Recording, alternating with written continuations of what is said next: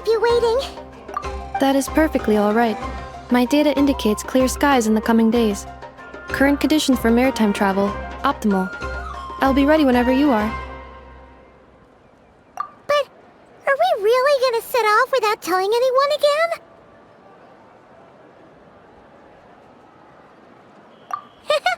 Funny you mention it. You'll never guess who Paimon saw on the way over. Hey! You didn't seriously think we'd let you leave without a farewell party, did you? No chance. Yeah, come on, Traveler. We've already made all the preparations. And most importantly, how dare you try and slip away without first paying your respects to the almighty Dragon Lord! A little bird told us you'd soon be leaving for Nod-Cray. So, we asked Paimon to give us a heads up before the date of your departure. You sure it's not time to think about changing that little habit of ours? Don't worry, we won't keep you long. Besides, everyone's there already. Chaska, Ian-san, Auroron, even the Pyro Archon herself. You're invited too, Anefa. Shilonen has a special gift for you. Accompaniment request accepted. Shilonen demonstrates excellent massage technique. My impression of her is exceedingly positive. Wait, so robots like massages too? Or is it just that Shilonen really knows how you're wired? Alright, enough with the chit-chat. Let's head to the venue. Woohoo! Party time!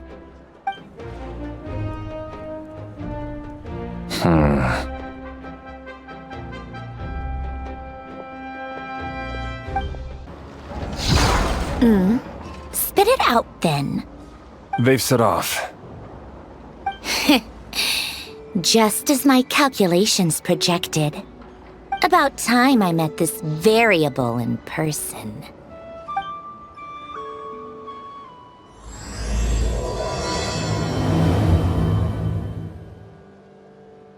You know, every time we head to a new nation, there's always a point where it suddenly dawns on Paimon.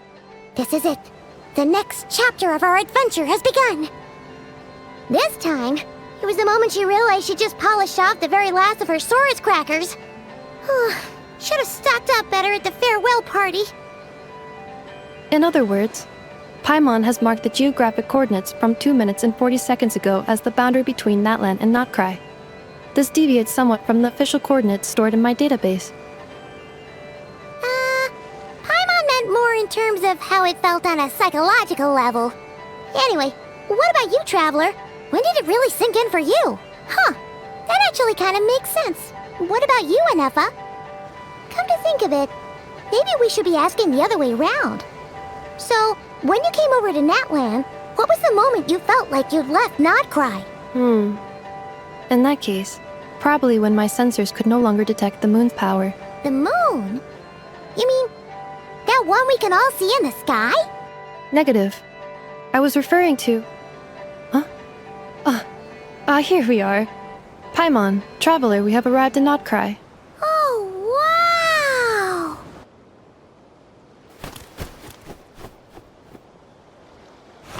Paimon, Traveler, welcome to Nod-Cray.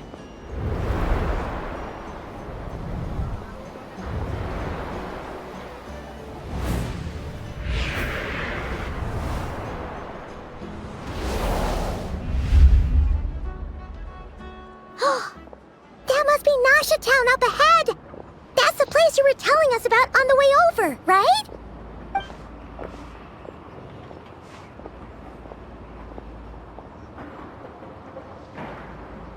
That is correct, Paimon. It is also the most bustling commercial hub in all of Nod-Cray.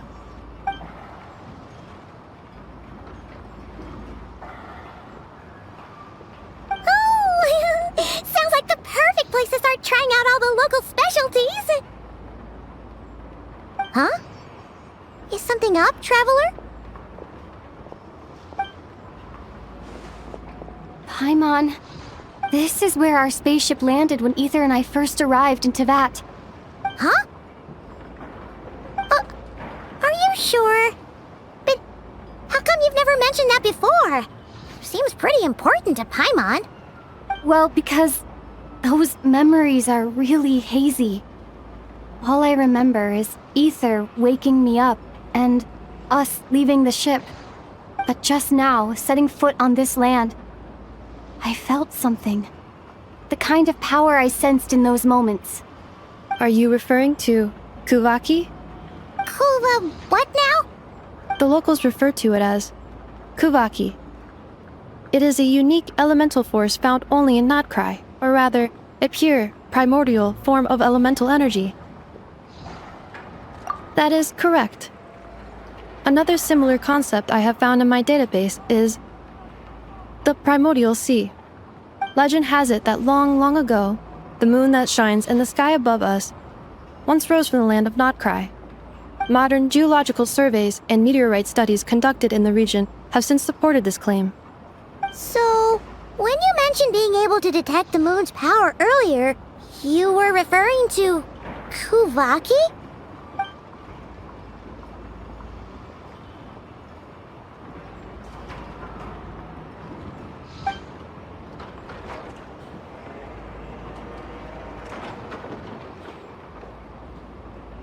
Wait, Traveler, you're saying we might actually find your spaceship here? Do you still remember where it landed? Nod-Cray is surrounded by the ocean. In other words, it could have been anywhere along its coastline. Negative. Description still lacks sufficient detail to pinpoint target location. Hey, it's okay if you can't remember everything right away. After all, it's been a really long time.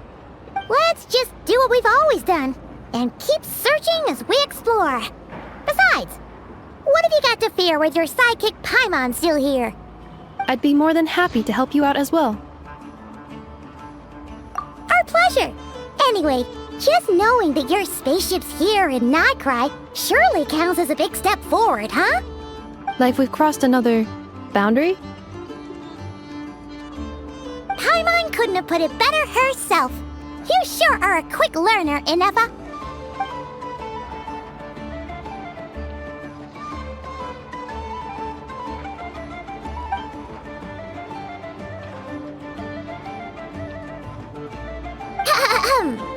Well, as the best guide in the whole of Teyvat, Paimon hereby does solemnly declare, Nod-Cray, here we come!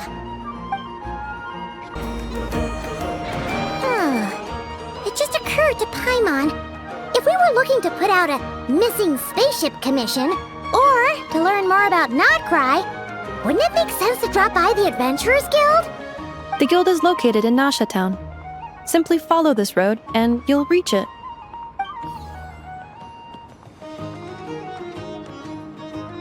Huh? What in Teyvat is that? Looks kinda like a sealy, floating around in the air like that. That is a Kuhanki, a species unique to the land of Nod-Cray. A Kuhanki? Does she have something to do with the moon too? Indeed it does. According to the Frost Moon Scions, the indigenous inhabitants of this land, the Kuhanki, are said to be familiars of the moon goddess, leading those who walk in the moonlight's glow to things of great importance. The moon goddess? Don't all people here worship the Tsaritsa? Although Nod-Cray lies on Snezhnaya's border regions, the people here have held their own unique beliefs since time immemorial. As I mentioned, everything in this land shares a deep connection with the moon and the sky above. The beliefs of the Frostmoon Scions seem to date back to the civilization of the angels. According to the documents in my database, even the 7 Archons did not exist at that time. Wow! So the origin of their beliefs goes back even further than the Archon War? Correct. At some point, you may come across some statues of their goddess. The Frostmoon Scions carved these as well. Hey!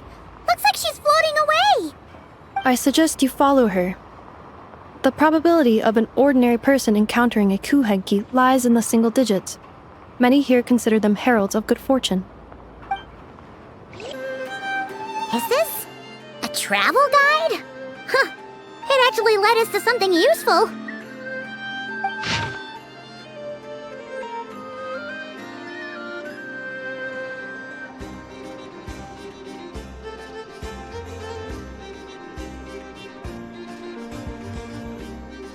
Are there any particular points of interest?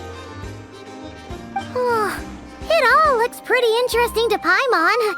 If we have time, she'd love to see, pretty much everything. Recalibrating route.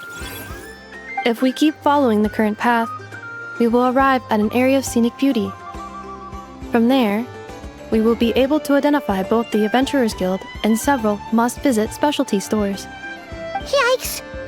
Why is Paimon suddenly getting the feeling that if she doesn't step it up soon, Inefa's gonna put her out of a job?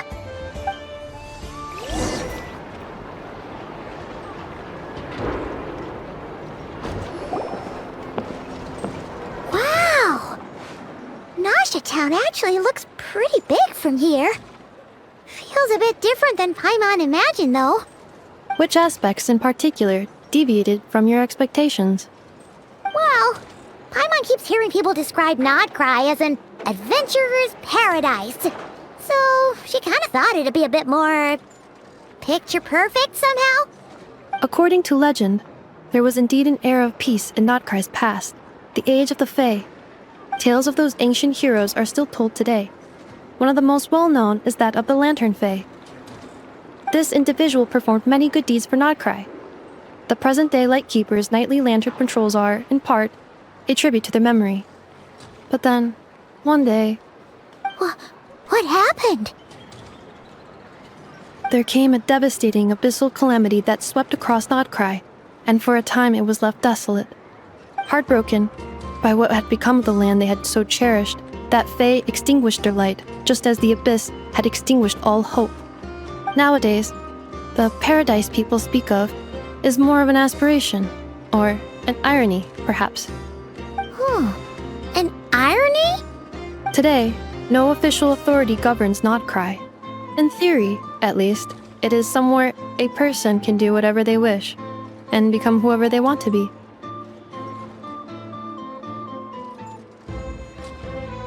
The Adventurers Guild is just over there, in Nasha Town's Central Plaza, and the flagship tavern is over that way. Hey, what's that building over there? You know, the biggest, tallest one. That is Aino's Blast Kuhanki energy cannon.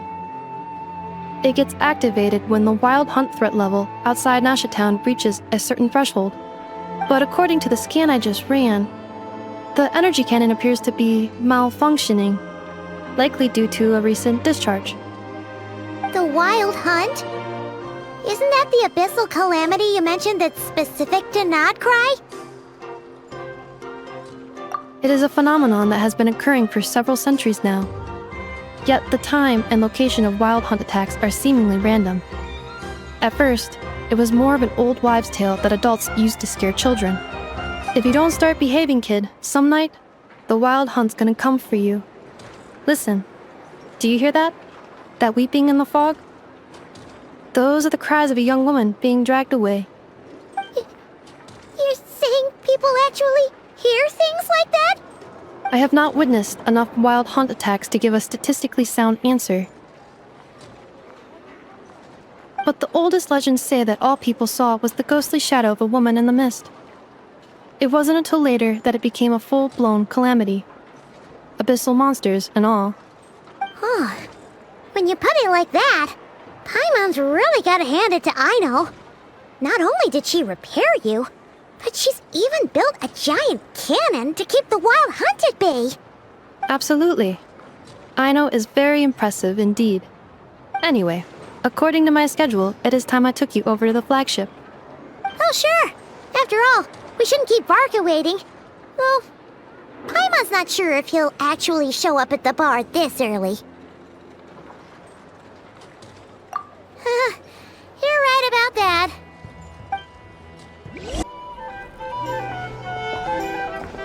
Here we are, the flagship. Varka told us to meet him here in his letter, right? Let's see. Varka? Varka!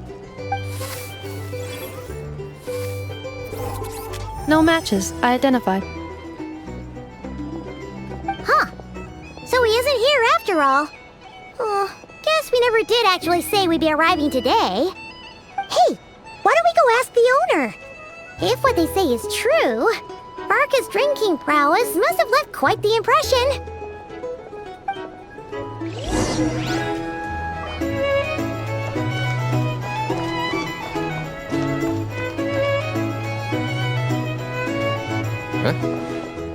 Well, well. If it isn't the ineffable Inefa. Hello there, Demyon. You know each other? Of course! Inefa's a regular here at the flagship. So, robots are into booze too? Not at all. The energy conversion efficiency of alcoholic drinks is very low, and most of them are full of impurities. Still, I can affirm that your berries and fried meat deserve a solid 9.12 out of 10. It has Aino's approval too. Funny that you should mention that. While you were away in Natlan, Varka would come in here every day to pick up a serving of berries and fried meat for Aino. Aww. He must have been worried sick that she wasn't eating properly on account of being so hung up about Inefa being gone. Actually it's 'cause Varka found out that Aino went wild after Inefa left, gorging herself on snacks she normally couldn't get her hands on. So it was more worry that she wasn't getting a balanced diet. I think I might have just put my foot in it. Anyway, since you're back from Natlan, these two must be the ones Varka mentioned. The Traveler and Paimon, yes? Yep, that's us. So, from the sounds of it, you must be a close friend of Varka's too. Varka? Goes without saying. After all, he's the only one around here who's ever managed to stay standing after 10 rounds of the roulette special. Paimon can't believe he's made such a name for himself. Though, guess it's hardly surprising how. Right now? Must be somewhere near Anvantinyarvi. That's quite far from here. Huh? Where's that? It's a lake in the northern part of Nod-Cray. Word reached him of trouble brewing around those parts, so he took his knights to check it out. Oh. So, we missed him?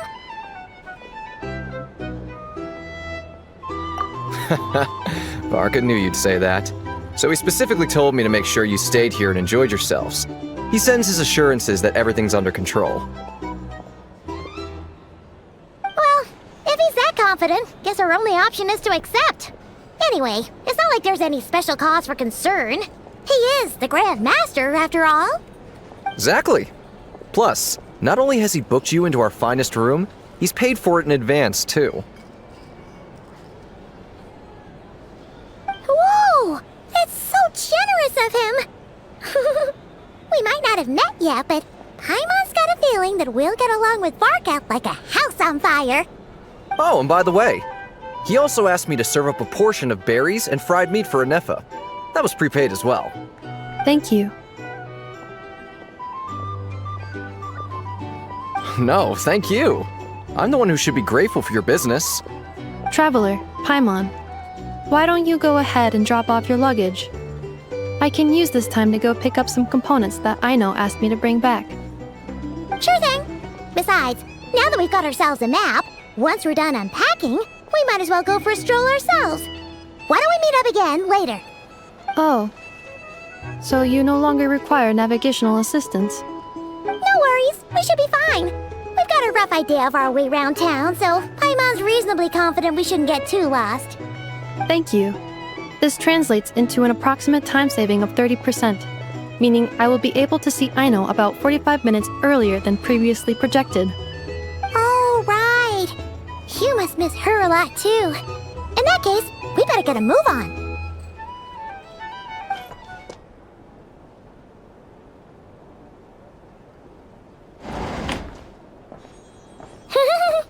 Feels pretty nice having someone sort out our food and lodging for us, huh?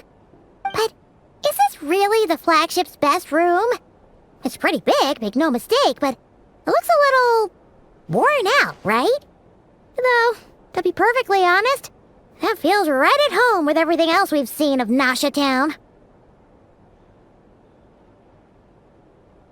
You mean it's got something to do with Nod-Cray's history? Oh, that makes sense.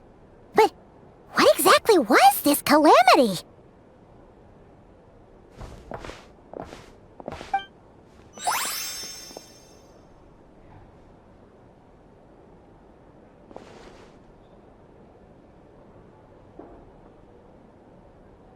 Oh, should we try the berries and fried meat too? Paimon's getting hungrier and hungrier every time someone mentions it. Oh, sorry about that. Paimon wasn't watching where she was going. Please, there's no need to apologize. If anything, I'm the one who should be sorry. Clearly, I shouldn't have gotten lost in my thoughts in the middle of a hallway. Wait a sec. Are you staying in the room next to ours? Ah, quite the perceptive one, I see. First things first, allow me to introduce myself. My name is Kirill Chudamirovich Flintz, but please, just call me Flintz. Whoa, that's an impressively long name for sure. Oh, is that so? Names like mine ought to have been fairly common in Snezhnaya, at least in the past. Would I be correct then to assume that the two of you are travelers in this land? Yep, you sure would be. Paimon is Paimon, and this is the Traveler. We've been to a bunch of nations already, but we only just arrived in Nod-Cray today. What a rare honor it is to meet such worldly travelers. Are you here for travel too? If only I had the time to spare. No, I'm just staying the night. Oh, so you're here for business? That's certainly one way to put it. I'm a Ratnik of Nod-Cray, normally stationed near the burial grounds to the north. My sole cause for being here today was to repair this lantern of mine.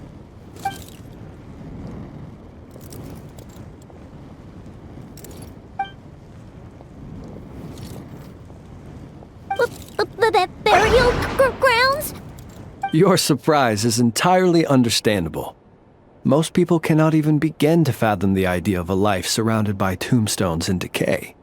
But if you've heard of the calamitous abomination that is the Wild Hunt, you'll know that in their wake they bring a host of souls tainted by abyssal filth. That then is why we are stationed by the burial grounds, to hold the line where it is most vulnerable. Oh, so it's all about fighting against the abyss. Oh, sounds like a tough job. I thank you for your concern. But in truth, I've long since grown used to it. In fact, I like to think it rather suits me. If anything, I'd say I prefer the peace and quiet of a graveyard to the hustle and bustle of urban life. Paimon sort of gets it now. But even so, she's still pretty sure she could never get used to living in a graveyard herself. For one thing, she'd be too scared to fall asleep at night.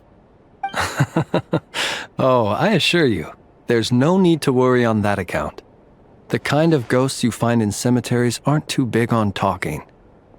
But even when they do, they're usually far more discreet than the living. Well, would you look at that? Who'd have thought we'd end up chatting this long? Must have a lot in common, huh? Forgive me, but I must excuse myself, for the time of my appointment draws near. And in terms I'm sure you'll understand, a lanternless Ratnik is like a mapless traveler. A serious conundrum indeed. Oh, sure. In that case, you go right ahead. We won't keep you any longer. Not at all. Should the opportunity present itself, I'd gladly continue our conversation another time. You're always welcome to come visit my grave. The grave I stand watch over. Your visit would bring much-needed light to that place of final rest. right. Well, if we get the chance. Then allow me to wish you a traditional Ratnik's farewell. See you by the graveside. Ugh. Jeez. What a weirdo. Not to badmouth him at all. In fact, he seemed pretty cultured, but at the same time, kinda spooky? Must be all that time he spent around graveyards. His lantern? No, not really. You mean, 'cause it was broken? Huh. Guess you've always had a nose for stuff like this. If you're worried, you can always ask him the next time we cross paths. Hey, don't you start spouting all that weird stuff too.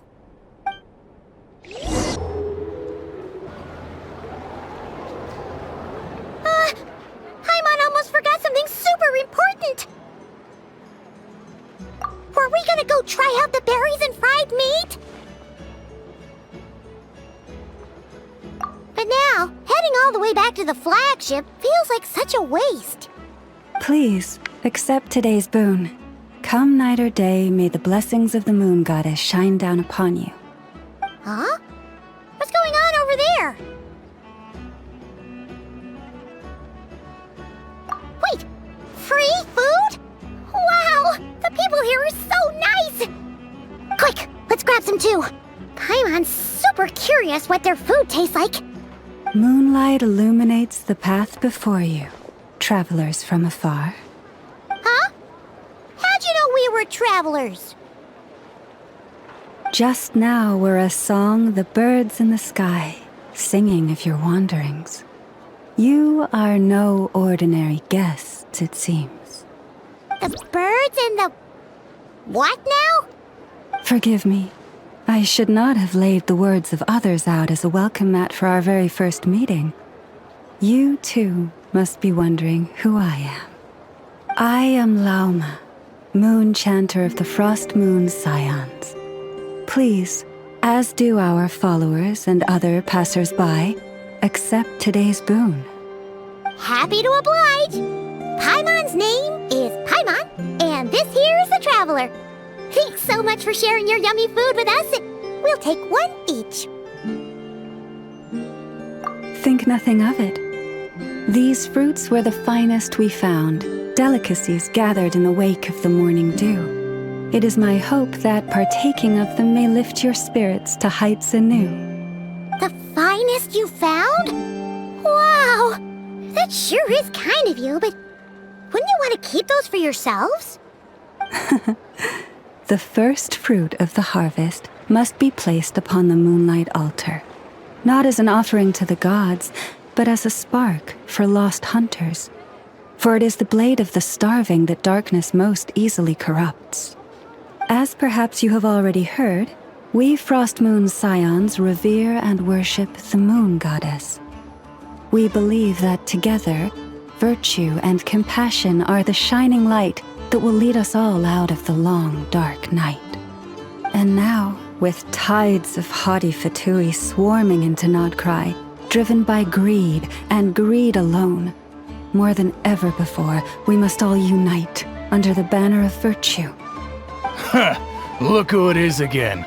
Those unsufferably kind-hearted Frost Moon Scions. Got enough for us too? That's right! 2 servings each! We're starving over here! Fatui! After what you've been doing to our sacred statues, how dare you even show your faces! Wilhelmina, bestow today's boon upon our guests. You hear that? No slacking now. We'll have the very best you got. But, my lady, they... Please, you two, accept this meal. But remember this. Kindness is the first lantern left to guide those who stumble in ignorance. Come again? Let me finish. But should they still refuse to follow the moonlit path, then by our frosted blades shall we show them its shadow. You! Hey, look who it is. Whatever. Just you wait. We'll be coming for you next. Huh?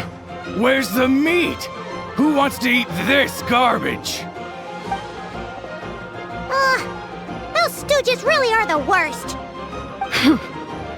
Ever since they came to Nod-Cray with all their weird equipment and built that so-called experimental design bureau, our lives have been turned completely upside down.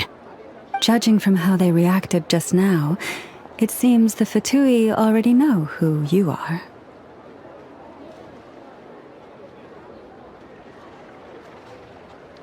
Well, we have gotten in their way in pretty much every nation we visited, so we're probably at the top of their blacklist by now.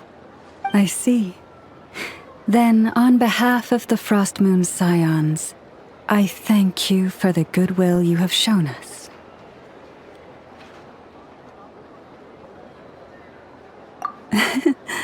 Because if they had gotten ahead of themselves just now, I'm sure you would have stepped in to help. Just as the birds and beasts put it, your arrival heralds joy to us all.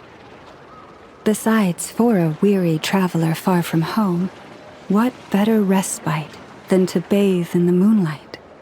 You will always be welcome at the Frost Moon Enclave, the place we call our home.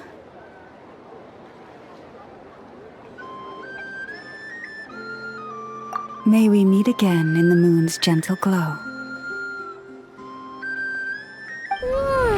These are delicious! So refreshingly fresh! Those two Fatui wouldn't know a good thing if it came up and bit them on the shoulder. Looks like Inefa isn't done with her shopping yet, and the Adventurers Guild is still empty. Where should we head next? Good idea! Wouldn't want to let the Kuhanki down, after all. Let's see...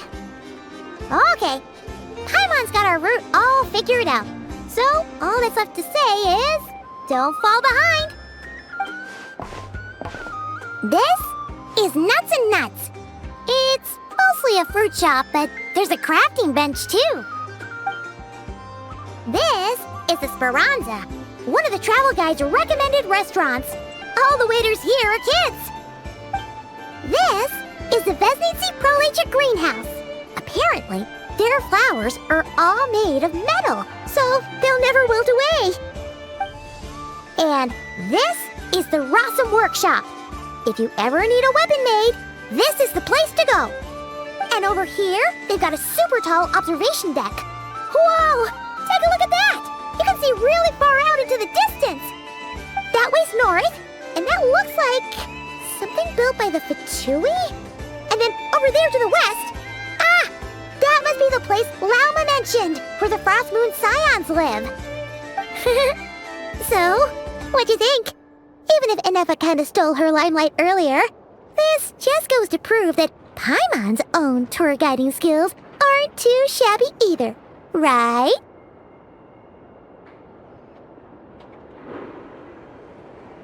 Hey, come on! Would it kill you to compliment Paimon?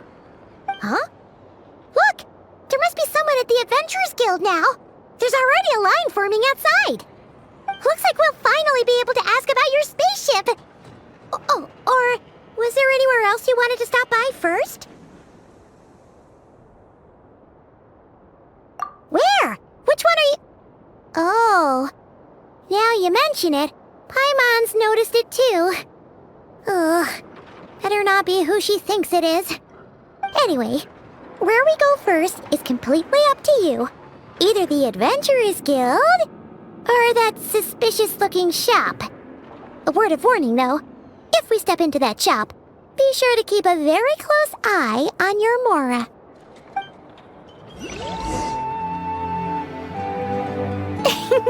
Please, here you go. And if you ever need anything else, don't forget to make the great Lord Sangama Bay your first port of call. Oh dear. So it is the real deal. Of course it's the real deal. Everything you'll find here is 110% real, meaning every one of my deals is as real as a deal can... Wait a minute.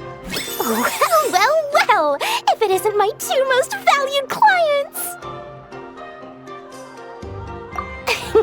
And with no small thanks to your munificent patronage. Come, how could you just sneak into Nod-Cray like this without telling your dear Lord Sangama Bay? If I'd known earlier, I would have made an absolute pulled out all the stops to ensure that your boat ride over was as comfortable as humanly possible. Thank the Archons we didn't tell you. Oh, come now! You know as well as anyone how impeccably and conscientiously above board I am when it comes to doing business. Well, regardless of whether that's true or not, the main issue here is that we had no idea you had a branch in Nod-Cray. A clever merchant always has a backup plan, or two, or three up their sleeves. As the saying goes, a rabbit with many burrows fears not the hunter's arrows. A merchant with stores galore hears no debtors at the door. Since you're both here in Nod-Cray, would you care for some of my finest local souvenirs? Whatever you're looking for, I have it. Or if it's Sumeru you're missing, I've got that covered too. We literally just arrived. Do we look like we're on the hunt for tourist trinkets to take back for our friends? My, your high-minded tastes never cease to impress. In that case, I know just the thing. You must be on the hunt for something like this? What's that? Your hat? Information, of course. Information about Nod-Cray, locked securely in the otherwise impenetrable vaults of the Lord Sangama Bay's brilliant mind. I knew it! I just knew you'd appreciate the value of my wares. On the back of all our pleasant dealings in the past, I'll even take a hit by throwing in some insider info for free. Wow. You sure are feeling uncharacteristically generous today. What do you mean by uncharacteristically? I'm the most generous person forget it. Anyway, the long and the short of it is this. The moment I set up shop in Nod-Cray, it struck me how many different factions there were, all competing against each other for power and influence. Well, as they say, there's no time for business like a crisis. Things got even more turbulent after the Fatui pulled down two ancient moon's remnants. People began to catch a whiff of the coming chaos. And the more troubled the waters, the greater the potential profit. Not at all sorry to interrupt, but we're not here for Mora. Oh, really? But surely it was the tales of an adventurer's paradise that brought you here. The chance to take your very own slice of all the latest and greatest business opportunities? In that case, what would you like to know about?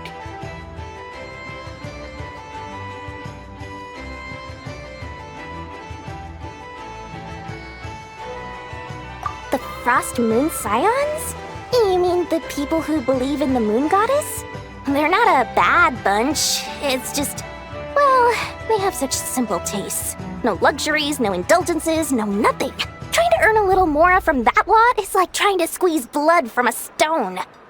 Still, things between them and the Fatui have gotten pretty tense.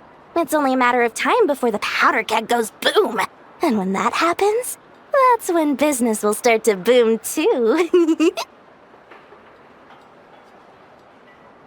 Oh, they're an organization set up to keep the locals safe. Apparently, they have a long and glorious history, and they're made up entirely of volunteers. But seriously, a volunteer organization in Nod-Cray? This place is hardly a magnet for noble hearts. No pay, all work? That's not a business model, and it's certainly not for me. Everyone knows they're here for the Ancient Moon's remnants, but no one's sure why they pulled them down in Nod-Cray of all places. Anyway, they've been acting mysterious enough, but if you ask me, that Kuhanki Experimental Design Bureau of theirs up north hides secrets wilder still.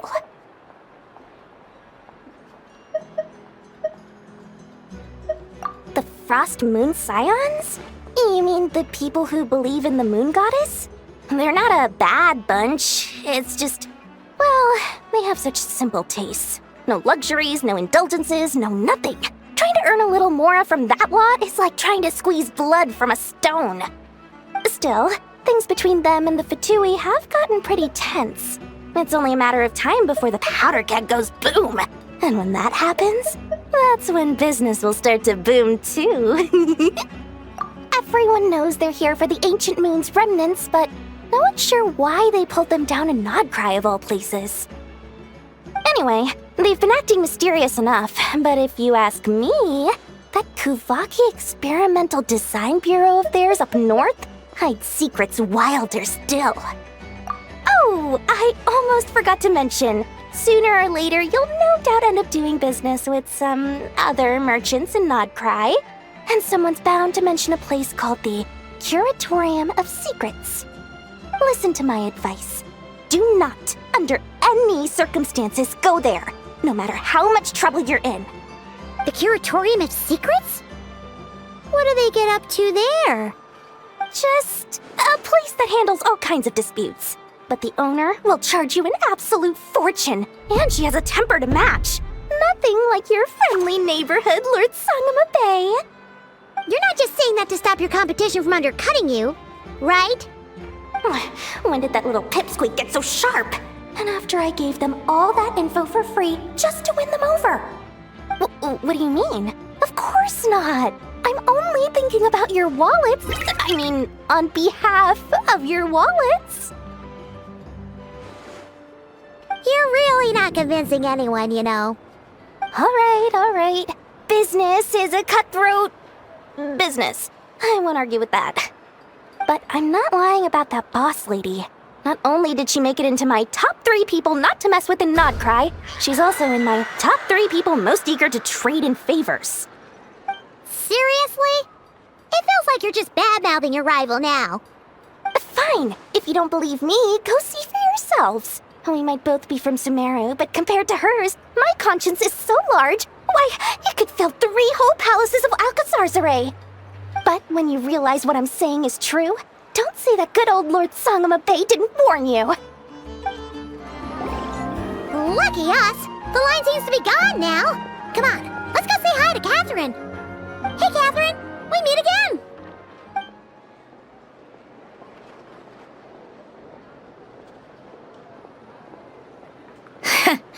How ridiculous. Huh? They often say that mortals, shackled by their own flesh and blood, may fail to perceive the truth of this world, even when it is right beneath their very noses. Yet I had not expected to have the pleasure to witness such heights of absurdity firsthand. But Paimon must have gotten the wrong person? At second glance, you do seem a bit younger than Catherine, and you certainly sound a lot less friendly. A creator might forgive ignorance, but being mistaken for one of my own creations is beyond all pardon. Look very closely, for standing before you is none other than Marionette, 7th of the Fatui Harbingers. A Harbinger?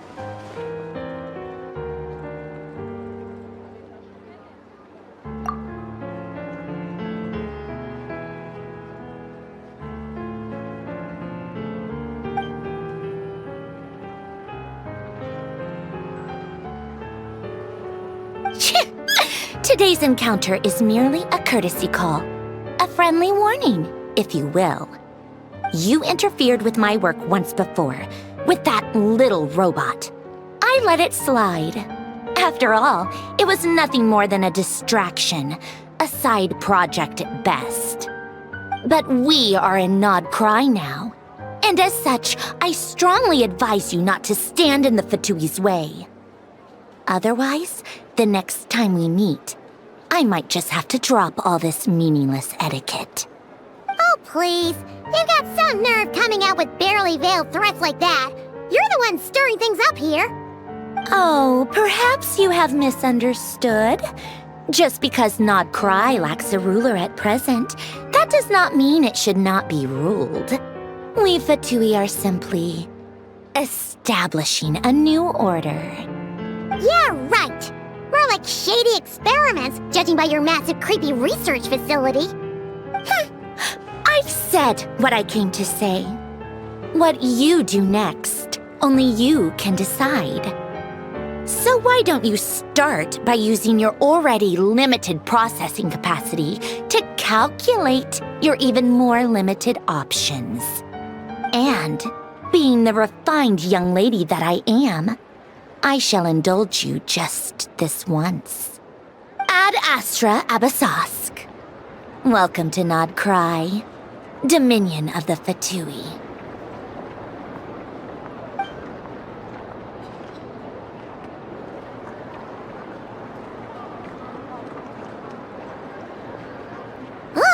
Paimon's so mad right now! How can anyone so obviously evil be so annoyingly self-righteous? But if a Fatui Harbinger is here to greet us in person, that can only mean one thing.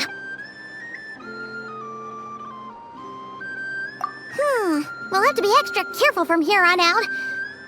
Paimon hates feeling like she's being watched. Hey, the real Catherine's back! Ad Astra Abyssosque. Welcome to the Adventurers Guild. How may I help? I will do everything I can to assist you. Oh, you're so much nicer to talk to, Catherine. Please don't leave us again, okay? Enough!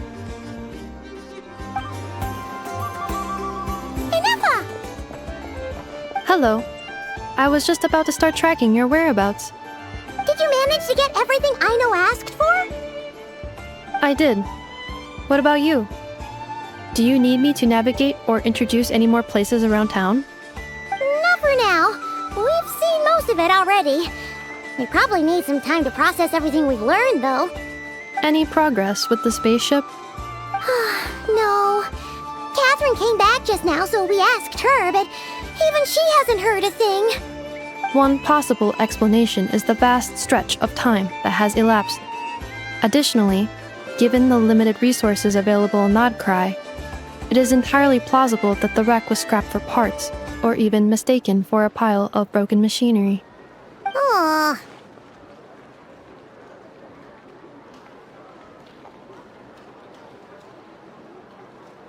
Understood. In that case, why don't we go ask Aino together? After all, she was the one who salvaged me, ancient dragon technology and all. If there really are any unusual parts floating around Nod-Cray, there's a high chance they've passed through her hands at some point or another. Good point. And since you keep mentioning her, we're curious to meet this whiz-kid mechanic too. Understood. Then I'll handle navigation as before. ETA at the Clink Clink Krumkake craft shop. 34 minutes ahead of schedule. Oh no! There's a little animal trapped over there! Let's go help it out! Huh? That's weird. Why isn't it responding? The tides of Kuvaki affect everything in Nod-Cray. So much so that many creatures have evolved a kind of dependency upon it, growing stronger or weaker as it waxes and wanes. This little animal must have been caught here unprepared. So you're saying we need to use Kuvaki? Paimon will leave it to you guys then. Don't be scared! We'll get you out of there soon!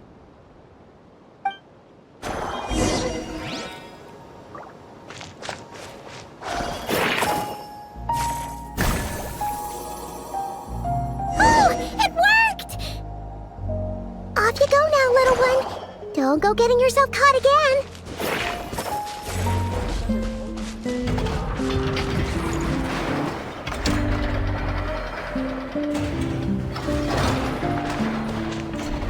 Here we are. The place Aino and I call home. Whoa!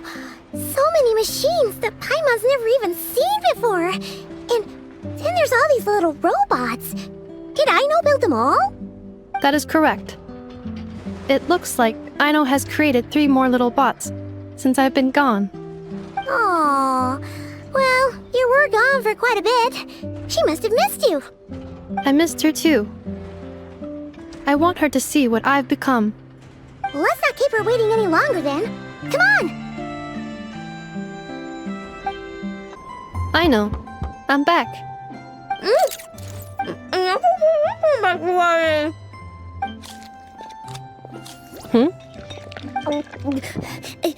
Ineffa? You're back significantly earlier than I expected. Like a whole 30 minutes at least. Everything went very smoothly, which saved me quite a bit of time, so I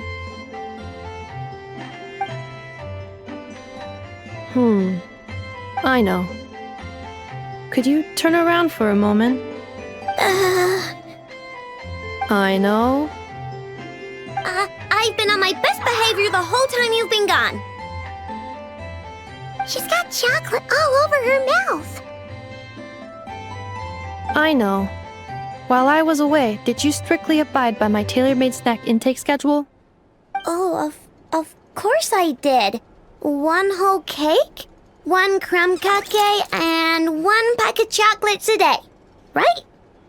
It was either a cake or a crumb cake or a pack of chocolates per day. Oh, shoot. When did you finish the snack stash I left for you? Literally just earlier today. Let me just go run a scan on that. I meant today, a week ago. And then you restocked an entire week's worth on your own initiative? 2 weeks worth.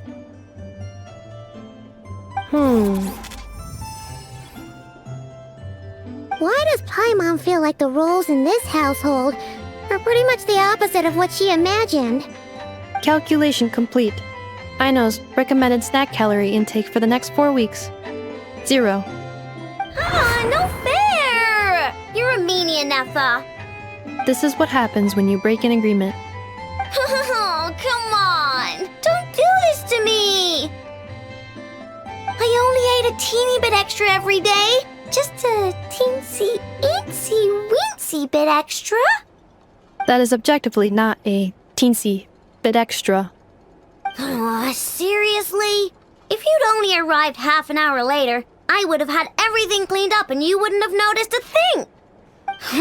But now that I think about it, you even said you'd come back a bit earlier than you did, so I wouldn't have to worry. But then, you were away so long, and I was so worried about you. And that's the only reason I even... Oh... I know. I am very sorry to have kept you waiting. I'm back now. Welcome home. So, will I be able to keep eating snacks as usual now?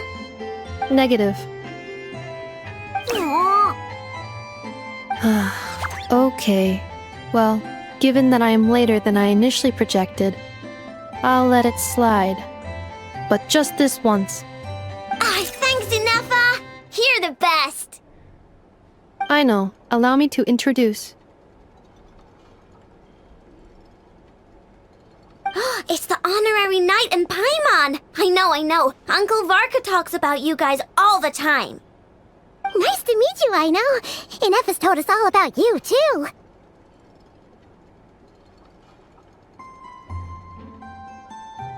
Huh? Really? She actually said that about me? Well, she's not wrong. Oh yeah, so, you're here to see Uncle Varka, right? A couple of days ago, he suddenly said he had to head out on business, and that he might not be back for a while.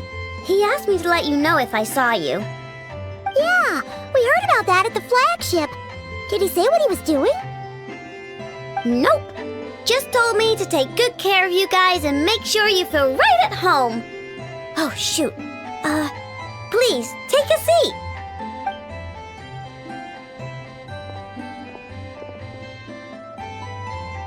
Do either of you need my help with anything? Anything at all? After all, I'm the head of this household. Sure wouldn't know it from that snack tantrum she just threw.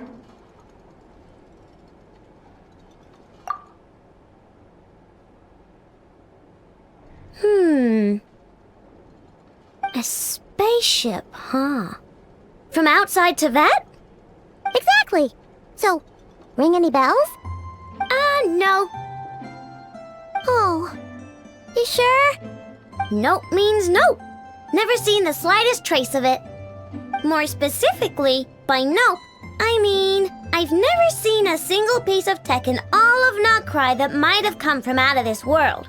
Not in any new machines or in any old ones either. Huh. What I know means is that your spaceship almost certainly has not been disassembled nor repurposed as parts for other machines. Oh, so that's what she was getting at. Yep. I've taken apart pretty much all the fun stuff in this city at one point or another, but I don't recall ever seeing any components that were anywhere near that special. So, either your spaceship crashed somewhere it's never been found, or someone did find it and then hid it really, really well. But who would even do something like that? Beats me. Maybe someone who thought they could stash it away for a rainy day. Just like how I sometimes hide snacks in the...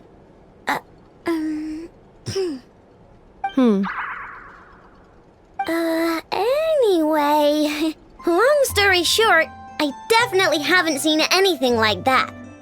Besides, sounds like it would practically be ancient history by now. If anyone still has any leads on what really happened, it'd be the Frost Moon Scions. The Frost Moon Scions? Huh? Haven't heard of them yet? Didn't Inefa tell you about their rituals? There wasn't enough time to delve deeper into their history and traditions. What kind of rituals are we talking about? I've never actually seen them myself, just heard bits and pieces here and there. They say that each of their moon chanters has had access to an ancient relic that lets them see the true past. Not sure exactly how it's meant to work. I can't get my head around anything that can't be explained by either machines or science. And to tell you the truth, I don't like it much either. Looks like we'll have to try our luck with the Frost Moon Scions. Aw, leaving so soon? Sure you don't want to hang out a little longer? It's getting late, I know, and these two still need to head over to Hisi Island. It would not be convenient for them to linger much longer. Aww. Alright then. Don't worry, we'll be sure to drop in on you as often as we can. Really? You promise? Sounds like my type of visitors. You're welcome anytime. I'll be staying to look after Aino today, so I won't be going with you. Hey, don't sweat it. We'll find our way just fine. I'm glad to hear that. Also, I must admit, I have very much missed the charging bed that Aino made for me.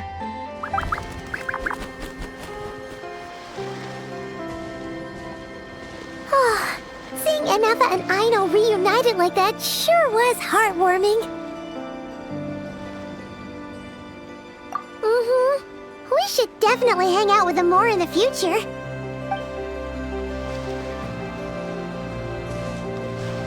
Speaking of homes, we must already be close to where the Frost Moon Scions live. The vibe here feels different, just like the scenery.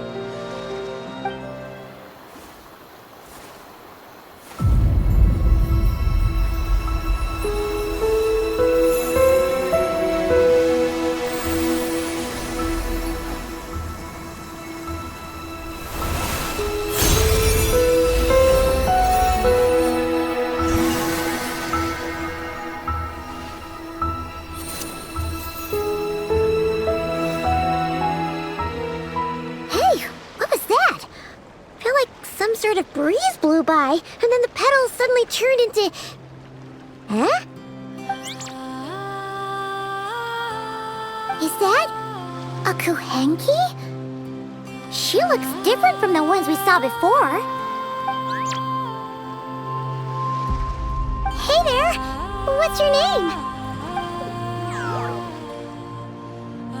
Huh. Doesn't seem able to speak.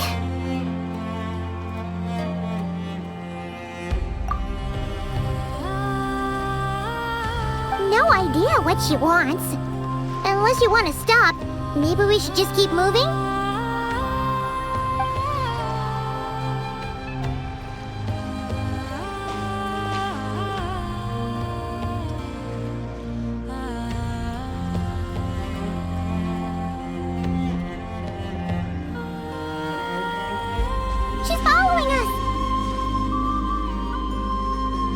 on. Go on now. We've got stuff to do. Best you find someone else to hang out with.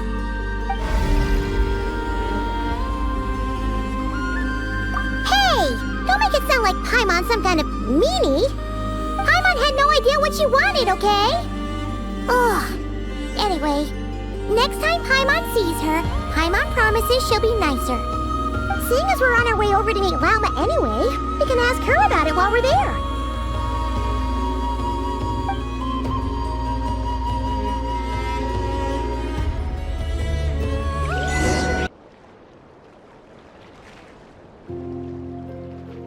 Huh?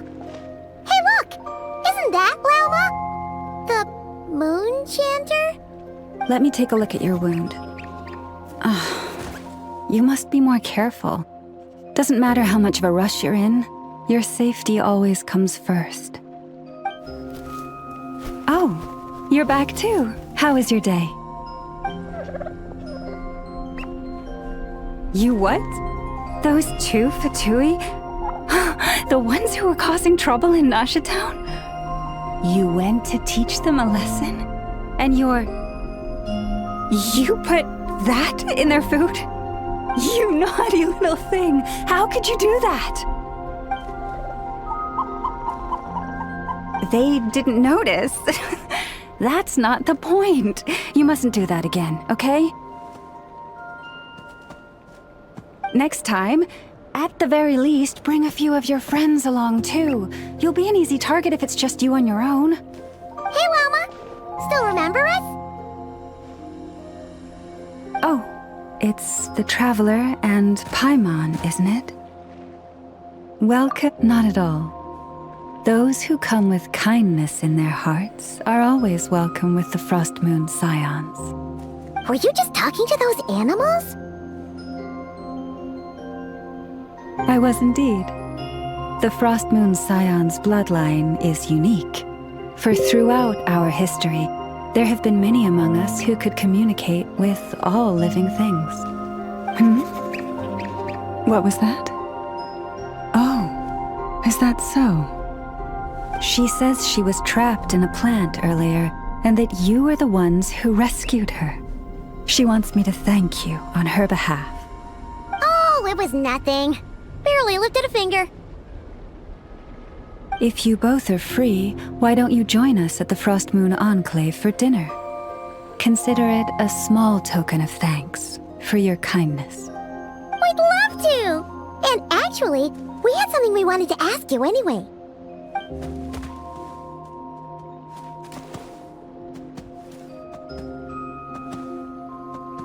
Oh, you're interested in the story of Kutar? Kutar? Yes, Kutar is our moon goddess, the moon maiden who guides us. But up close, this one somehow seems a bit different from the one in Nasha Town. It's like it's more... natural? Or like... more harmonized in its design. That is because ever since the Fatui arrived in Nod-Cray, they have been modifying and defacing our statues as they please. These statues were made by the Frost Moon Scions who settled here hundreds of years ago, crafted from the very finest Lunasol stone. Not only is this stone exceedingly rare, but it also brims with Kuvaki. I suppose the latter must be what caught the Fatui's eye. For a time, we put up fierce resistance. But now, this is the only one left that still retains her original form. We heard they even pulled some ancient moon's remnants down from the sky. That's right. The two largest remnants landed in Nod-Cray. One here on Hisi Island, and the other on Paha Isle. The Fatui built their research facility on top of the remnant over on Paha Isle, but they've had their sights set on the one here, too.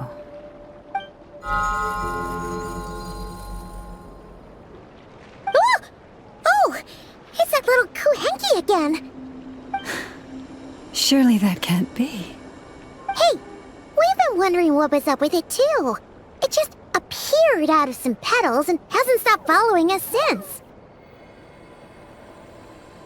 No, that is no ordinary Kuhanki. These we name Luon-Lothar, beings born from the moon goddess's blessing. Can you understand what it's saying? We honestly haven't got the slightest idea why it's been following us. I'm afraid not. I cannot fathom its thinking any better than you can. Sometimes a long time must elapse before the moon goddess's blessings turn into Luon-Lothar. Perhaps you two were simply there to witness that transformation. Oh, maybe. Legend has it that the Luon-Lothar bring good fortune. Given that it seems to have taken a liking to you both, why don't you let it come along with you? Really? Then you can start by helping us find some more treasure chests along the way. Capiche?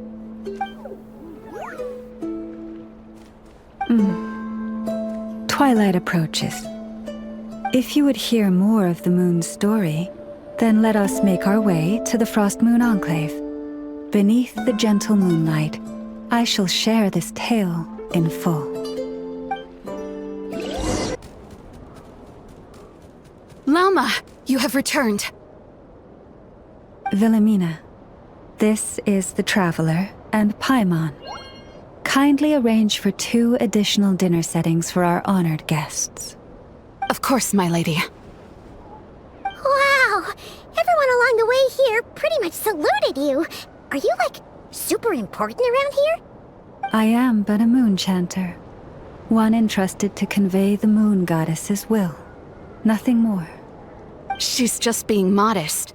The Moon Chanter holds the highest rank among us Frost Moon Scions. Lauma is our leader. Wilhelmina? I know.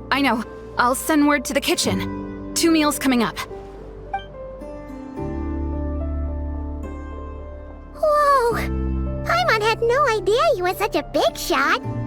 It is merely that the unique traits of our bloodline have manifested themselves especially strongly in my person. That is no accomplishment of my own. Please, follow me this way.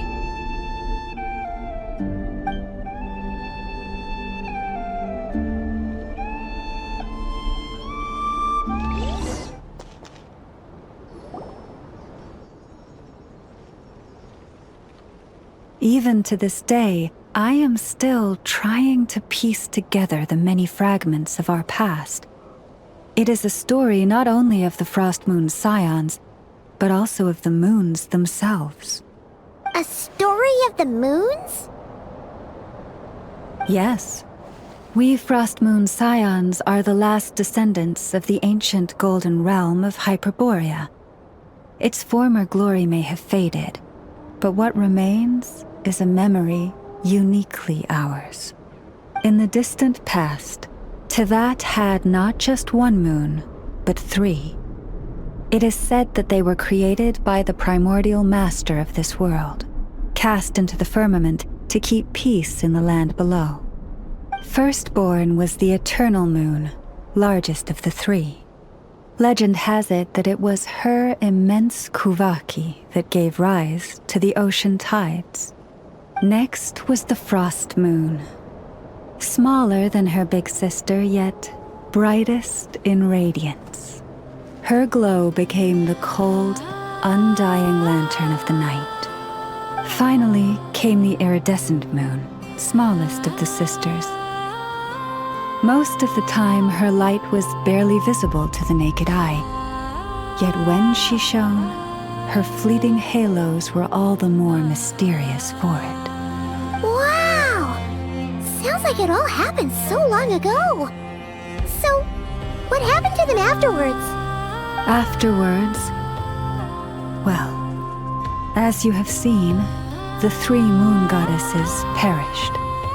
This happened in a war triggered by the Descenders, and of the 3 lunar husks, only the frost moon survived unbroken, while the others were shattered to pieces. Oh, so that's why there were ancient moon's remnants in the sky. Yes. It is also said that when the moons shattered, most of their fragments rained down upon this land like stardust. That is why Nod-Cray is blessed with such an abundance of Kuhanki. As for the remnant that the Fatui recently pulled down, that belonged to the Eternal Moon. Wait a sec. But you just said that 2 of the moons were shattered, so where are the remnants of the iridescent moon? The iridescent moon's remnants were never found. What happened to her after the war remains a mystery. Some say she vanished in an instant, while others believe that her remnants are simply too delicate to leave a trace.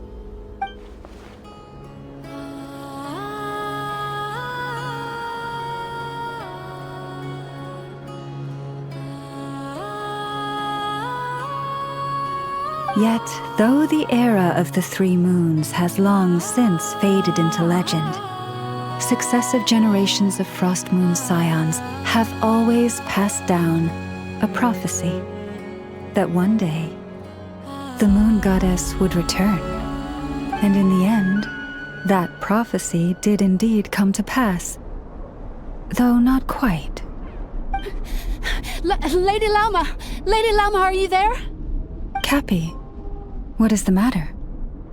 Lady Lauma, it's my daughter, Karina. Her illness. Take me to her, right away.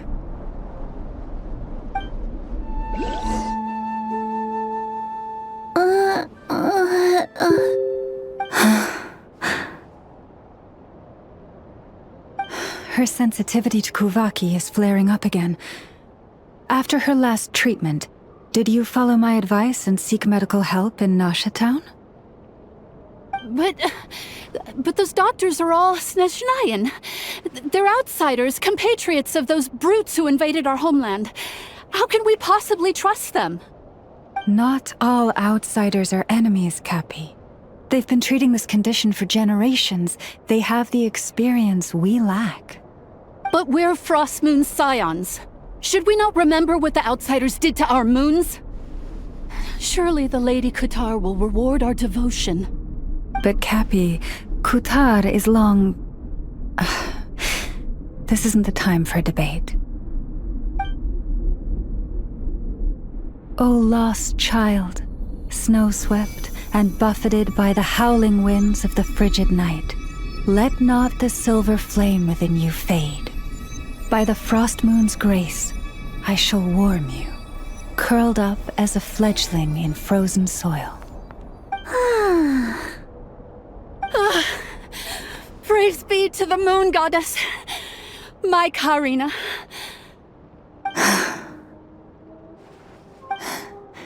Remember, she must take powdered laka berries daily. It will ease her symptoms.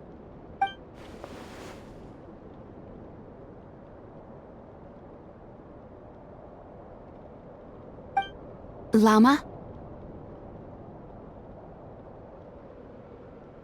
Philomena, what is it?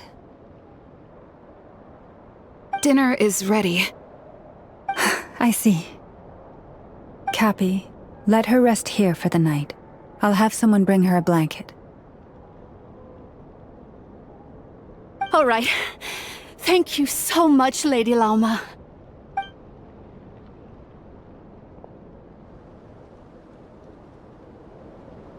Will she be all right?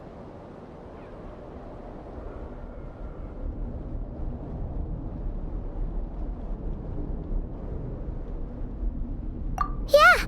If there's anything at all we can do, please don't hesitate to ask. Thank you for your kindness. For now, though, Karina should be fine. She'll be feeling a lot better tomorrow.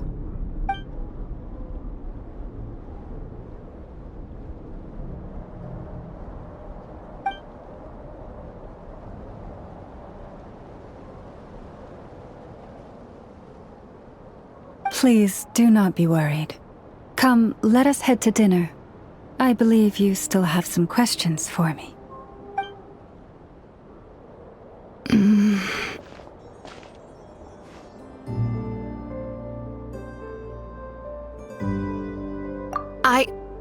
Oh, sorry. Yes, I'll be coming too.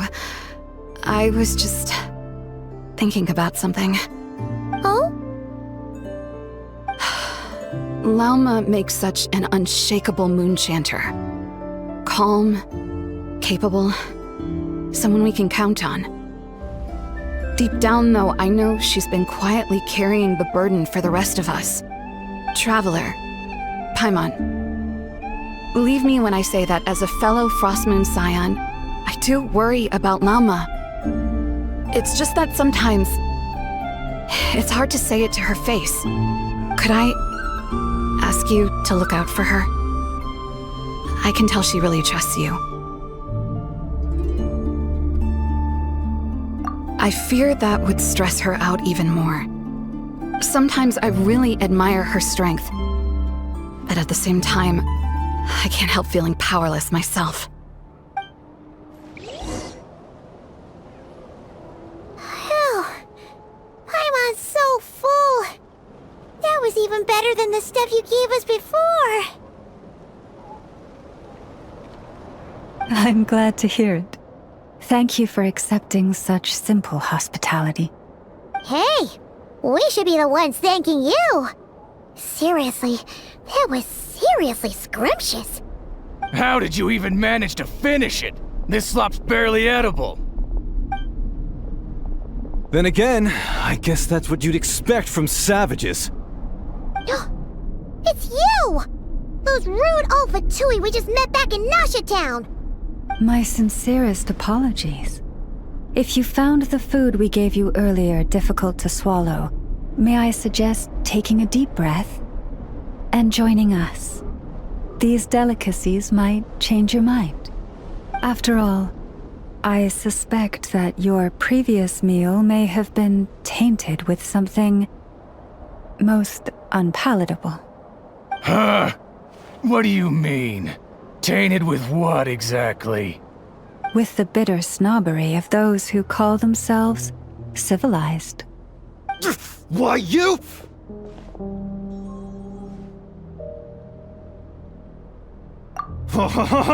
Looking for a fight?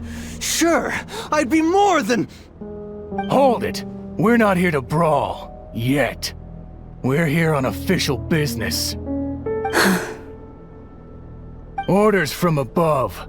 We're here to deliver the Frostmoon Scions a warning. Or rather, a final ultimatum. You have 3 days to hand over the relic and reveal the whereabouts of your so-called Kutar. If you fail to do so, the Fatui will immediately begin the cleansing of Hisi Island. Which, by the way, is the sovereign territory of the Tsaritsa of Snezhnaya. What insolence! Your demands are outrageous! For generations, this land has belonged to the... Dear guests, allow me to save you both time and trouble with a speedy reply. The Frostmoon Scions will never hand over anything to the Fatui. And to those who set foot on our land with ill intent, I say this. With your blood, we shall draw an inviolable line in the snow. That applies to you, too. Stubborn savages, the lot of you! Now it's your time. Who's there? Leave this place.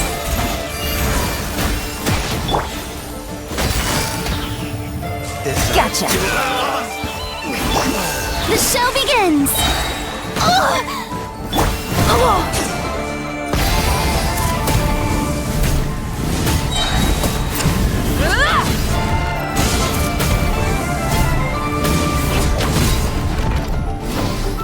Light up the blazing sun! Incinerate! Pretty sharp. You'll pay for this. Mark my words.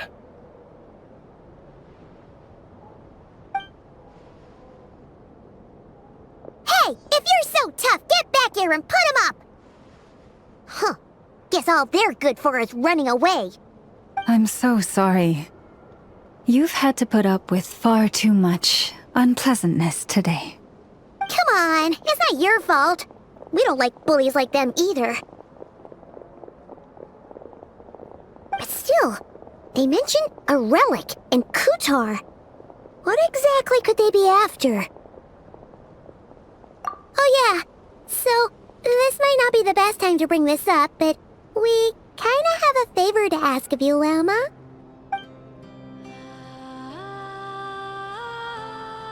I see. So your questions concern the sacred relic too. Please, do not hesitate to speak your mind. Unlike those insolent intruders, you walk in the moonlight with open hearts. You stood by us when we needed your help, so it's only right that I return the favor. But let us continue this conversation somewhere more fitting. As it happens, there's something I'd like to show you, too. Whoa! Now that's one huge statue! This is the statue of our goddess, the Moon Maiden Kutar. Wow! It's spectacular! Kutar was born here on Hisi Island around 500 years ago.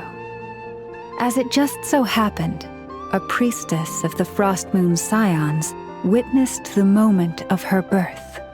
Instantly realizing that this was the prophesied rebirth, she quietly recorded the event and carved this statue to honor that miracle. According to legend, Kutar's birth was accompanied by the sudden appearance of many Kuhanki, who wove the moonlight that bathed her into silken vestments fit for a goddess. Hey! It's like it knows we're talking about it! From that day forth, the Kuhanki have been regarded as Kutar's familiars. Some believe that their habit of guiding travelers to hidden treasure stems from an instinct. The same one that not only drives them to protect the moon goddess, but also to make her smile. After all, according to the records, Kutar always looked lonely as she gazed up at the distant moon. Kutar left Hisi Island before I was even born. According to the previous moon chanter, the goddess was angered by our people's greed, and that is why she left us. Where did she go? No one knows what happened after she left. But just a few months ago, after those 2 ancient moon's remnants fell from the sky, she was spotted on Hisi Island once more. And the Fatui have been harassing and threatening us ever since. Judging from what they've said, our moon goddess is actually their missing harbinger, Columbina, the damselette. The damselette? But isn't she number 3 amongst the Fatui harbingers?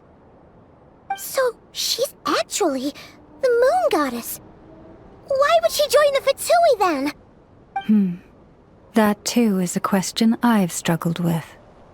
But even at the best of times, understanding other people's choices is difficult, let alone those of a goddess. Plus, forgive me, there I go again, rambling on about our history. But you came here to ask about the sacred relic, didn't you? Honestly, Paimon's not sure which part she's more curious about now. Since ancient times, the Frost Moon Scions have had in our possession a special fragment of the ancient moon's remnants. A piece in which I sense a power unlike any other. Successive generations of moon chanters have all detected a divine presence within it. We call this unique remnant the Moon Marrow. We heard you can use it to see what happened in the past. What is it in particular that you seek from the past? Well, basically, to cut a long story short, the traveler here is actually from outside of Tibet. Oh.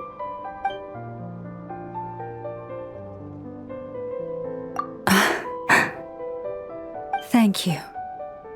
Your honesty is a sign of your trust, both in me and the Frost Moon Scions. Unfortunately, though, I won't be able to use the Moon Marrow to shed light on your past just yet. Our people revere the Moon Marrow as a sacred relic. I'm only permitted to retrieve it from the secret chamber in which it is hidden once a year, on Moon Prayer Night. Oh, really? So, when's the next Moon Prayer Night? Judging from the tides this evening, a little less than 2 months. Huh? Does that mean the date changes every year? The ceremony is held on the night when the moon is closest to Tevat. This is also when Nod-Cray's Kuvaki reaches its peak. Only then can the seal on the secret chamber be lifted. Oh, guess we've got no choice but to wait. I am truly sorry that I cannot help you sooner. But, as the Moon Chanter, I swear that I will do everything I can to help you find the answers you seek. Think nothing of it. After all you've done for us, you deserve nothing less. Who'd have thought today was only our first day in Nod-Cray? Feels like so much has happened already. If I may be so bold, what does family mean to you?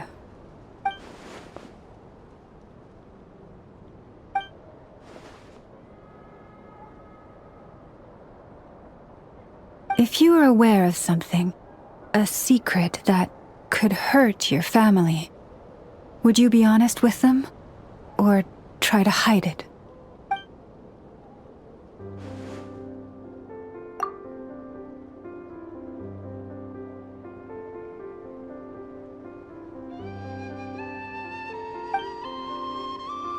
Oh, I'm so sorry. That was a strange question. I didn't mean to put you on the spot. I guess I've just never met anyone with a story quite like yours before. I just suddenly had the urge to ask. It's getting late, and you two must be rather tired too. Would you like to stay the night here on Hisi Island? I can have someone prepare some lodgings. Oh, that's all right. We've already got a room back at the flagship as it happens. Speaking of which, if you ever need us, feel free to come knocking. Do you need me to show you the way back? No worries. It's quite a way, and you should get some rest too, Lauma. We'll make sure to be careful. Understood. Then I won't keep you. May your first night in Nod-Cray pass in stillness and peace.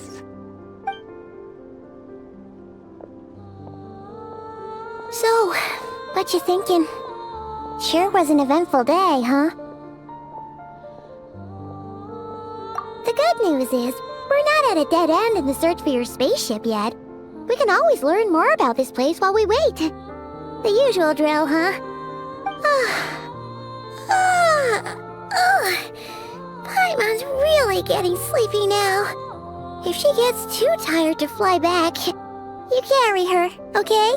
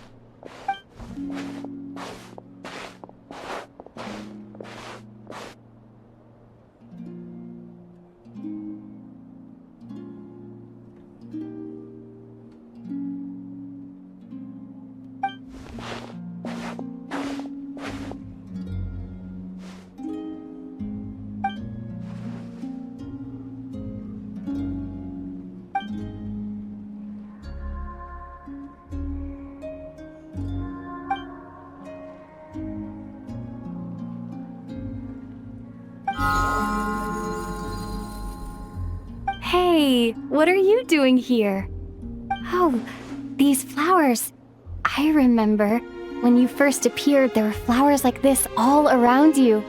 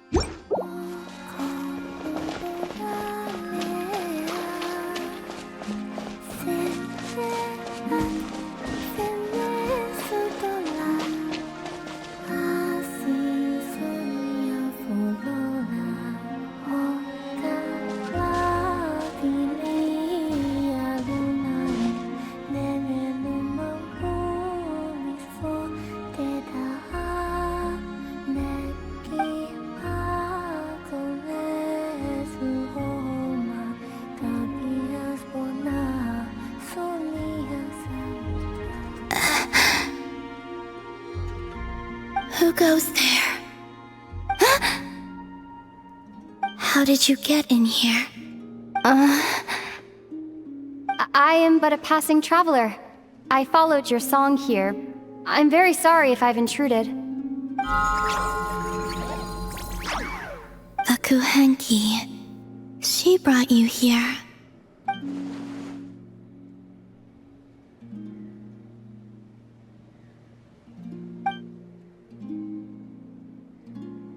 May I ask, are you the one they call Kutar? And the Harbinger that the Fatui referred to as the Damselette? The Fatui? Are you here at their behest?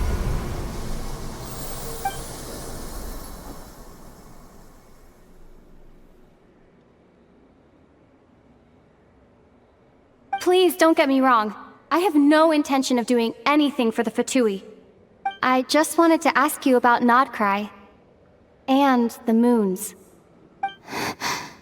The moons? Do not believe in what you can see. What truly matters is what you cannot.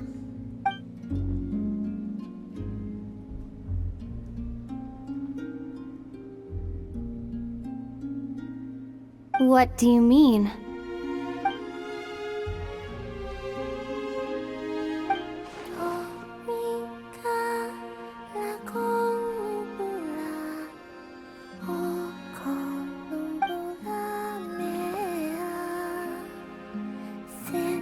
Listen, I'm the Traveler. I'm on a journey through the nations of Teyvat. Hello.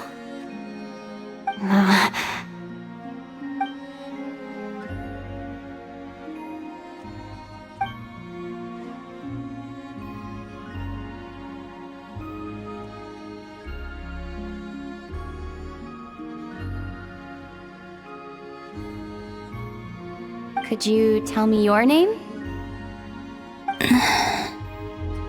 Columbina.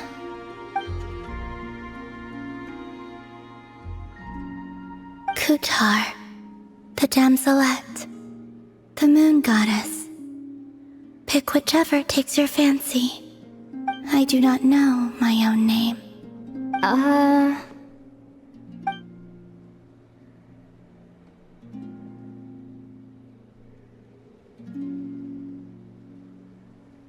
Then... Columbina.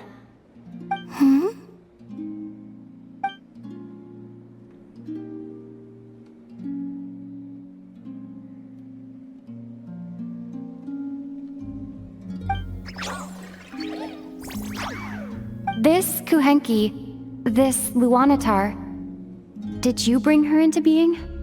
Come here, little one.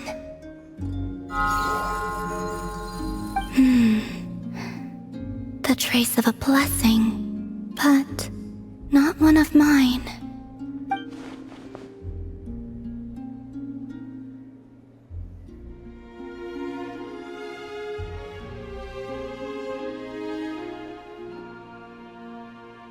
People always assume I can do many things. Assume I have done many things. But I haven't. All I ever wanted was to.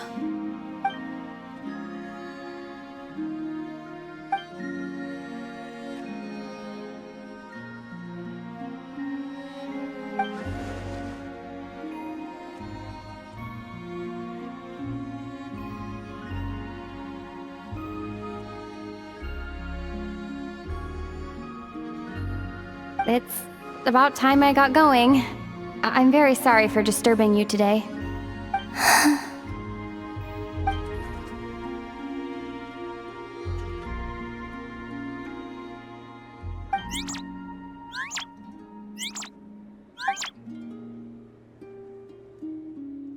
Columbina, that Kuhanki. Oh, you're leaving?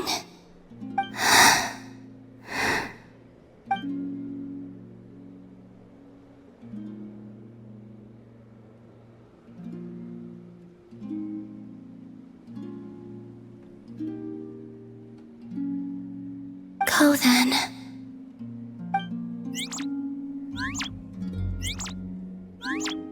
Goodbye. Take care. The moon can be treacherous.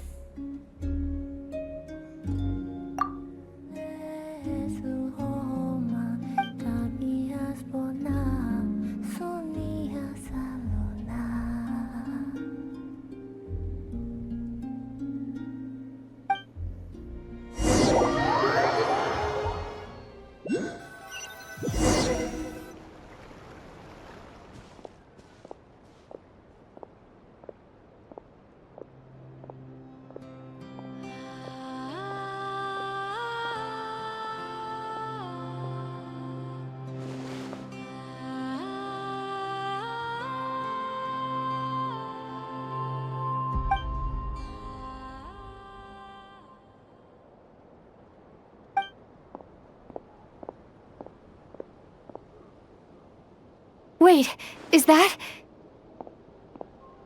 Ether?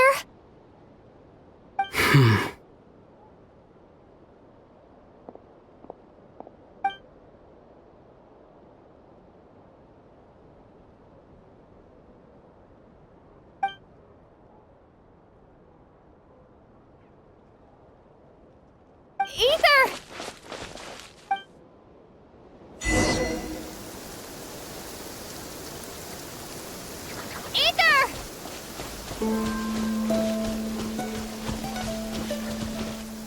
Ether!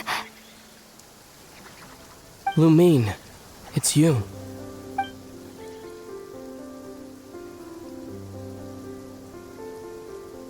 Why are you here on Hisi Island? If I told you I was here in search of the Frost Moon Scion's sacred relic, what would you think?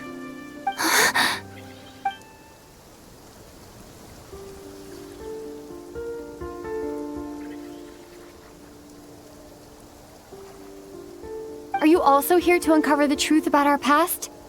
That's right. What happened to us in the past? How we came to Tevat? Why our spaceship crashed here? There are things I want to know too. But I'm not about to sit around waiting for another 2 months to find out.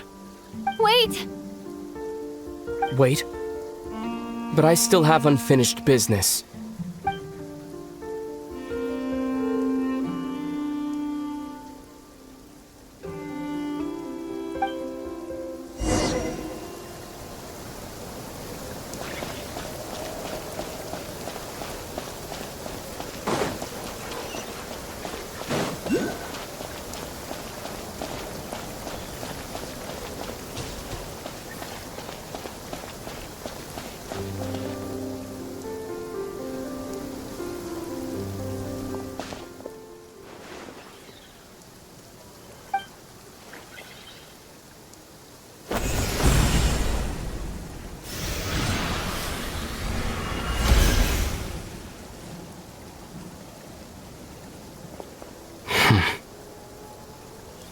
Hold on a second.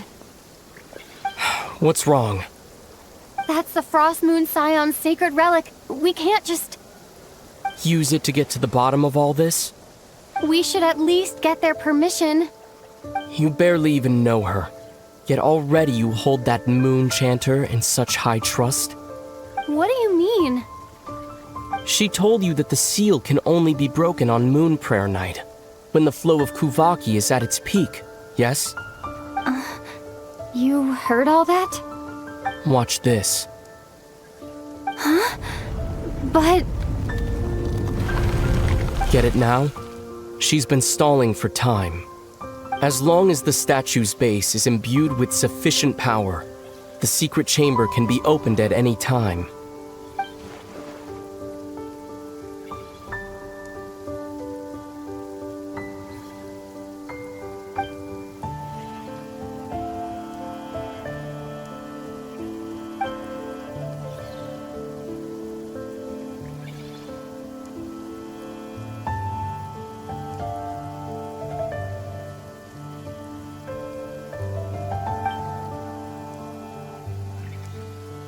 Is it such a sin when I don't put all my cards on the table for you, but not when someone else is doing it?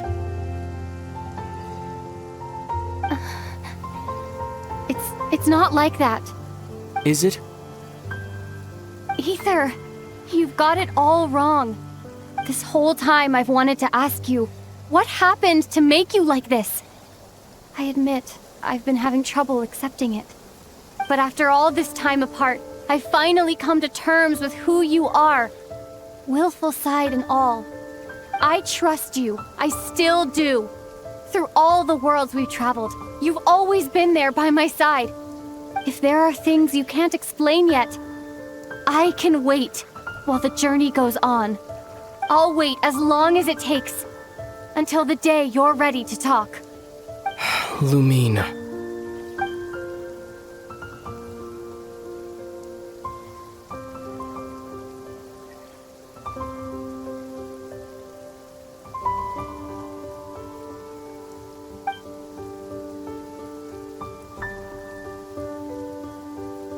I'm not looking to borrow the Moon Marrow simply because of our past. It holds answers about the very origins of Teyvat. I've always believed that if you want the truth, you have to see the whole story for yourself. I'm not asking you to trust me, Lumine. Just don't try and stop me. If this choice weighs on your heart, then let me go in alone. Forget this meeting ever took place. A bit late for that now. But maybe this is the chance I've been waiting for all along. Even if it fades with the morning light. I want to go with you. You sure? Yeah. Then let's go. Ether. It's been ages since we went on an adventure together. I can't wait. Really? You think I'd lie to my little sis? I understand. The path ahead is likely to be full of trials and challenges. A deterrence against intruders, and a test for those who truly seek entrance. Nah, I doubt the two of us will have any problems. I agree. Still, if we get separated, things could get tricky. Best we move together and watch each other's backs. Even the sound of your footsteps takes me right back.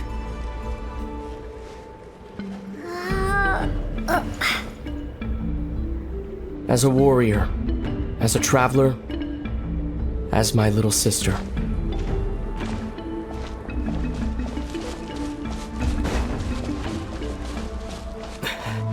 Looks like this is the first trial.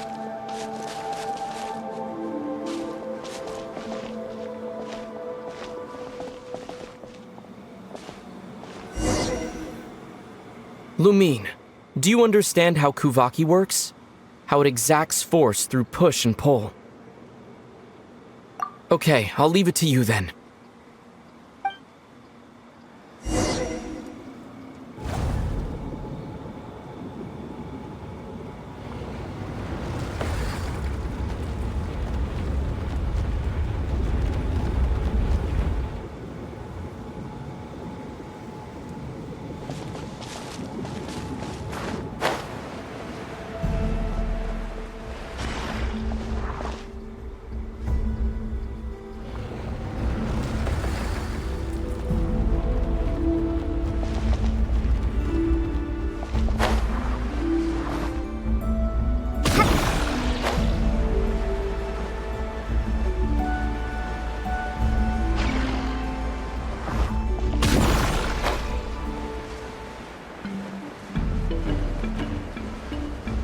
This should help Ether get across.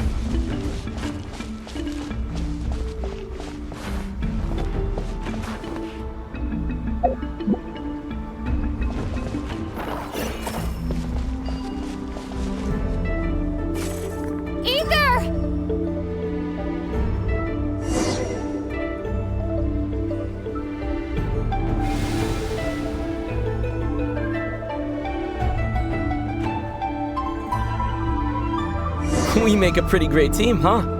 Just like the old days.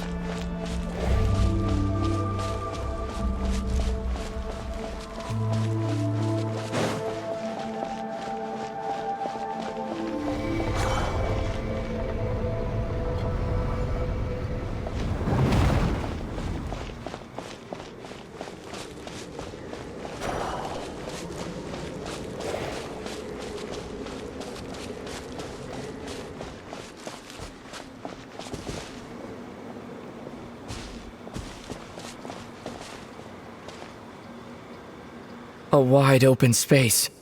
Must be in for a fight.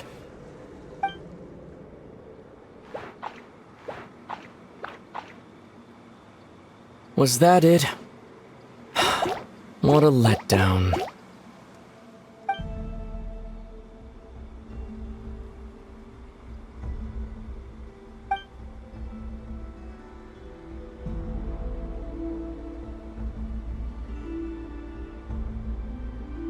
Lumine.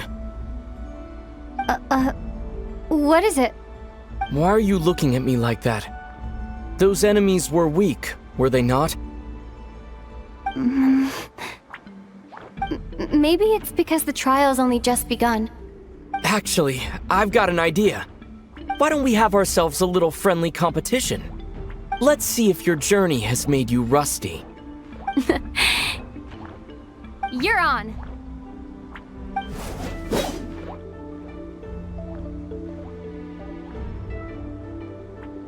I won't lose to you, Ether.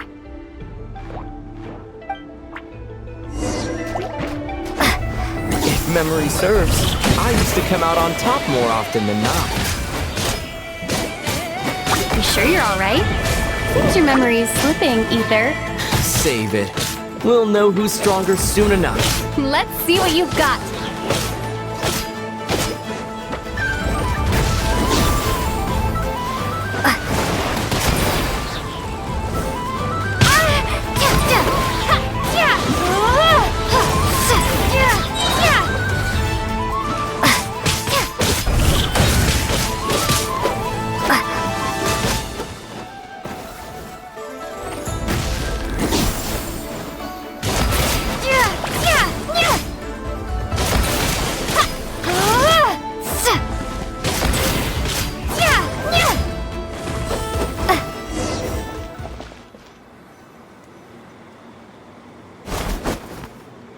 Fine, you win.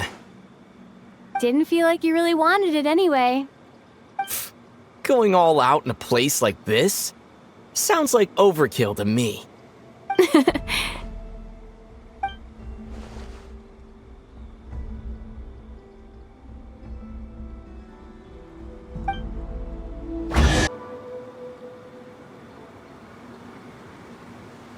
What is this place? No sign of any monsters. Feels like a ritual site. but something's missing. It's a head, inside that thing that looks like a mirror. I can feel it. But maybe it's sealed within? Can you open it using Kuvaki? Apparently not. Do you think it might have something to do with the Frost Moon Scion's bloodline? Ether? If this is about strength of blood, what could possibly stop us? Let me give it a try. Why don't you check around for other clues? Sure.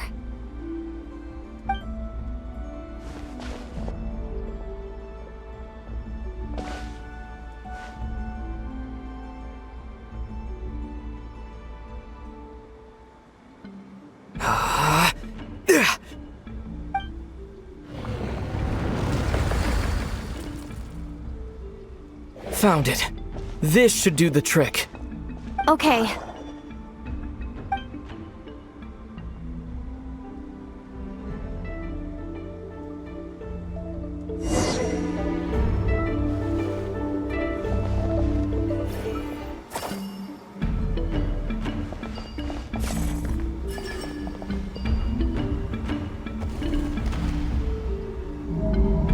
Yep, that got a reaction. That's one down.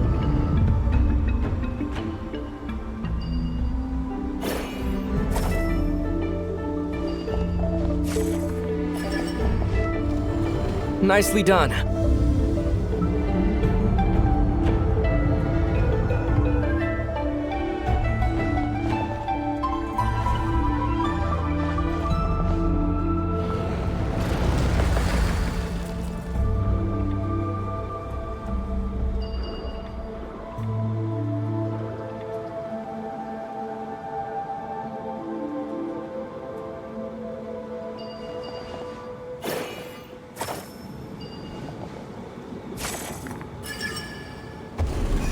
You've got this. One more to go. Good work, Lumine.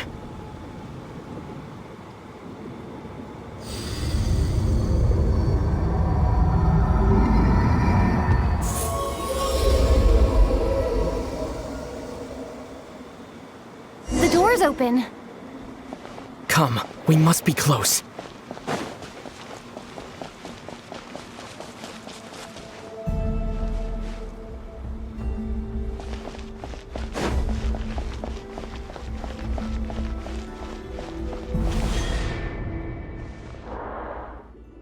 Stay on your toes now. Have you considered that I might be the more experienced between us? Is that so?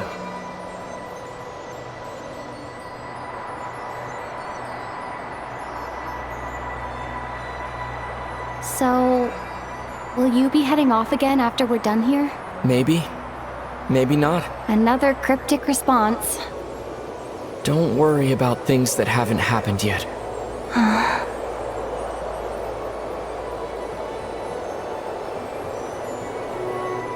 At the end of all this, what do you think we'll find? Whatever it is, we can handle it.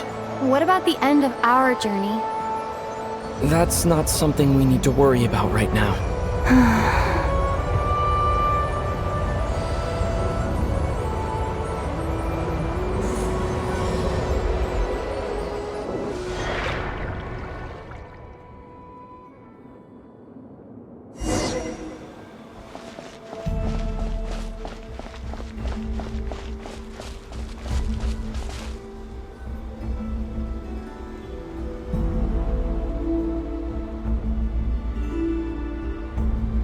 Looks like the final trial is just up ahead.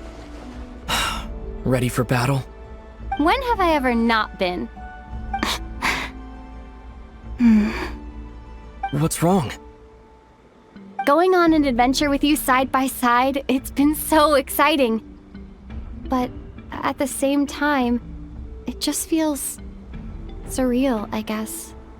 Maybe because it's been so long. You know, this is only the second time we fought together since the day we both woke up in Teyvat. Maybe that's it. Lumine, Let the light of our blades come together once more, just like they did in the past. Ether. This is a night of miracles, an adventure that belongs to us. Let's not weigh it down with worries and regrets. This is our adventure.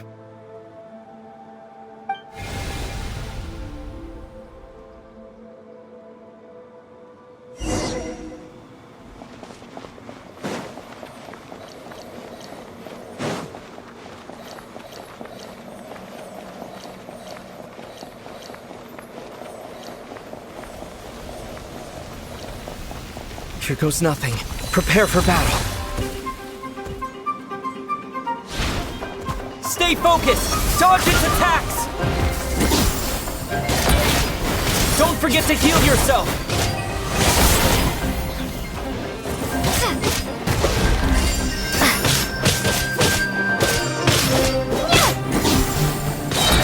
Stay focused! Dodge its attacks!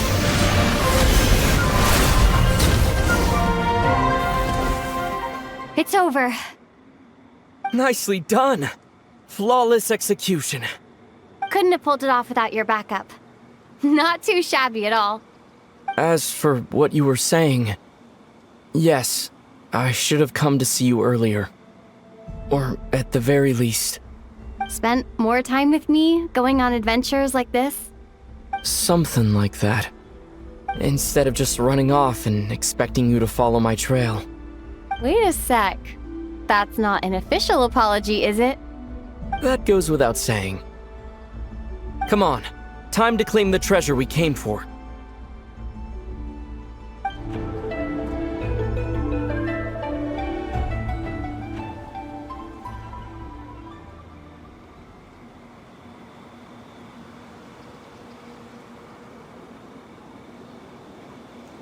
So this is the Moon Marrow. The treasure we've been after.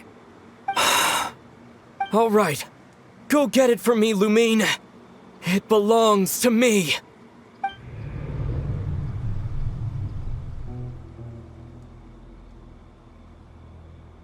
What's wrong, Lumine?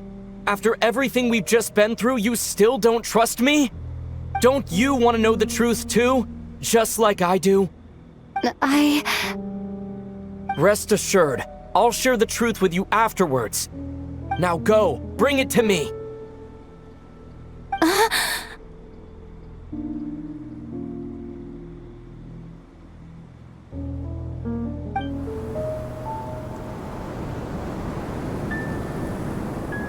What's going on? Where did this fog come from? Ether!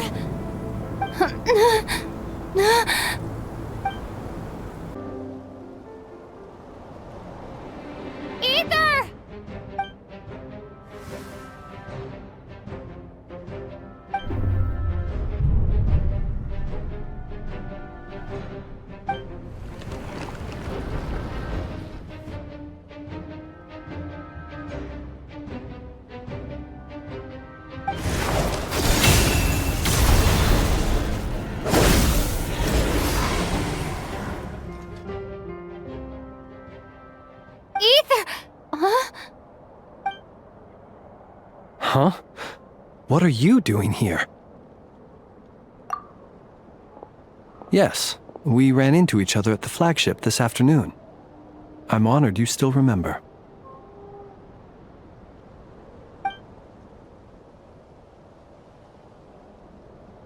Are you looking for something here?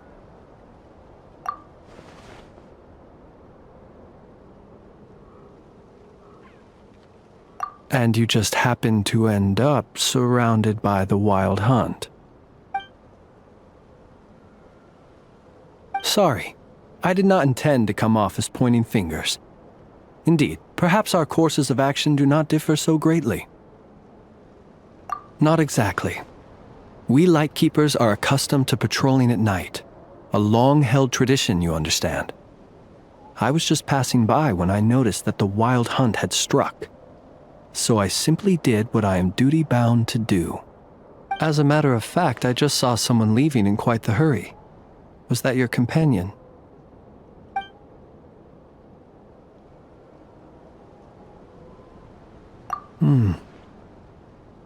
Perhaps I should take my leave now.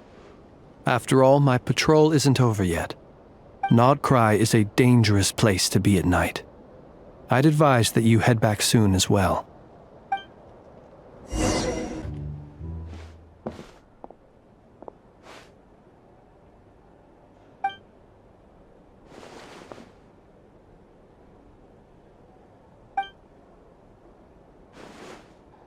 Paimon woke up and saw you were gone, so she made you a cup of berry juice to help you sleep.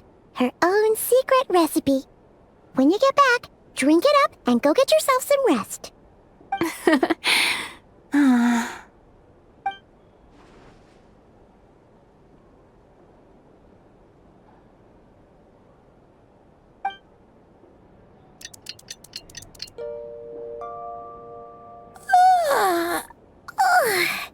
Good morning? If now still counts as morning. When did you get back last night? Did you sleep well? Good to hear. So, where'd you wander off to on your midnight stroll? Anything interesting to see in Nod-Cray at night?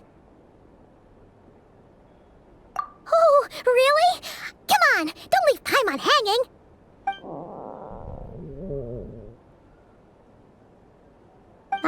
All right.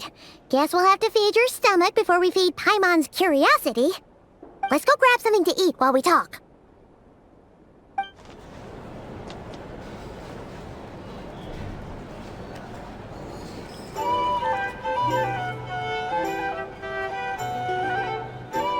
Phew!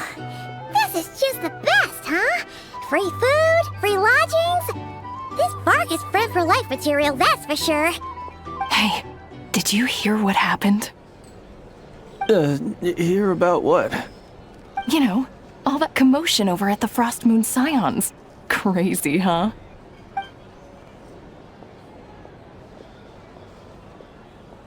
Huh? What happened? See what I mean? Completely oblivious to what's going on around you. The sacred relic of theirs. It's been stolen. Hey, slow down! Paimon knows you're hungry, but you don't have to worry about her stealing your food. At least, not today. What? Was it those Fatui? No idea, but the news has already spread right through Nasha Town. What did their high priestess what did they call her again? The moon something? Anyway, what did she say about it? What could she say? She's the one who discovered it was missing.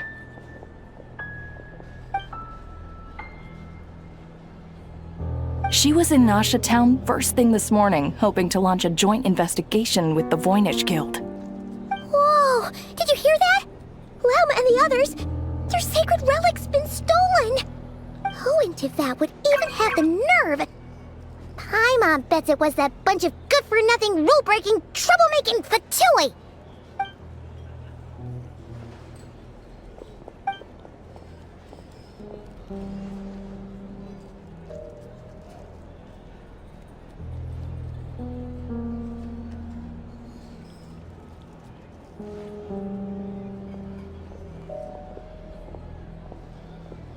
Huh? What's wrong? You feeling okay? A joint investigation? Good luck getting any takers. Unless there's some reward or business opportunity to sweeten the deal. Same thoughts here. So just a few minutes back, she switched gears and headed over to the one place that might actually be able to solve this. The Curatorium of Secrets. Ah! You scared, Paimon! What is it? Huh? Okay, just... Hey! Paimon's not a baby, you know! Quit pulling her arm! Sorry to... Huh? There's no one here. But didn't they just say Lauma came this way a few minutes ago?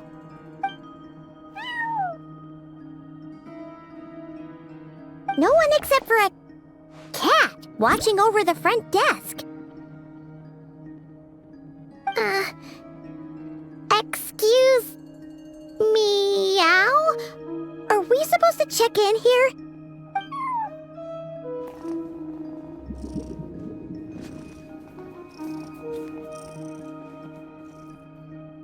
no idea what that means. Is this Lauma's personal receptionist or something? Pretty sure she'd be the only person who could actually understand it.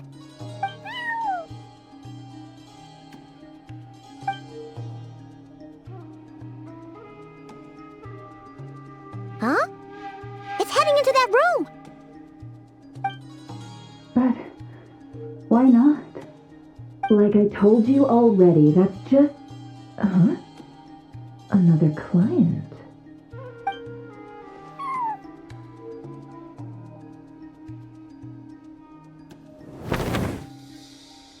Ah! So, you were in this room the whole time? Something I can do for you? Traveler. Paimon. Oh, you're acquainted then? Yes, they visited Hisi Island yesterday. We had dinner together. Allow me to introduce you. Traveler, Paimon. This is Nefer, boss of the Curatorium of Secrets. Pleasure to meet you. They are travelers who arrived in Nod-Cray just yesterday. Greeted by the birds and beasts of this land, they are kind-hearted souls who walk in the moonlight's glow.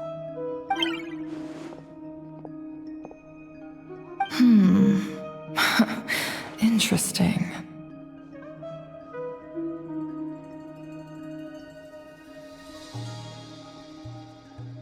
Thank you, Lauma, but you need not have introduced them. They are great heroes, renowned throughout the nations beyond our borders. Oh, really?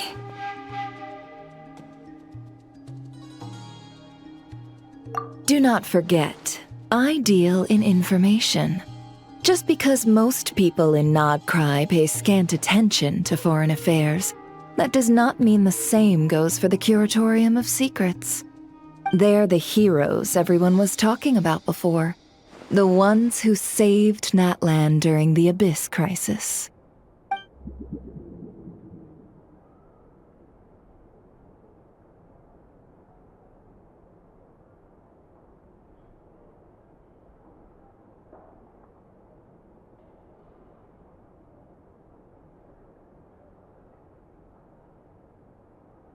I see. We Frostmoon Scions seldom leave our domain, so I had not heard of your heroic deeds. Please, forgive my ignorance. It's no big deal. We were hoping to keep a low profile anyway. If we had to list all of our titles and good deeds, we'd be talking till sundown, and then some. Huh? What's wrong? Still not feeling great? So, what brings you both to the Curatorium today? Oh, so basically, we were just eating when we overheard people talking about how the Frostmoon Scion's relic had been stolen, and then she dragged Paimon over here. I see. Ah, I see. So you came over here because you were worried about Lauma. A combination truly befitting of great heroes. Strong at arms and pure of heart.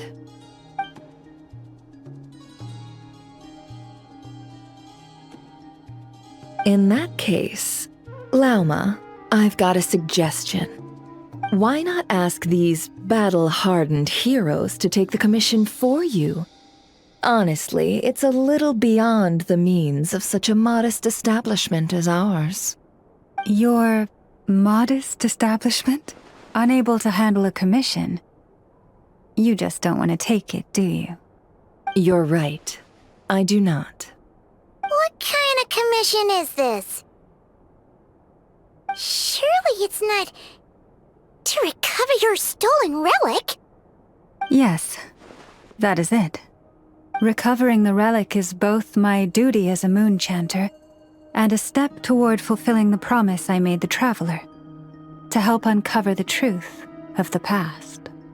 But Nefer has already declined our commission multiple times.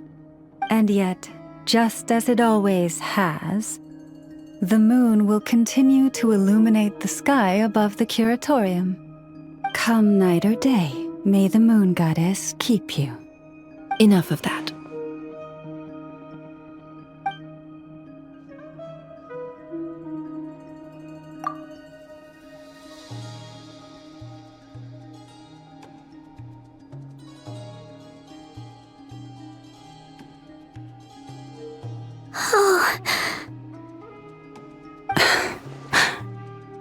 So, according to her, she never came into contact with the relic.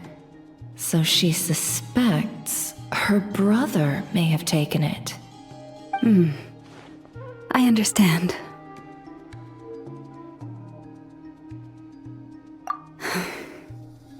The Frost Moon Scion's secret chamber has remained hidden from the world for generations.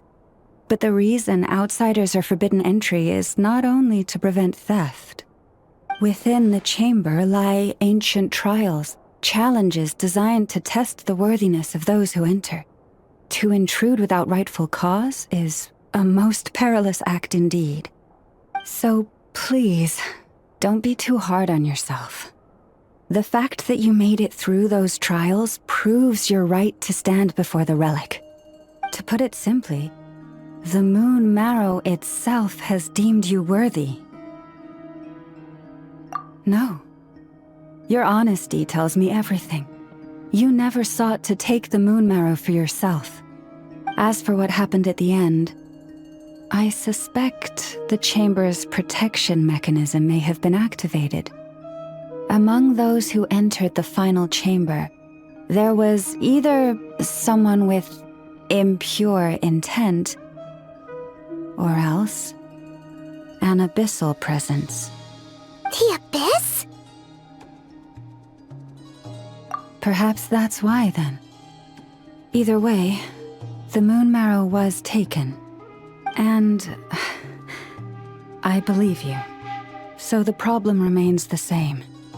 I need to recover our relic. See? Didn't I tell you it would all work out in the end? But before everyone starts celebrating, forgive me for asking just one more thing. Are you absolutely sure your brother took the relic?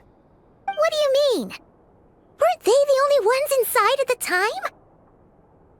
Who knows? Think about it.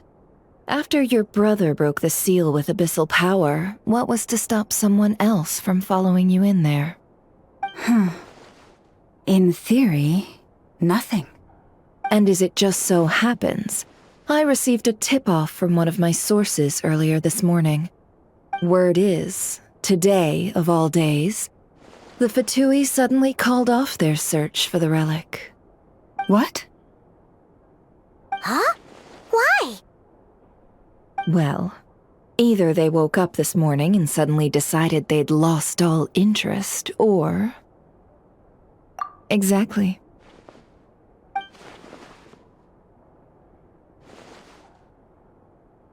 Are you wondering if your brother might be in cahoots with the Fatui? Which is why I asked, are you absolutely sure your brother took the relic? Or to put it another way, do you really know your brother?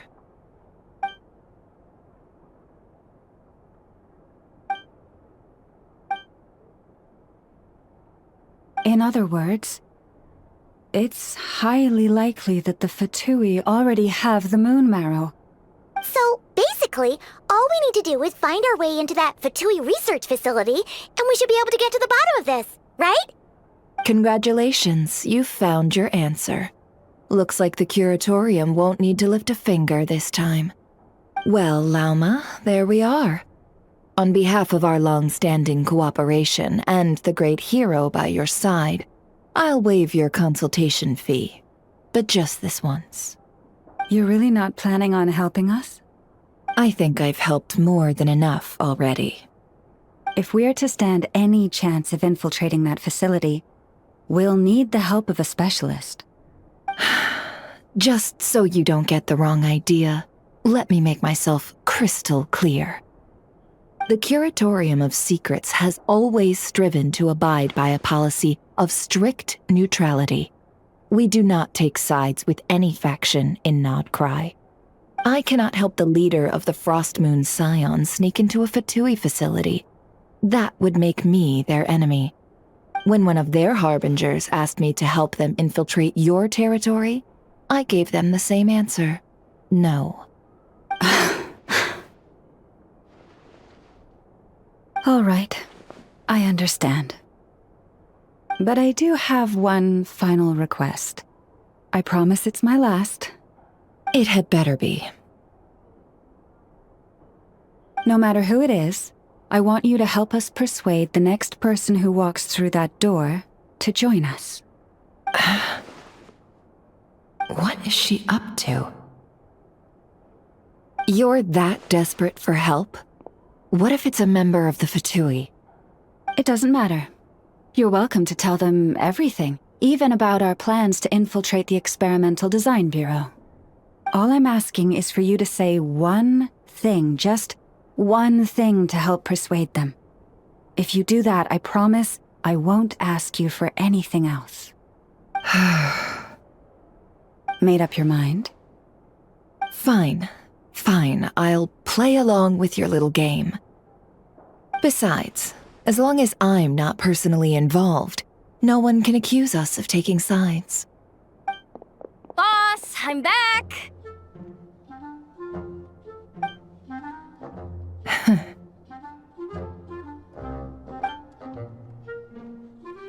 You won't believe the luck I've been having today. Remember you sent me to find that runaway cat, yeah? And you said I'd only be back after dark? Well, guess what? Right after I left the house, this big ibis flew over and the missing cat was right in its claws. And once it got close, it loosened its grip and... Boss, you're meeting clients. I'm so sorry. I'll get out of your way.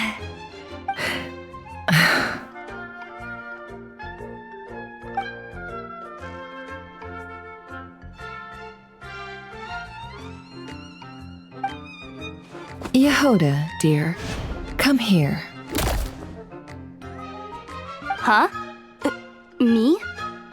Is something the matter? Oh, hi there. My dear Yehoda, I have a request. Yikes! Why does the boss sound so scary? Did I do something wrong? Would you be so kind as to accompany these 3 delightful clients of ours and help them infiltrate the Fatui's Kuhanki Experimental Design Bureau? What is going on here? Boss usually just says things like, hey, go do this, or you, go take care of that. Why is she being so scarily polite? And wait a sec. The Fatui's research facility? That's basically a death sentence. Made your mind up yet, my dear?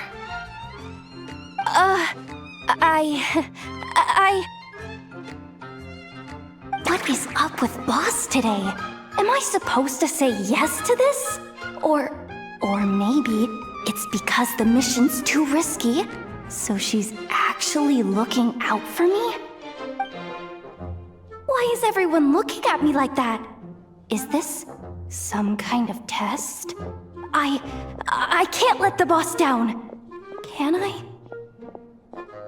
Have you made up your mind?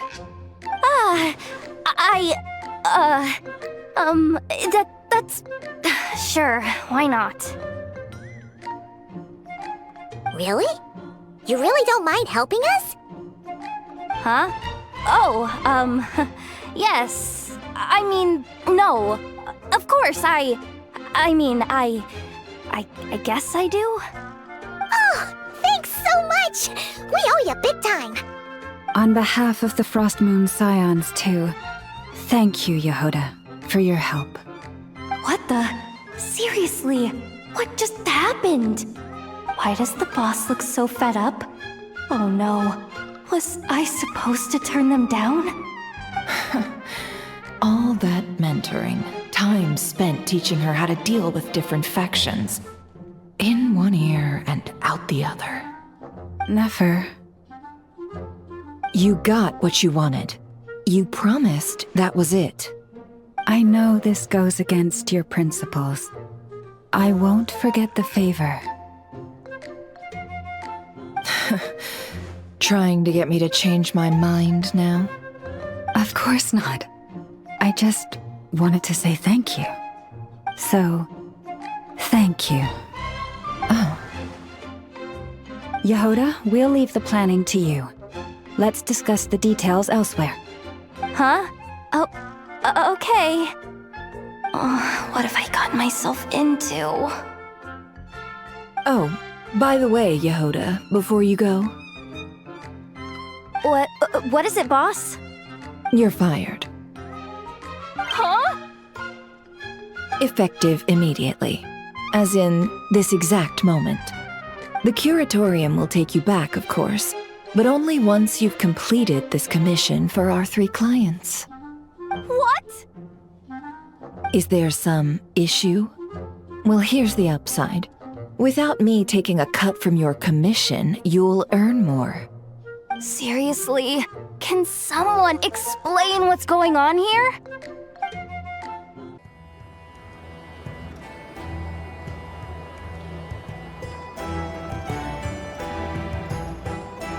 Are we sure Yehoda's alright? She looked totally crushed just now. She'll be fine, she's just in shock. But one thing's for sure, the Curatorium's professional standards are beyond question. The fact that she only requested 1 day to prepare says it all. As an apology, I'll ask my animal friends to help her out more often in the future. Also, thank you for being honest with me. It means a lot. Was it really, though? As far as I see it, trusting your family is never wrong. In this case, let's call it a misjudgment. But the truth is, we all make mistakes every now and then. What matters is how we deal with the consequences. So, in return for your sincerity, there's something I'd like to share with the 2 of you as well. Oh? What is it? Perhaps it is something best said under the moon's gentle light. Would the 2 of you meet me on Hisi Island tonight? Oh, it does sound important. You're right, there's too many people here. Somewhere quieter makes a lot more sense. Thank you both for understanding. Then let us meet beneath the moonlight. Llama, we're here! Huh? Llama, are you praying? I am indeed. For the moment I was born, my people exclaimed, "Behold, eyes like the moonlit tide, antlers like the crescent moon, and blood that glimmers silver as the moon's reflection." From as far back as I can remember, I was revered as the frost moon's emissary and the moontide maiden. The first words I ever learned were prayers to the frost moon. The first gestures, those of our sacred rites. Wow, that must have been tough. Back then, I didn't know any better. It all just seemed so natural. The Frost Moon Scion's bloodline has long since begun to run thin. Nowadays, even those of us with antlers are few and far between, let alone those attuned to the power of Kuvaki. But I...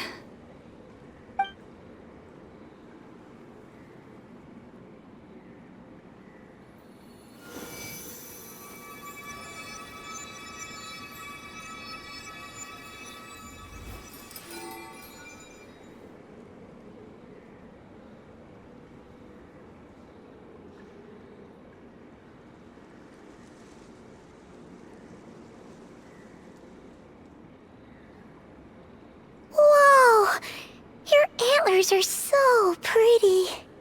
They say it's an extraordinarily rare condition. Once in a century, if that. I am unusually sensitive to the moonlight, as well as to the Kuvaki's ebb and flow. As a child, I could barely sleep because of it. Oh no! It was that serious?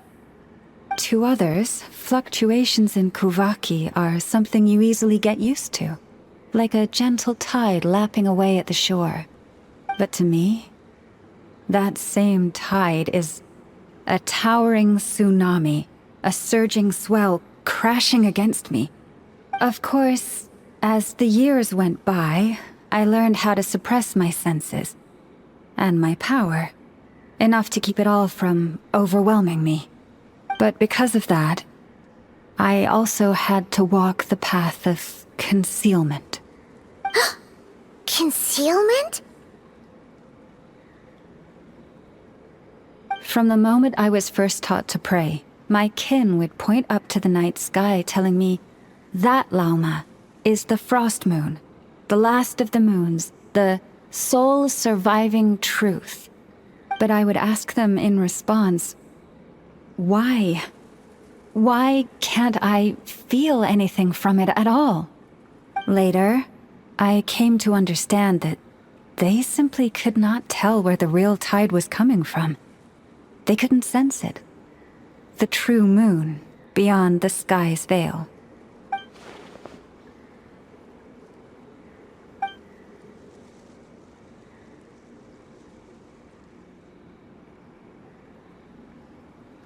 The moon is false. I reached that conclusion long ago. But there was no one I could tell. Not a single soul. At least, not until now. Am I the one who's wrong? Is it the moon that is false, or my own senses?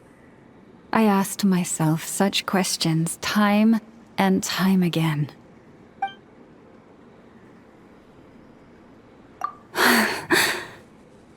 Thank you. When you called yourself a descender, I had a feeling you might be able to confirm what I had always suspected. And now that you have, it's exactly as I imagined. I feel relieved. Oh, Paimon kinda gets why you couldn't tell anyone now. It's not easy to change people's minds on something they've believed for hundreds of years. That's what I meant by concealment. I knew too much, so I had no choice but to keep my people in the dark. Every prayer I offer feels like a lie to keep myself going.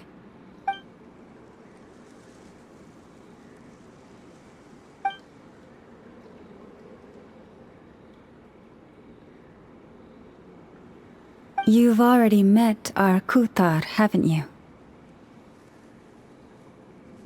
Huh? When was that? And, more importantly, when were you planning on telling Paimon? Ah, no wonder. What did you think of her? What exactly do you mean by up in the clouds? I understand what you mean. She is quite indifferent to the world outside herself. But I find it hard to hold that against her. Yes, it was shortly after the fall of the ancient moon's remnants. I asked her what the Frost Moon Scions meant to her, and why she left in the first place. Yeah? So, why did she? Perhaps it's better if you ask her yourselves. Things tend to get lost in translation when you speak on someone's behalf. What I can say for certain is this. Even when I had no one to confide in, I still had a family. I still had the Frost Moon Scions. But that girl, born beneath the moonlight, perhaps she's never felt she had either. The truth is, though, she might have had it all. If only the Frost Moon Scions hadn't let her down.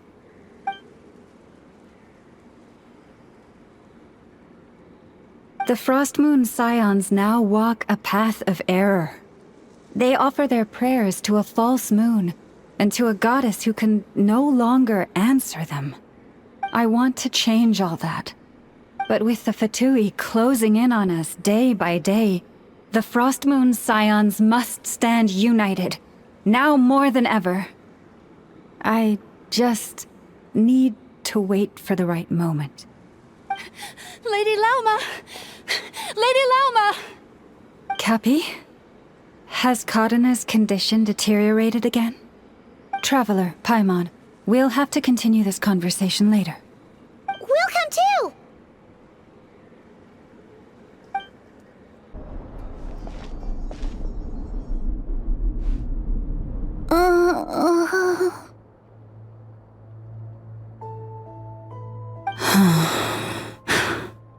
Why? Did I do something wrong? I've been praying to the moon goddess every day. Why isn't she getting any better?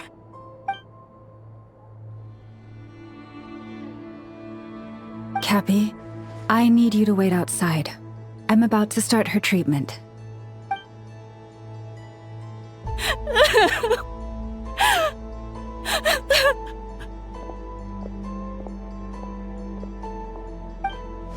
Is there anything we can do to help?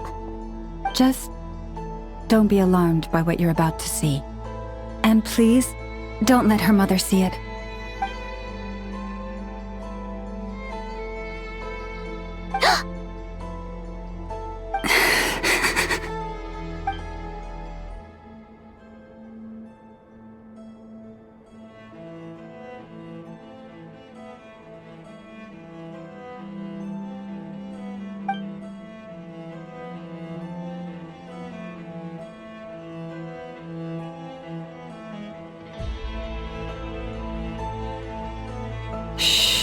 Please, help me keep this a secret. She looks much better now. But, Lauma, was that? A medicine prescribed by a local doctor. For ordinary people, my blood has the power to counteract any adverse reactions to Kuvaki.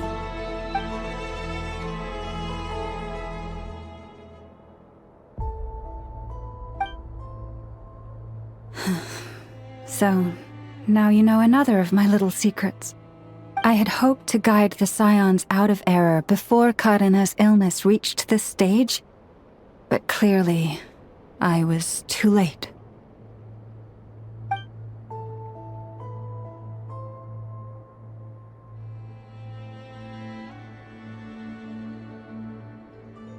My life is as hidden from sight as the far side of the moon. Yet people only look to the bright side for guidance. If the day ever came when the two sides were reversed, could they truly accept it?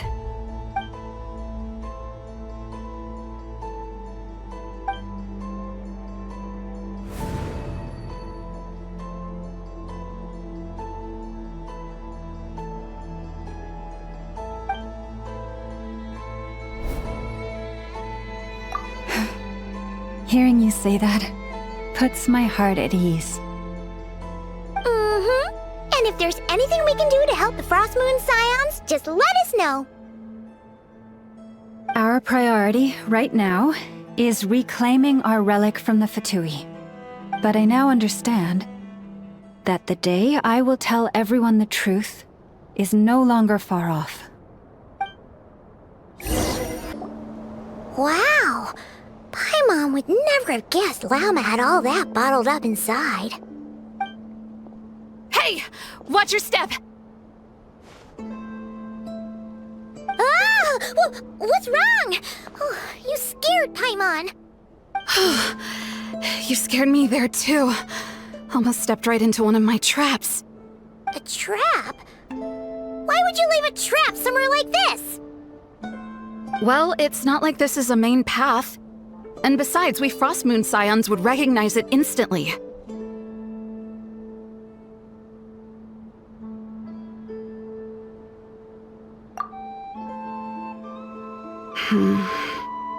All right.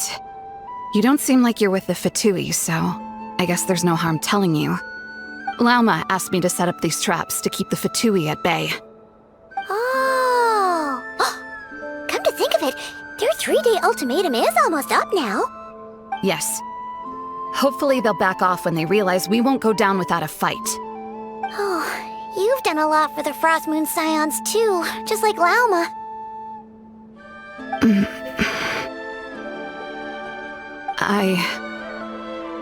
Philomena? It's nothing. I was just wondering if any of this is really worth it. What do you mean? Our people. So many are stubborn, stuck in their ways, clinging to a truth they refuse to even question. Do they really deserve everything Lauma's doing for them? Well, yes, but even so, no. I shouldn't be saying this. Just forget it, okay? Bye. Huh? Why did I say all that? Or really, why am I still doing any of this? Either way, this will be my final night with the Frost Moon Scions. Wow, she sure took off fast. So, are we heading back to the flagship for a break, or what? Wait, you're not thinking of visiting that damsel light up in Cloud Cuckoo Land, are you? Huh, given who she is, pushing her won't get us anywhere. Hey! Why don't we... Let's bring her something tasty! If she doesn't want to talk, we'll have to win her over with food. Hey! No harm in trying. At the very least, it shows we're trying to be friendly. Let's see...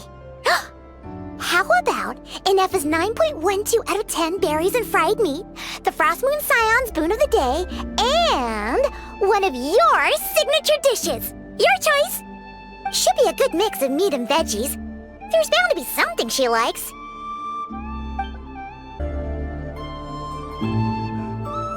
All right, food's packed and ready. This is the place, right? Why does it feel like we're going to visit a patient? Oh, no. Take this seriously, Paimon.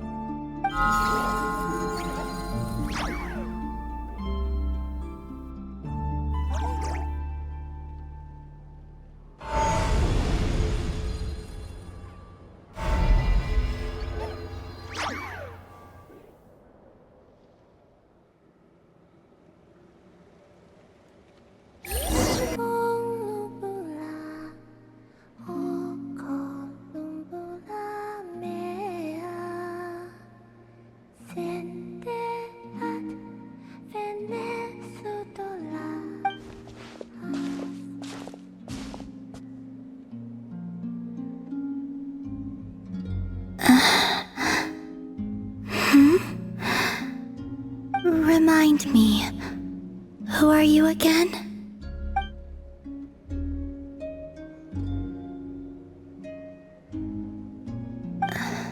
A different one floats by your side today.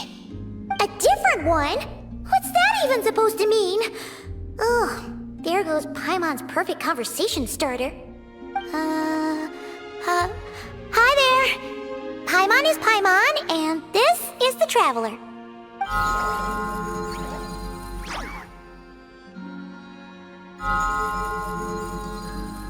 Oh, there you are.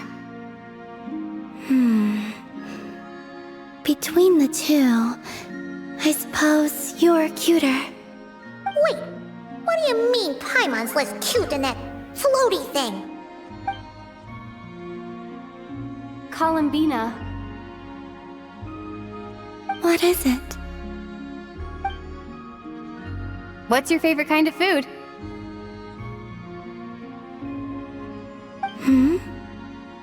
Is this a treat? Or An offering. Let's go with treat. Anyway, this is all the traveler's cooking, so please, help yourself.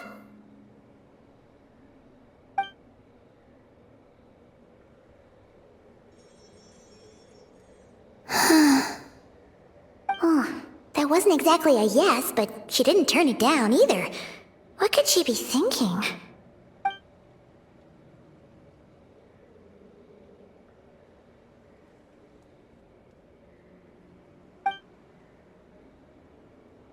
So, what do you want to ask? Hey, she's actually playing along! Quick, now's our shot. You know the moon in the sky isn't real, don't you? I know there is only one moon in the sky. It is simply that some can see it, and some cannot. What does it mean to you?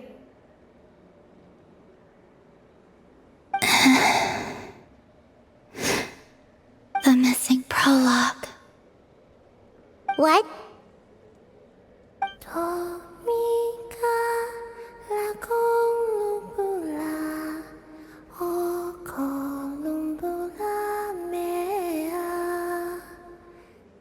Huh? What does that mean? Isn't she going to explain herself? Can you tell me more about that melody? You were humming it last time too. It must be important to you.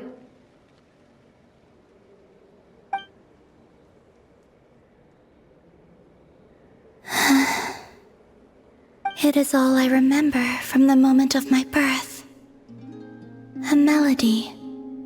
A few lines of lyrics. Like a lullaby from a foggy dream. Oh, so who was singing it? I do not know. I have nothing else. Just that song. Huh? And the Frost Moon Scions who found me. They had nothing either, but hope. Before I even knew what was happening, they were already calling me their goddess. And I had no reason to decline. Like two lost infants unknowingly exchanged, I adopted their faith. And in return, they adopted me. But my adoption drops you into the story halfway through. What came before was scribbled onto the wrong pages, never even bound into the book. That sense of something missing only served to nurture their greed and doubt. And thus, I came to realize that this place was never truly my home. Greed and doubt? O Moon Goddess, forge weapons for us, drive out our enemies, and expand our lands. O Moon Goddess, heal our wounds, ease our suffering, grant us strength. They asked for everything, and I obliged. Until the day came when no answer could be given. If mortals can turn to the gods when they are powerless, then who do the gods turn to when they have nothing left to give? You've got Paimon there. In those days, the Frost Moon Scions cared more for faith than for truth.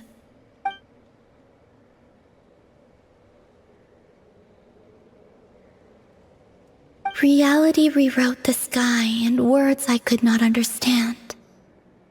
I did not want to read a tampered version, so I simply stopped looking. The real beginning of my story lies up there, on the moon, forever beyond my reach. Like a message carved for blind hands, sealed away where no fingers can find it. Huh. So that's how it is.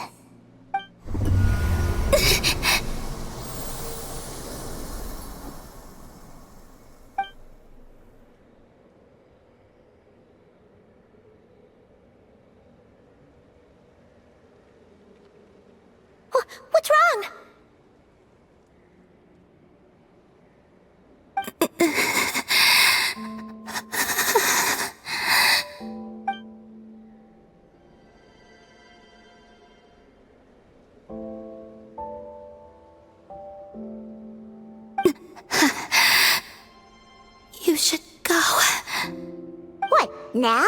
But you really don't look well. Did something just happen? Is there anything we can do to help? No. Aside from answers, I have nothing else to give you in return. This is the price of running away from home a second time. Running away from home?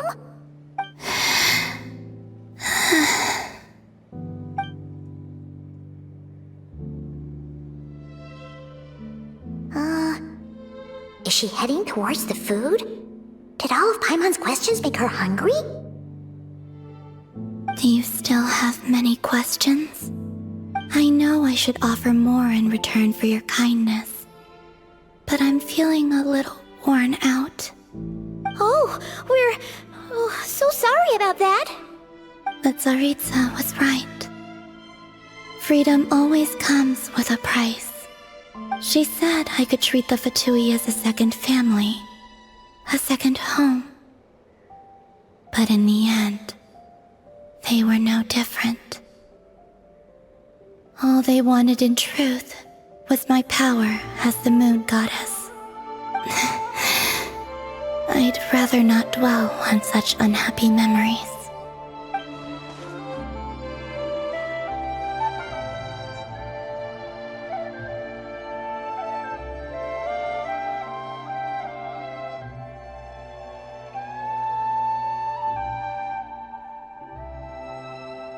I have fulfilled my promise to the Tsaritsa, though it has used up much of my power.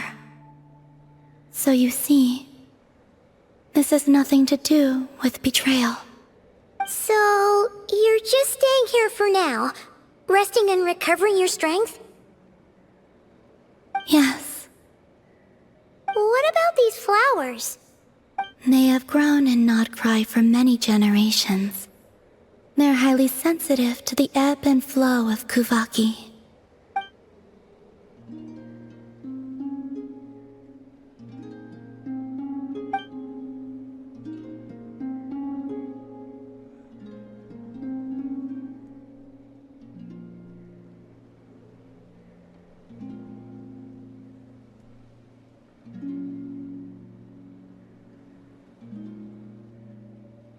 At times, I thought about using that relic the Frost Moon Scions had hidden away. I could sense the power within it. But going out is such a hassle. People might see me, and I promised Lauma I wouldn't show myself to anyone. Besides, I know it's gone now anyway. Really? Lauma asked you to stay in hiding? Uh-oh, she's looking back at the food again. Paimon still got some little crumb cookies here. You could have these for dessert if you wanted. Lauma said she wishes to change the Frost Moon Scions, which is why she asked me to stay out of sight. I don't really understand what she meant, and to be honest, it's not something that concerns me. But I wasn't planning to see anyone anyway. If they found their way here themselves, that's hardly my fault.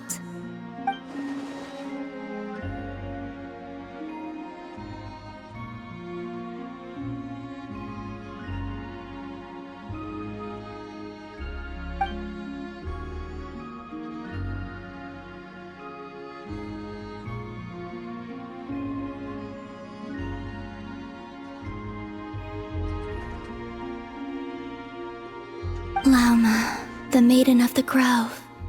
She is quite unlike any Frost Moon Scion I have ever met before. After hearing my story, she actually apologized for how the Frost Moon Scions treated me back then. She told us she feels like she's been living on the far side of the moon. Is that so? I actually got the opposite impression. She's been keeping her true power hidden away, afraid that people might be dazzled by its brilliance, and that they'd no longer be willing to look her way.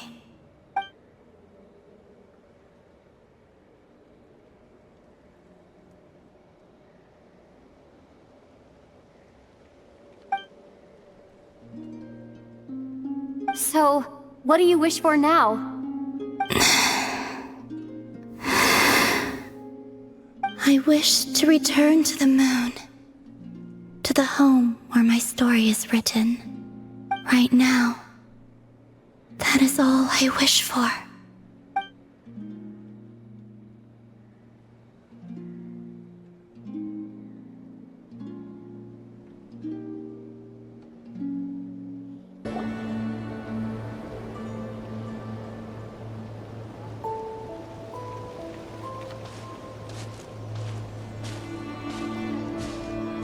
Huh?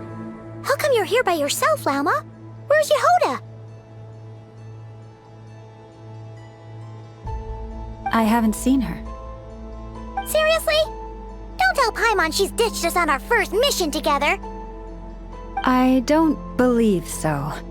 Nefer and I have our differences, but that shouldn't interfere with our shared objective. Recovering the relic is my duty. But as far as she's concerned, there's plenty to gain here too. In Nod-Cray, it's common knowledge that the Curatorium has a nose for profit and opportunity. The same way aphids flit from flower to flower in a never-ending quest to make honey. Huh. Sounds like you know her pretty well.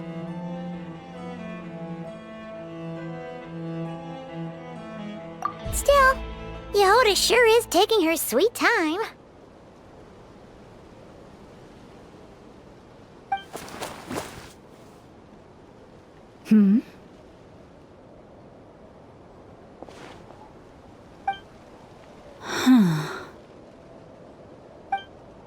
I believe we may have misjudged and underestimated Miss Yehoda. Huh? What do you mean? As a former employee of the Curatorium, I'm confident that she possesses both professionalism and integrity in ample measure. Huh? Huh? What was that noise? The sound of a wavering conscience, perhaps? Ah! Whoa! Something just fell down. Hello, everybody! What kind of an entrance is that? Wait a second. Have you been hiding nearby this whole time? Yeah. I was just, scouting things out from up high. Darn it. How did Jane Doe even notice me up there? I can't believe I'd only realized I'd run out of smoke bombs this morning. What if something goes wrong inside? How am I supposed to make a quick getaway now? Thought I could just hang back and wait for the clients to get cold feet. But nope. Turns out they're all completely fearless. Don't they know how scary the Fatui are? Really sorry, everyone. Truth is, just as I was heading out this morning, I discovered I'd run out of a super important, completely essential, absolutely indispensable piece of equipment. So, what are we gonna do? Well, as I see it, there are two options. Plan A is we take a detour to Nasha Town to restock, though who knows if any shops will still be open this late. Plan B is we call it quits right here, disband the team, and I'll go home. My place is only like a 10-minute walk from here, so... Personally, I vote Plan B. Bada bing, bada boom! Maximum efficiency, minimal effort. Don't try to solve your problems by running away.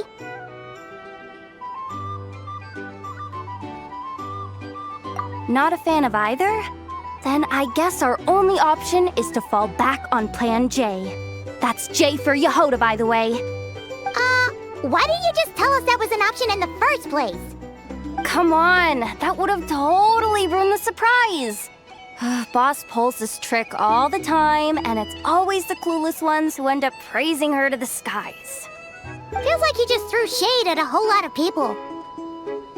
I have faith in your professionalism, Yehoda. You don't need those flashy tricks. Your abilities alone are more than enough to earn our respect. Huh. This Jane Doe sure has an eye for talent. Speaking of which, maybe it's time I started calling her something nicer? You really mean that, Jane? Laumado? I do. I'll tell you what, it's not every day you get to work alongside such considerate clients. I have a feeling we're gonna make a great team. Plan J is this. We find our way in through the freight access on the facility's east side. It's tucked away from view, and security's lighter at night. I've prepared some special gadgets too, so we should be ready for anything. If we want this to go without a hitch, we'll need to work together every step of the way. So everyone, stick close behind me. Now that finally sounds like a real pro talking. Hey, you saying I didn't before? Kinda, yeah. You... Ugh. Never mind. A top-tier treasure hunter like me never lets the naysayers get to her. Alright, let's go over what we agreed on yesterday. The goal of infiltrating the Kuhanki Experimental Design Bureau is to locate and, if possible, recover the relic that the Fatui stole. We also need to figure out why they built the facility in the first place. I'm worried that they've set their sights on the ancient moon's remnants on Hisi Island too. Well, now that we've got a plan, time to get this show on the road.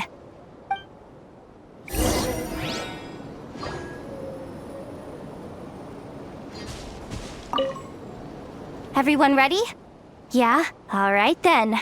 Let's get this job done. Go, go, go! But make sure you stick to the side.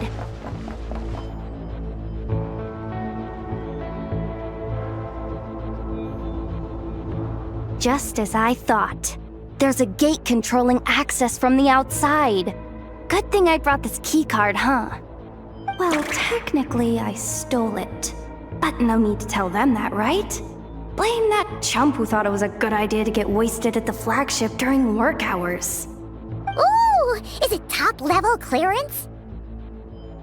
Of course, that goes without saying. Let me read it out loud for you. Fatui Experimental Design Bureau number 183574, maximum clearance, maintenance intern. That doesn't sound very top-level to Paimon. Never underestimate interns. Even the most legendary of thieves started out as rookie pickpockets, you know? Besides, if it wasn't for this person's selfless generosity, we wouldn't be able to just waltz in like this, would we? Feels like you're trying really hard to change the subject. Allow me to teach you the first rule of treasure hunting. First and foremost, use every resource at your disposal.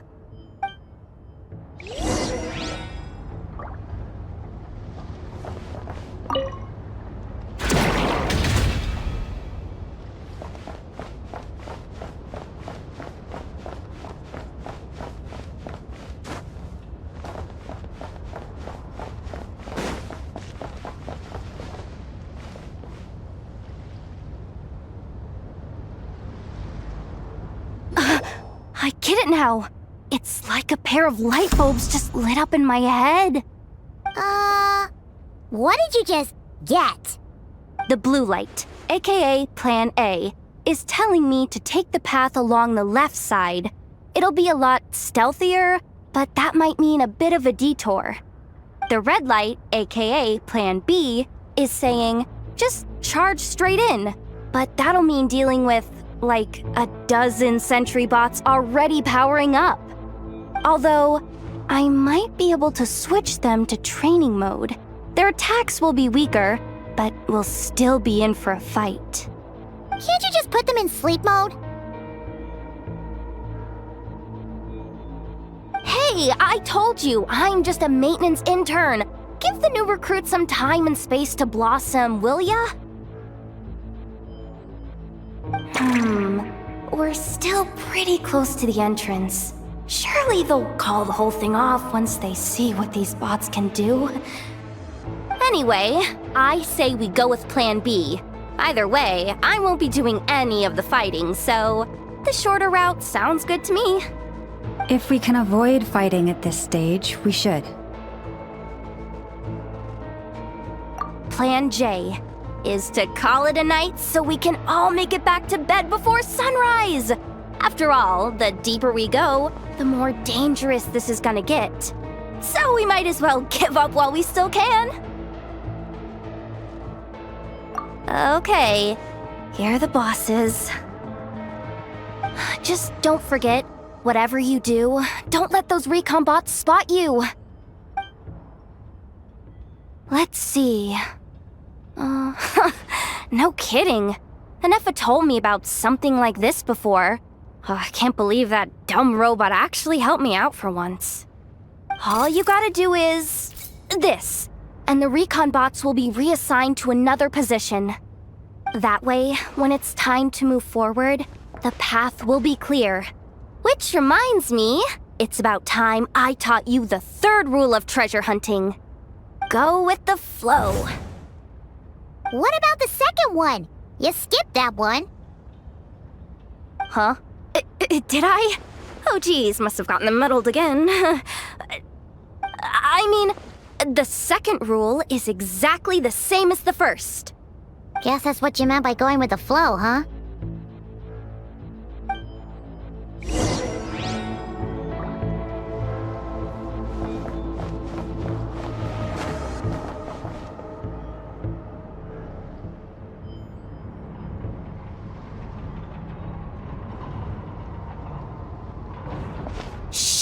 There's someone up ahead! Has the lockdown been initiated? Move it, soldier! The cargo has already been transferred. The lockdown procedure is complete, Commander. That sector is now fully sealed. The night shift. Just our luck. Don't they usually handle deliveries during the daytime? There's not supposed to be anyone here.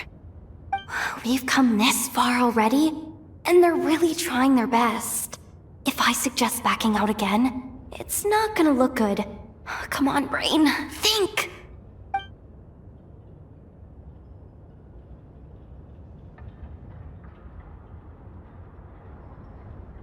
Got it! The freight shaft to the upper levels. We might have a shot there. Let me see. Huh? The recon bot in the middle's not responding? A double lock failsafe? We've been outfoxed! Stay calm. Stay calm. One step at a time. Let's just find a way across first. What do we do now? There are guards here, too. Don't worry. Bots are way easier to deal with than people. At least their behavior is predictable. First, let's find a safe spot to land. Good. That spot shouldn't draw their attention. Let's go. Let me just try something.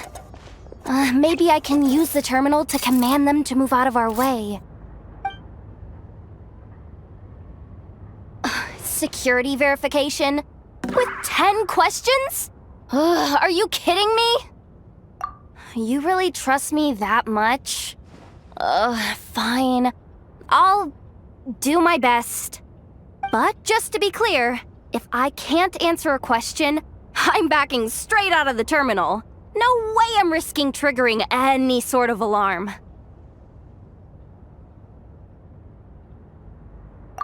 Come on, Yehoda. You can't give up now. Question 1. What is our motto? Oh, I know this one.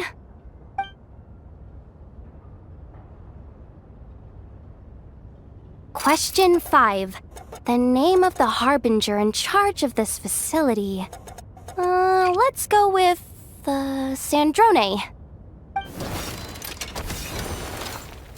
This one should be... the Pale Star Edict.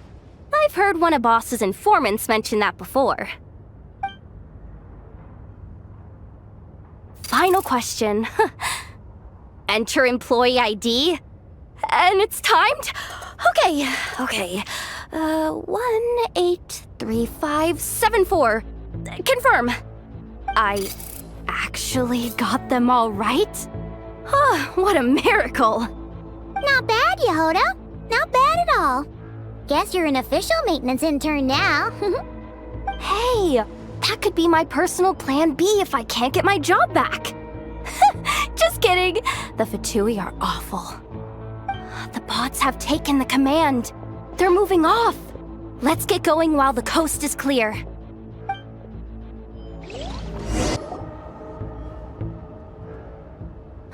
Didn't think they'd even cut off the supply of Kuhanki. They're being really cautious. If we can somehow divert some emergency power into the system, we might be able to force boot this thing. What do you mean by force boot? How do I explain this? It's like dumping a whole bucket of water into an empty pool, so that the little ducky gets to swim around again. You should probably just ask Aino instead. So, we just need to find that bucket of water, right? Paimon thought your explanation was great. Kinda adorable. In a childish sort of way. Hey, you could have just skipped that last part. Here, bucket. Where are you hiding? Judging from the concentration of Kuhanki, over there. Wow, you can sense that, Laumado? That's incredible.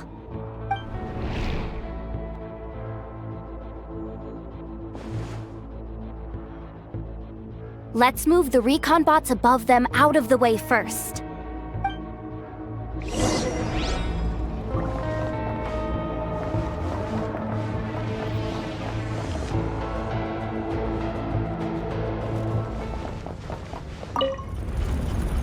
Up and running at last. Let's hope nothing else goes wrong. Please, everyone, step inside. Oh, it's so dark in here. Well, it is a cargo crate after all. No point in being picky about lighting at this point. Something sharp and pointy just poked me in the back! Sorry. That was probably just my antlers. It's pretty cramped in here, so I had to crouch down. Oh, having antlers must be inconvenient at times like these.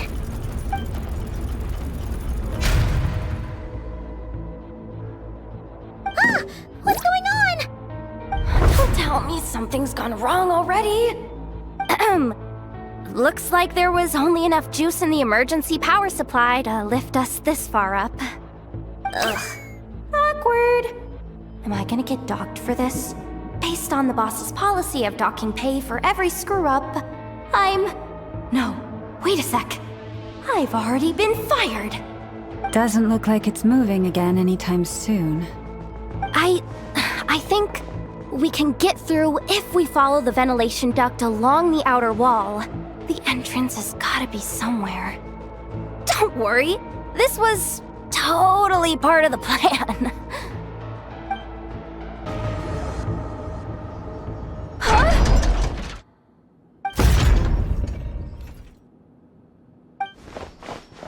Yehoda, how'd you end up outside? Looks like she slipped out at the very last second, just before the gate shut. Impressive reflexes, I must say. Though I'd expect nothing less from a former employee of the Curatorium. I'm so sorry. That was pure survival instinct. I didn't mean to ditch you. Anyway, you guys just stay where you are. I'll figure something out.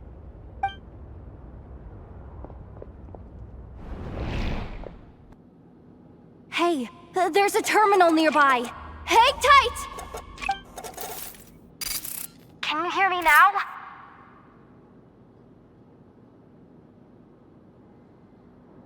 The duct security protocol has been triggered. The gate must have dropped when it detected a living presence. Wait, so We're trapped in here? I'm checking what I can do from this end. Watch out for the laser up ahead. What laser?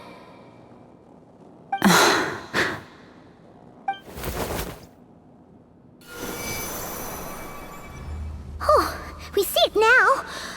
Good thing we didn't move. Got it. I think I understand the situation. Hang in there. Just one moment.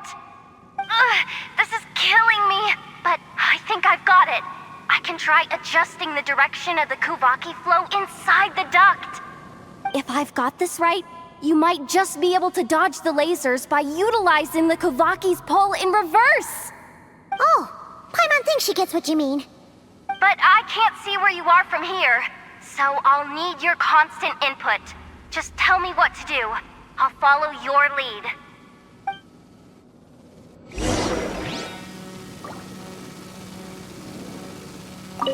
Sure thing.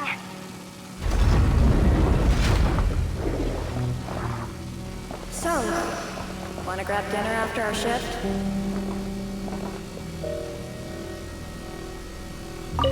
How about the flagship? Too far. And besides, we're not exactly in with the locals. Like this, right? Then how about the staff cafeteria? Brimming with bright ideas, aren't we?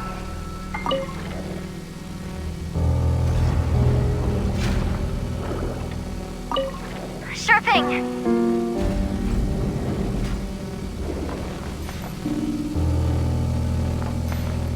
Like this, right?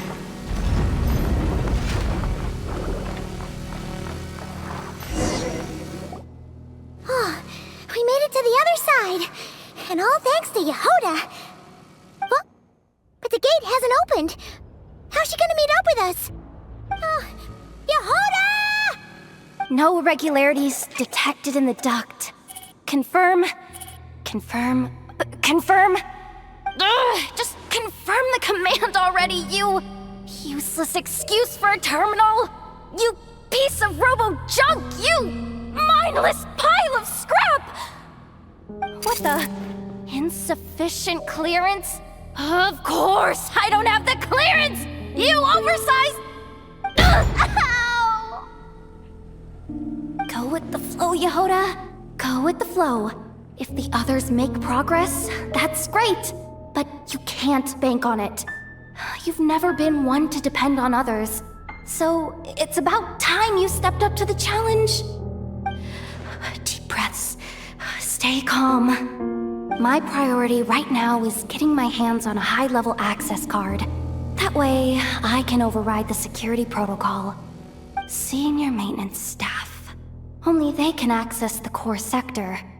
But hey, there's always someone careless enough to hide a spare key under the flower pot by the door. Which means there's a good chance there's a duplicate lying around somewhere in the control room. Even if I can't get into the control room myself, doesn't mean I can't rely on some external help. If I can take control of one of those guard bots, maybe I can use it to search for the access card.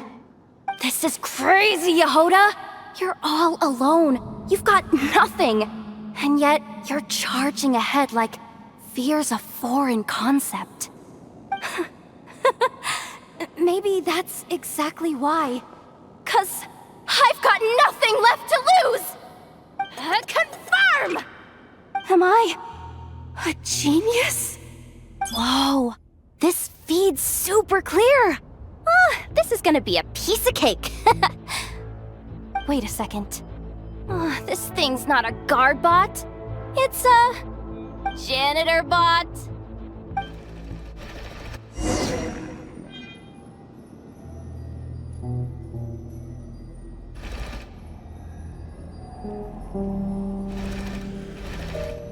You think Marionette even knows what we do down here? She seems to spend all day either holed up in her lab or out doing the rounds. It's still a mess over there. Go clean it up. Why? Planning to skim a little off the top? No, nothing like that. Just wondering if anyone would actually notice if we didn't show up from time to time.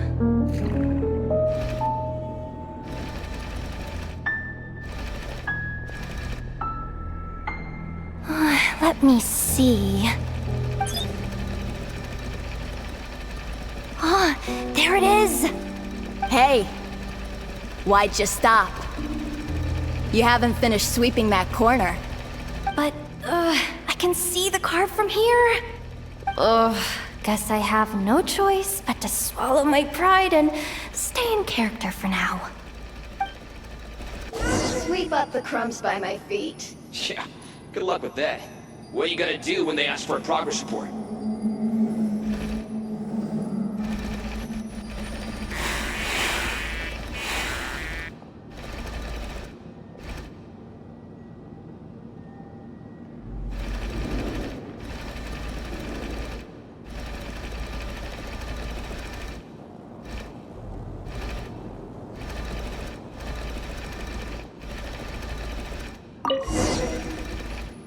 Sucks though. Finally sent somewhere warmer than Snezhnaya. Yet we barely get to see the outside world. Gotten rid of the dust behind the door yet?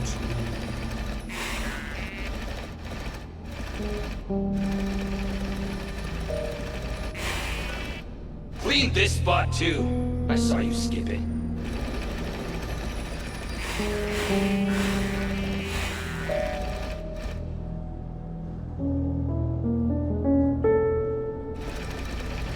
Come on. Where's that bot passage when you need it? There! Oh, the terminal's just ahead. But will Yehoda be okay? Paimon? She said she'd use every resource at her disposal, so let's have some faith in her abilities. Besides, when it comes to surviving in Nod-Cray, she probably knows more than any of us. So, they really do believe in me. But how long are we gonna have to stay here? Paimon doesn't want to get caught by the Fatui either. Does Paimon mean the two Fatui in that room? Let me see if there's a way to distract them. Wait, did you hear that? Huh? The alarm? What's going on? Let's go check it out.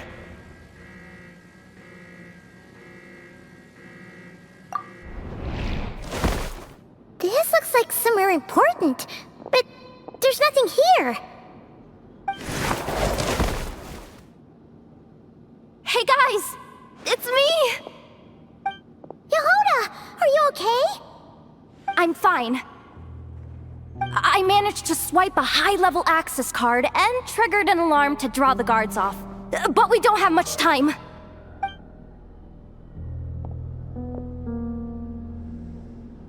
Alright, looks like we can control the elevator. Come on, hop in. Let's take it further down. We should be able to use the terminal to move the drawbridge. Here's the access card. I'll keep watch while you handle the controls.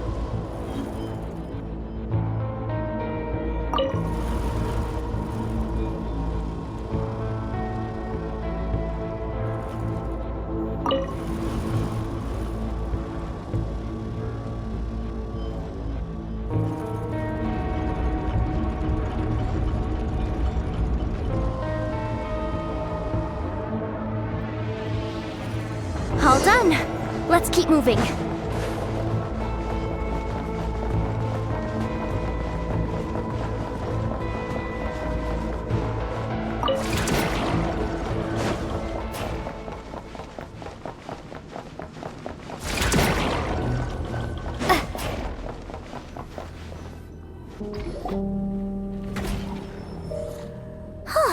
There's no one here. That's good news for us. Let's head inside.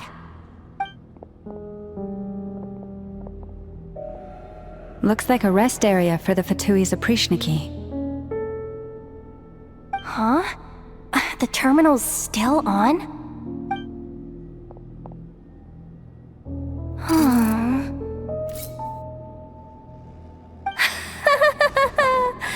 Looks like that good news is now half good news, half bad news. What do you mean? Well, it seems like that alarm I just triggered was so high level that even the guards in the rest area went to investigate. That's the good news, by the way. And what's the bad news? The bad news is that once they realize it was a false alarm, they're bound to circle back and check this floor. And then we're toast. So we've got to move fast here. If you need me to run a quick search, say the word.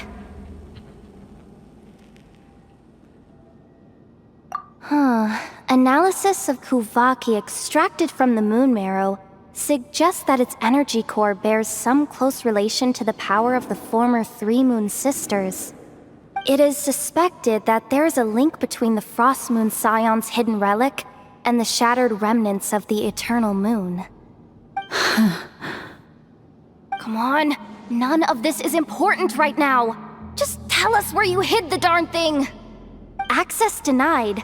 You do not have permission to view this data? Even with a high-level access card? Who does have permission then?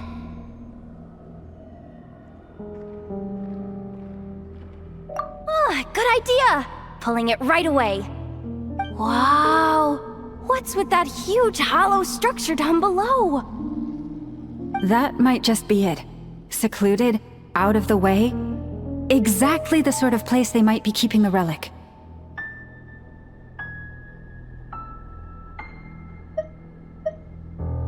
Looks like that's about all our current clearance gives us access to. Based on what we know so far, it seems like the rest must be hidden inside that massive hollow beneath us. I could sense something beneath the water down there. Something unsettling. If they've gotten their hands on the moon marrow, odds are it's hidden down there too. And here I thought we were almost done. But nope, we're going deeper and deeper into the danger zone. Chin up, Yehoda. Once this job's done, you're buying yourself the biggest Nod-Cray hot dog in town. Deal's a deal.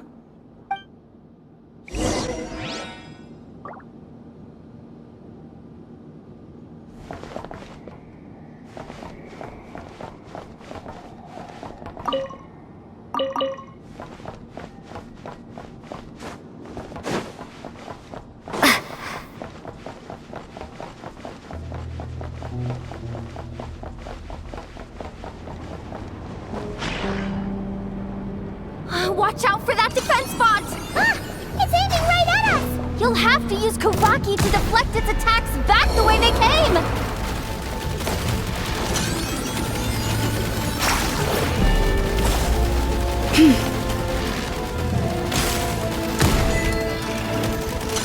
Forrest?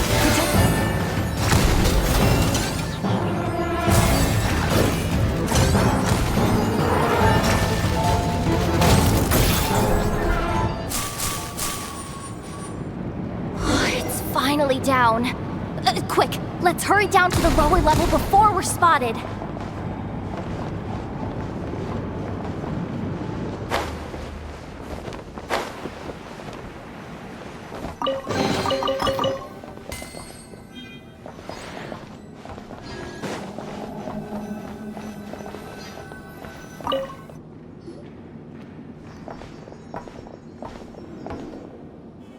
That switch looks suspiciously obvious.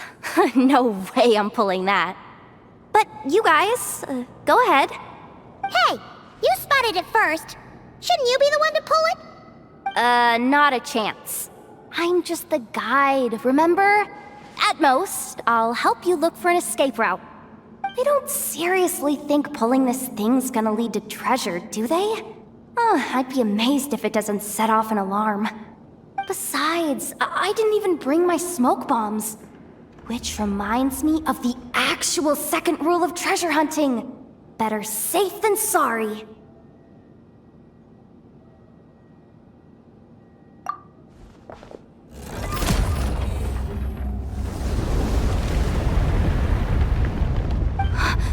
ground. It's shaking.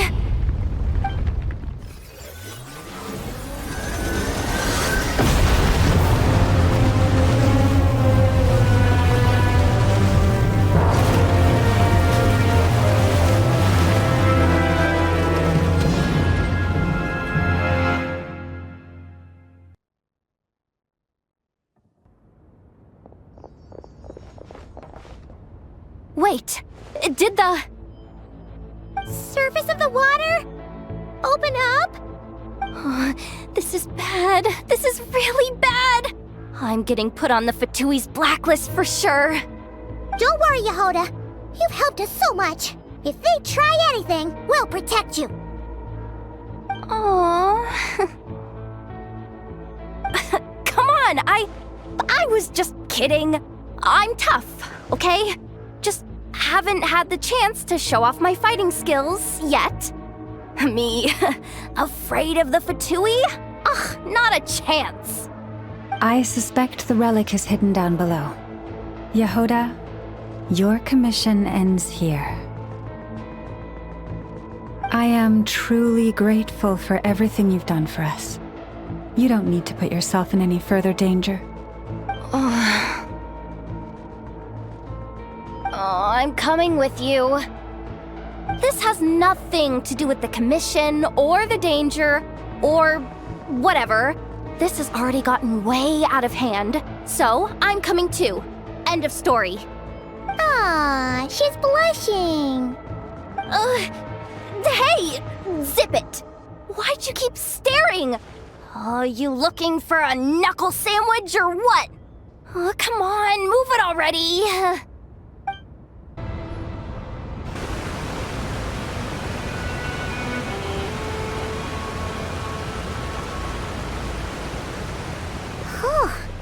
It's really deep down here. What is this place? We're standing on another fragment of the ancient moon's remnants. So this was the source of the Kuhanki I sensed earlier. Wait, what?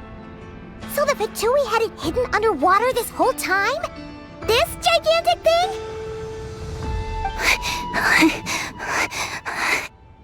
Yehoda, you've been kind of quiet since we got down here. What? Me? Have I? It's nothing. Really. We're doomed. How are we even supposed to get back up from here? Oh, my grappling hook's not nearly long enough. And if someone spots us here after all that commotion, we'll be sitting ducks.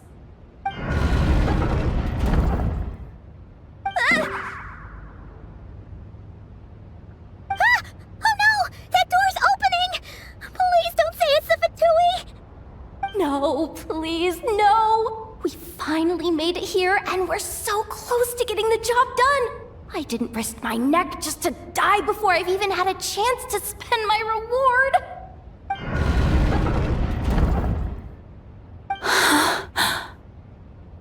What happened? Why did the underwater barrier open? How could this be? Huh? Lauma? And you guys? Wilhelmina? What's going on here? Looks like there's no point trying to hide it anymore. Well, what are you talking about? I thought you might come, but I didn't expect to see you here so soon. Forget it. The moon marrow isn't here. You joined the Fatui? Yes. When? The day I could no longer bear to live a lie. At first, the Fatui wouldn't accept me. But then, one of their harbingers noticed me and said she'd give me a chance.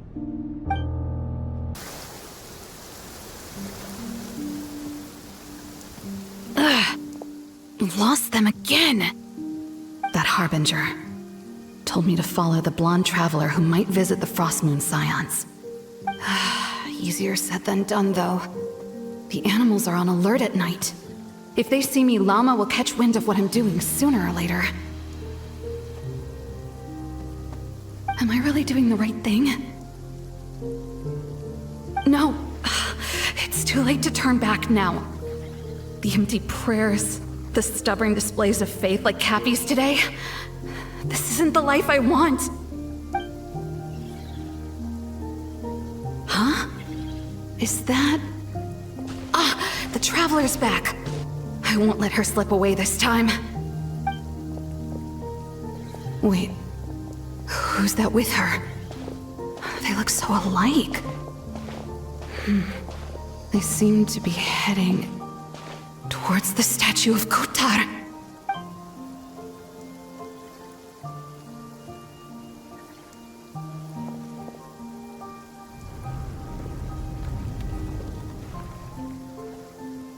They've opened the secret chamber?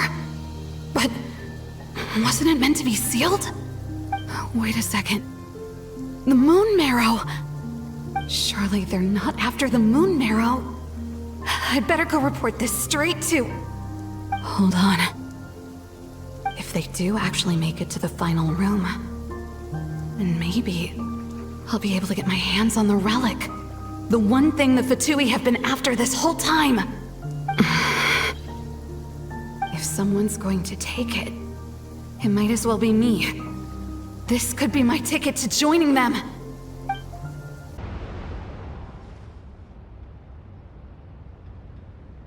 Yes. And in your final moment of hesitation, I took the chance. And then you gave it to the Fatui? But when we talked to you before, you seemed so genuinely worried about Lauma. Because I thought she was as fed up with the Frost Moon Scions as I was. We grew up together, Llama. I know you were chosen to be the next Moon Chanter when you were just a child. They never gave you a choice in that. I saw the look in your eyes when you were treating that child. That sense of helplessness. Surely you too must see that this blind, inherited faith of ours is simply holding us back. If our prayers are never answered, then why keep praying? Do they really deserve all of your devotion? Or are you trapped by the responsibilities they imposed on you? So those are your reasons for wanting to leave the Frost Moon Scions? Isn't that reason enough? When we pray to the moon, we do so to show our gratitude for the life it granted us long ago. It reminds us to strive for something higher within ourselves. But I know that's not what you want to hear. You're right, Philomena. I have indeed kept secrets from you.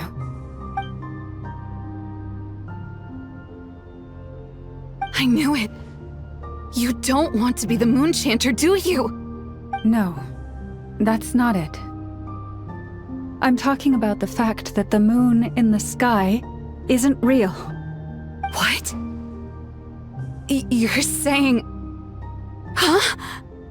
I've completely lost the thread now. Oh, do we really have to do this here? What if a Harbinger shows up? Oh, I'm not cut out for fighting big bosses! The pain you sensed in me was the pain of hiding this truth. If what you're saying is true, then you already knew that the Frost Moon Scions wouldn't believe any of this. Why didn't you just leave like I did? You don't understand, do you? That's the difference between us, Philomena. I care about the Frost Moon Scions. They're family to me. It hurts because I care. And that's why I chose to hide the truth. But now I understand that was a mistake. My family deserves to know the truth. I shouldn't have tried to hold it all together with empty prayers. Are you trying to say that I only ever cared about myself? There's nothing wrong with that in itself. No one would have tried to stop you from leaving. But You did not have to stab us in the back like this. We've been spotted! I knew it. I just knew it. Oh, what now? If a Harbinger shows up, I'm out of here.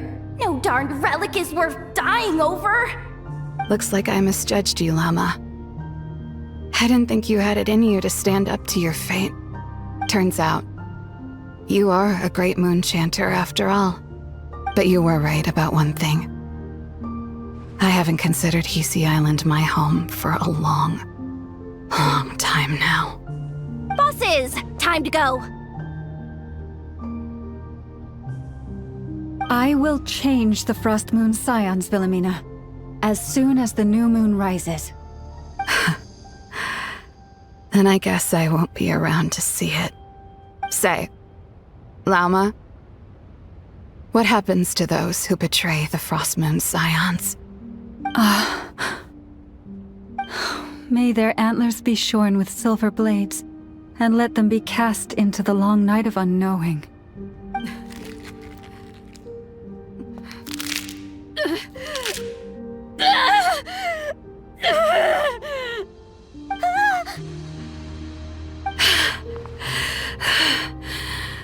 I have honored the ways of the Frost Moon Scions one last time. Think of it as a gesture of respect, Llama. There they are! Grandma? Marionette has the moon marrow. She went to Star Sand Shoal. Don't flatter yourself now. I'm not trying to atone. I just don't believe you'll actually be able to change them. An alarm coming from the Experimental Design Bureau. Interesting. Hey, wrap things up and get yourselves ready. Looks like we might be having some guests. Yes, my lady. Perfect timing. This job's been boring me to death. Time to test some hypotheses.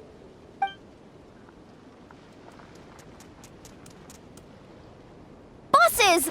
I mean, esteemed clients. I mean, generous benefactors. Wait up! Come on! Sure you don't want to consider heading home first and coming back another day? Nasha Town's that way. You are aware that this is the way too. A little ahead of schedule, aren't you? Oh no, it really is a Harbinger this time. Marionette. So you are here after all. Hand over that relic right now. It belongs to the Frost Moon Scions. You mean that thing your antlered turncoat brought us? I have never much cared for trophies given up without a fight. But watching you tear each other apart over it? Priceless. I'm not in the mood for warnings today. Ooh, how frightening. Had I a Trimble function, I'd have rattled off at least a dozen screws by now. Or perhaps I've just set my sense of humor parameter too high. Were you trying to be funny just now? You don't honestly believe you're a match for me, do you? Go on then. Let's serve our guests a little appetizer.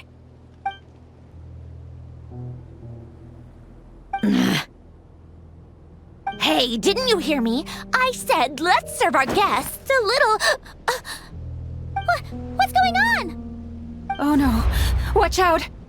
It's the Wild Hunt!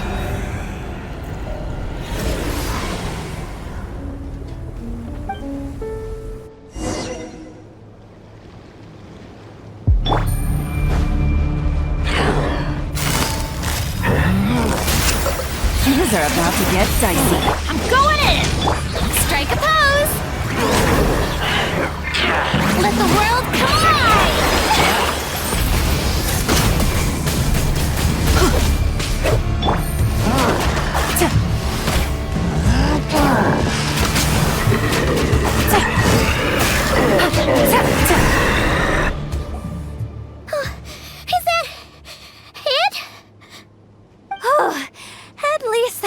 Lightkeeper's handbook says. Careful! It's not over yet!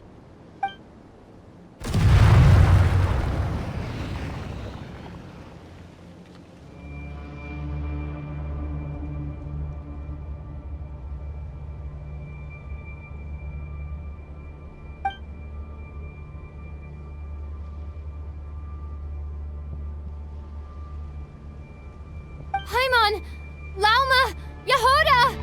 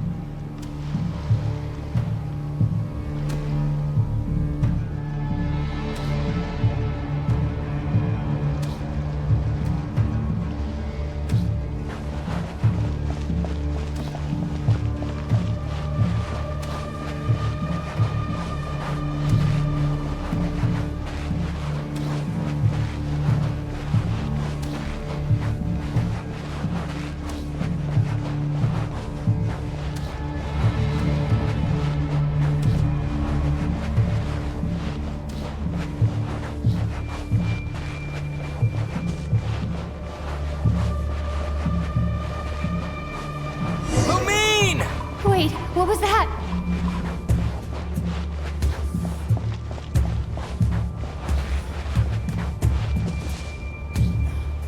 Lumine, over here!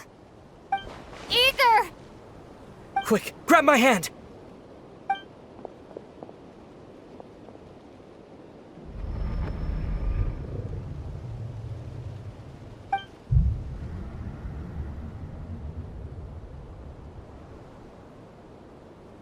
Lumine, what's wrong? Why are you here at all, Ether? What do you mean? If I may be so bold, what does family mean to you? Why were you after the Moon Marrow that night, Ether? Among those who entered the final chamber, there was either someone with impure intent, or else an abyssal presence. We can talk about that later. Tell me why, Ether.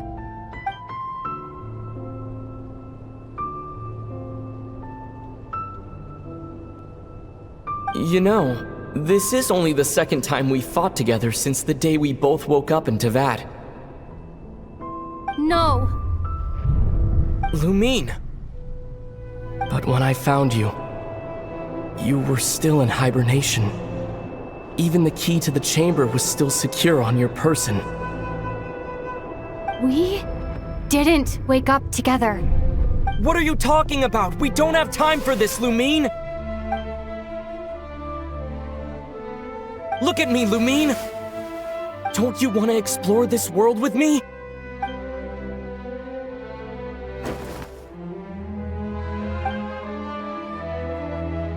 You think I'd lie to my little sis?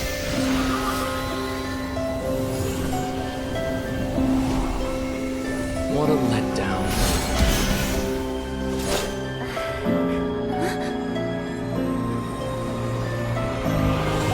Go get it from me, Lumine! It belongs to me! I never believed it. I didn't want to believe it. That strange feeling that something was off. I wanted it to be real so badly. Even if it only lasted a moment. But you're not my brother.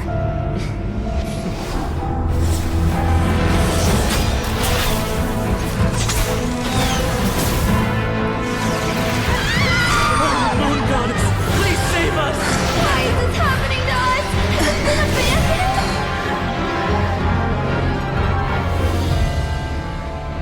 The cold night should be our blessing, yet only confusion and sorrow remain. The truth may yet lie beyond the sky, but must we become lost because of it?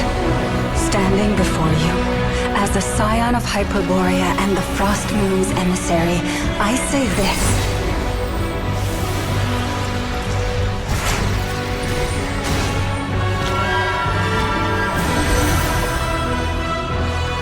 Should the false sky above dim the light of the moon, then from silver blood that flows as rivers, let us weave moonlight anew.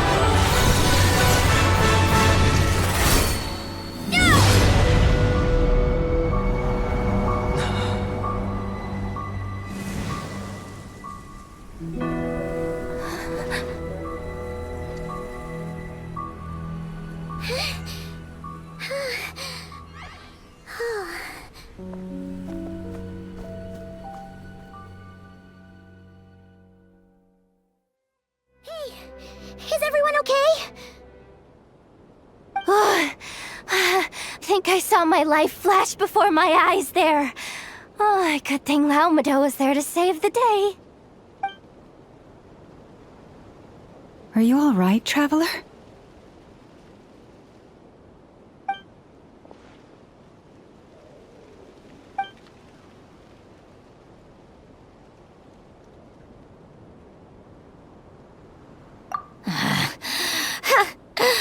Well, that took you long enough. Seriously, how many of you are there? Pathetic. Oh no. Oh, I spoke too soon. Totally forgot we still have a Harbinger to deal with.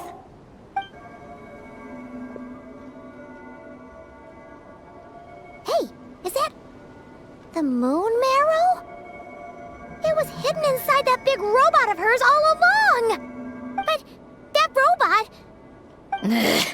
That's Polonia to you, not just some robot!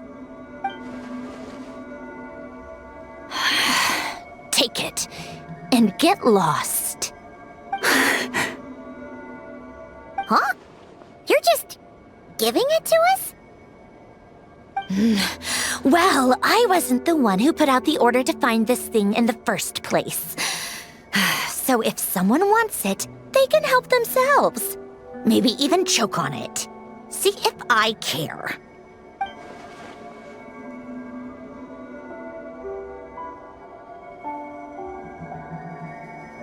So, are you waiting for me to change my mind or what?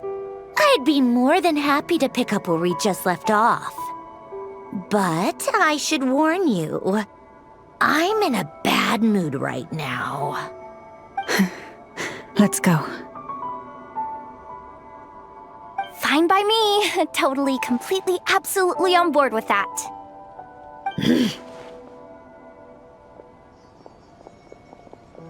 It's finally over. If that doesn't make the most thrilling commission of the year, I don't know what will. Looks like the Fatui are all gone now.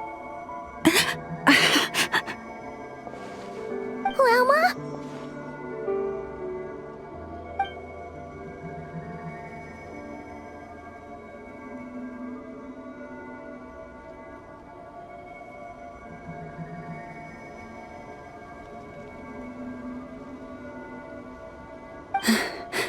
I'm all right. It's just been so long since I truly felt the power of the moon. I thought I sensed the wild hunt nearby. Don't tell me you've already taken care of it. Hey, it's Flint's! Hey, he's that Ratnik. Unless I am mistaken, you are the Moonchanter of the Frost Moon Scions, are you not? May I ask, what is that in your hand? Please, don't get me wrong. I've been tracking the wild hunt lately, and I've come to suspect that its actions aren't as aimless as they might seem. When I saw what you were holding, I could not help but start connecting the dots.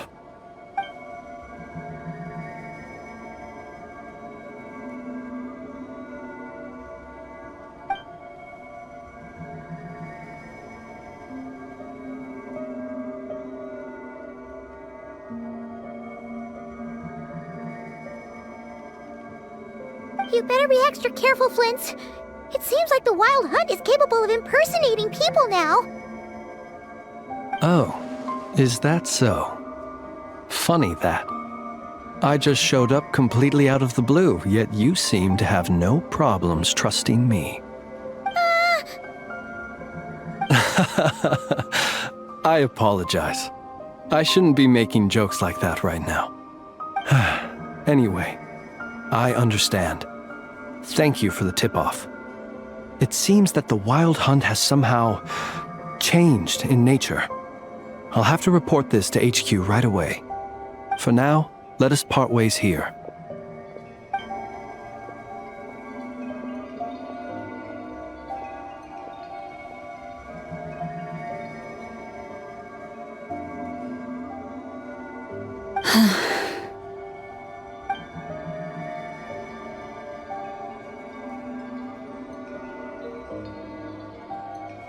Joke of his just now sure scared the bejeebies out of Paimon.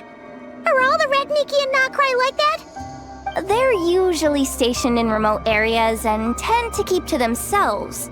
So, it's not surprising they end up a little eccentric? No, he's different. Really? How so? The animals. They've told me they're afraid to even go near him. Oh, you're back. I just made you all a pot of tea. Better drink it while it's hot. Boss Neff, you wouldn't believe how scary our day has been! Seriously, I am never, ever taking random jobs like that ever again! You hear me? Oh, come on now. You even faced the Wild Hunt and lived to tell the tale. What's left to be afraid of? Wait a sec, how did you? Oh, right. Like you told us before, your business is dealing in information. Huh? Boss Neff? The teacups? Why is there one missing? Did you think I wasn't coming back? My. How could you think that of me? You know the rules. If a member of staff wants tea, they pour it themselves. Your cup's sitting safe and sound right there, in the cupboard. Member of staff? Does that mean you're accepting me back? Wasn't that the deal? Boss Neff! You're the best boss ever! You never change, do you? Everything turned out fine, no? You found exactly what you were looking for. Yet there you are, sulking away as usual. Nefer, that medicine we discussed before, the one for congenital Kuvaki sensitivity, I need you to get it for me. And how do you expect me to find something like that for you in the middle of the night?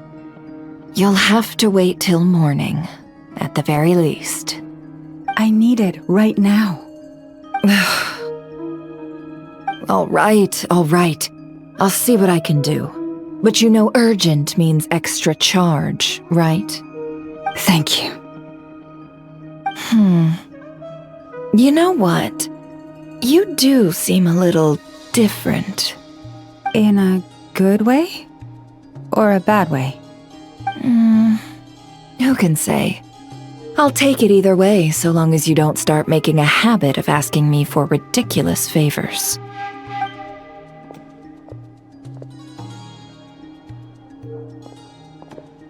Traveler, Paimon, a lot has happened these past few days. I don't know what I would have done without you. Hey, don't mention it. That's what we're here for.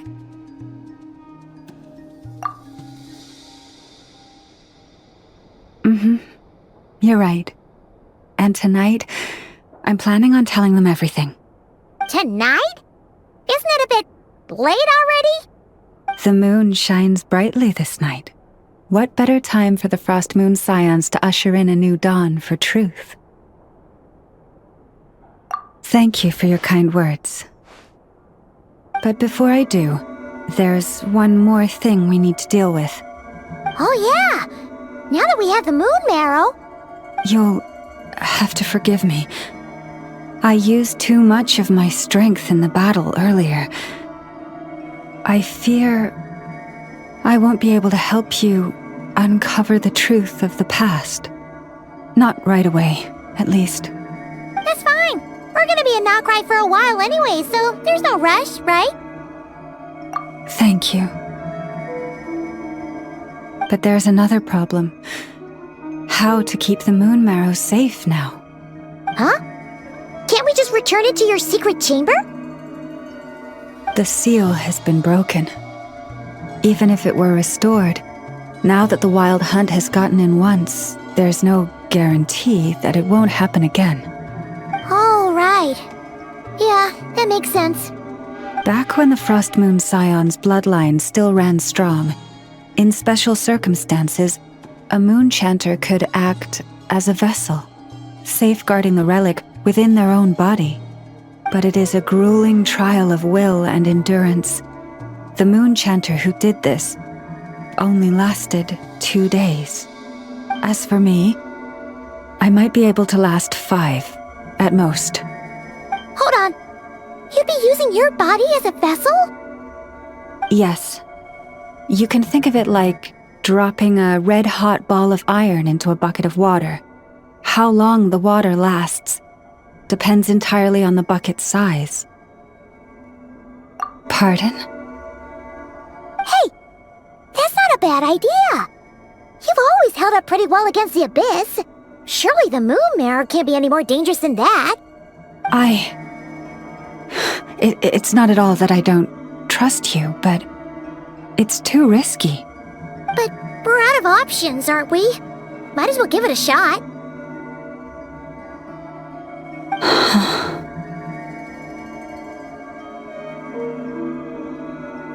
All right. Well, I'll be right by your side. If anything feels off, please tell me immediately.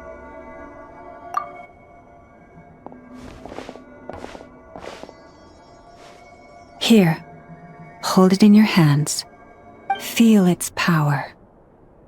Imagine you're a lake, a cluster of stars. Let the moon become a part of you. Whoa! It went into your body! How is that? Are you feeling any discomfort?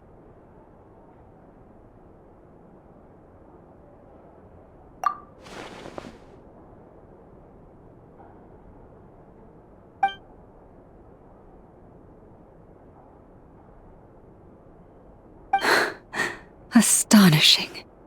Not even the slightest hint of lingering fluctuations. It's as if all that power just sank to the bottom of the ocean. Well, looks like we won't have to worry about the wild hunt catching its scent now. Phew! Paimon knew you have special abilities, but still, you never fail to amaze. Hmm? Did I miss something just now? Yes, and it was nothing short of a miracle. Not something I'd be interested in then. Anyway, here's the medicine you asked for. This is all I've got for today. I'll have someone send the rest over when we have it. Thank you, Nefer. I really appreciate everything you've done for me. Please stop being so nauseatingly friendly. It's creeping me out. So, what exactly did you all go through during that wild hunt attack? I'd prefer to hear it straight from you.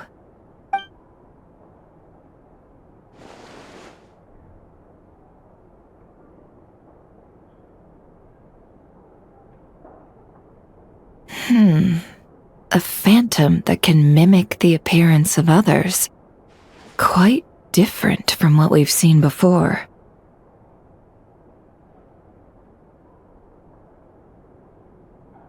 Yeah, and both times it appeared, its goal was pretty clear.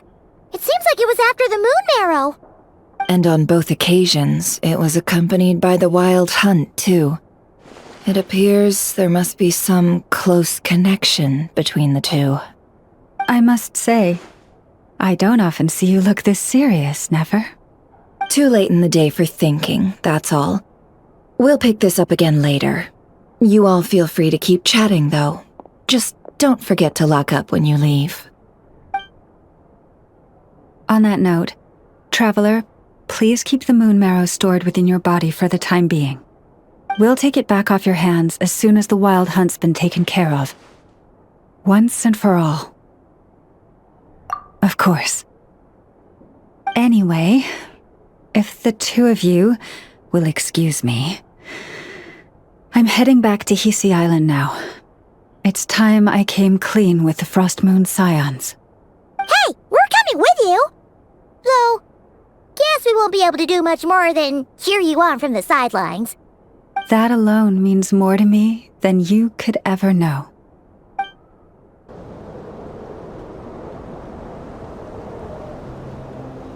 What's going on? I'm not sure. It seems like the Moon Chanter has something important to tell us. I heard the relic's already been retrieved. That's our Lady Lauma, all right.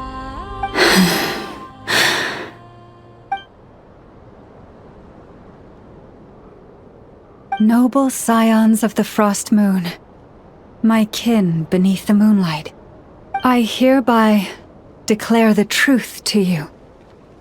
Long have our ancestors looked up to the Frost Moon, guided by her serene light. Yet now, she lies hidden beyond the limits of the sky. And so, Lauma began to reveal to the Frost Moon Scions a truth long hidden within her heart.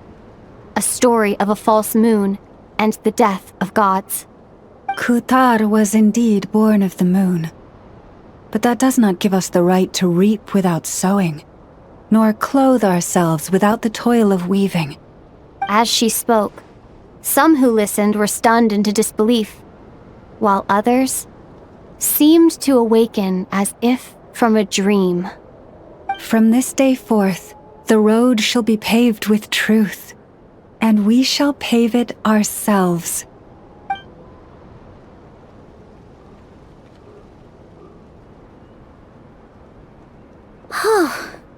After everything Lauma said last night, Paimon wonders how everyone's adjusting.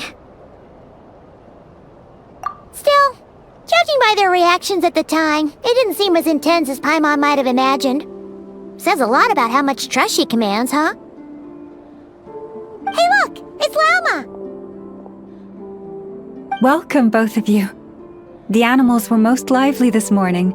They told me of your coming. Nothing too dramatic happened, did it? No one took it so hard that they went on a binge-eating rampage and ended up cleaning up the whole pantry? Or something? Hey! Paimon's just trying to lighten the mood. Thank you for your concern. Change doesn't happen overnight, and new ideas need time to take root. But nothing as extreme as that has happened, no. Although... Although what?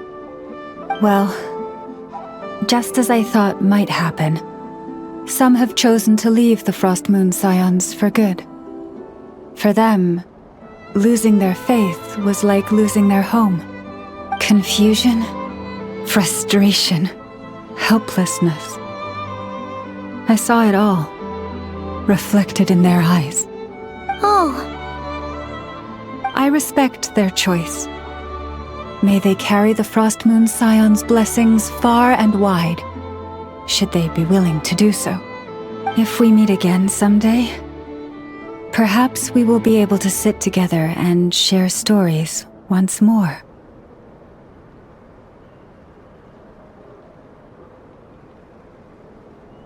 Others sought me out afterward, though, and thanked me profusely for sharing the truth with our people.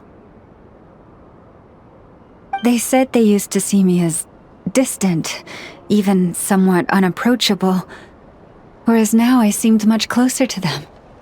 Like a friend, or even a family member. Sounds like a win overall! Paimon thinks you did the right thing, Lauma. Thank you. Though, I wanted to ask, do I really come across as distant? Well, maybe just a little. To people who don't know you, you are kind of tall, especially if you consider the antlers. I see. That's a bit of a hard one. My antlers tend to grow under the moonlight, so I can't quite help it. It brings me comfort to hear you say that. By the way, how has your body been adjusting to the moon marrow?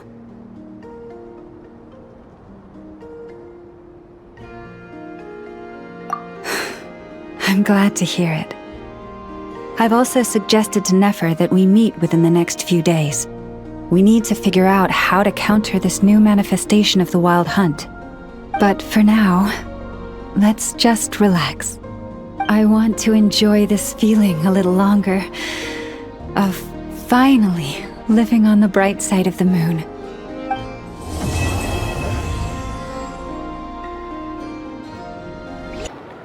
The Wild Hunt assault on Star Sand Shoal, you mean? Huge wave. First I've ever seen of that size. Good thing it was so brief. No, I mean there's been another to the north of Nasha Town. What? How many does that make in the last couple of days now? What are the Lightkeepers playing at? Can't be helped. There are only a handful stationed on our side in the first place, and the cannon hasn't been fixed yet either. They've been strained to breaking point for a while now, I'll bet. I'm bugging out if this goes on much longer. And here you all told me this was a good place to do business. Fool me once, I say.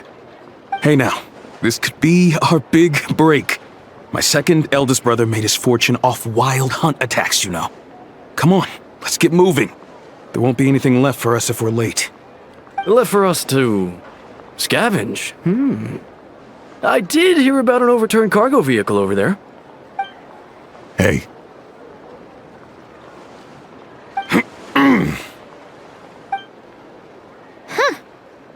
Should have told him that those are dangerous thoughts.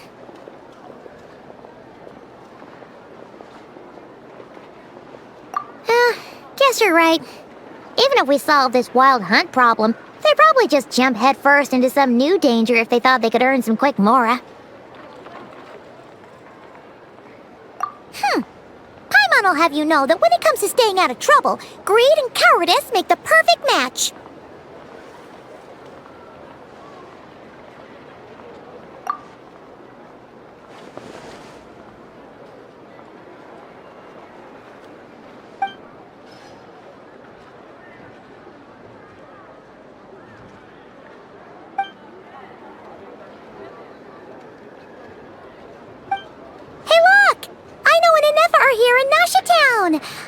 Oh, considering what those people said earlier, do you think they're here to fix that cannon up?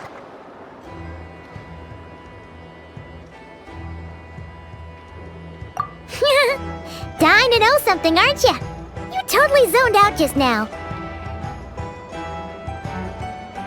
Ha! Paimon can even guess what you want for dinner.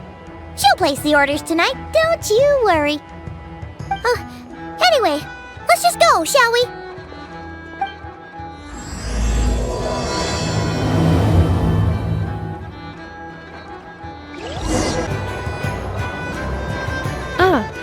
Familiar faces identified. Our good friends, the Traveler and Paimon. Whoa, free manual labor detected. Those evaluations could not be more different. This is Sosi, Sergeant Major of the nearby Lightkeepers. He's stationed here in this town. Wait, that means... He is Flynn's superior, as far as position is considered. A pleasure to meet you all. This is the Traveler and Paimon, friends of ours. They're experienced adventurers who are new to Nod-Cray. Hi there! Indeed. The sooner we can get it firing again, the quicker we can ease our current predicament. 2 more Wild Hunt incursions have come sweeping in at different locations after the last one at Star Sand Shoal.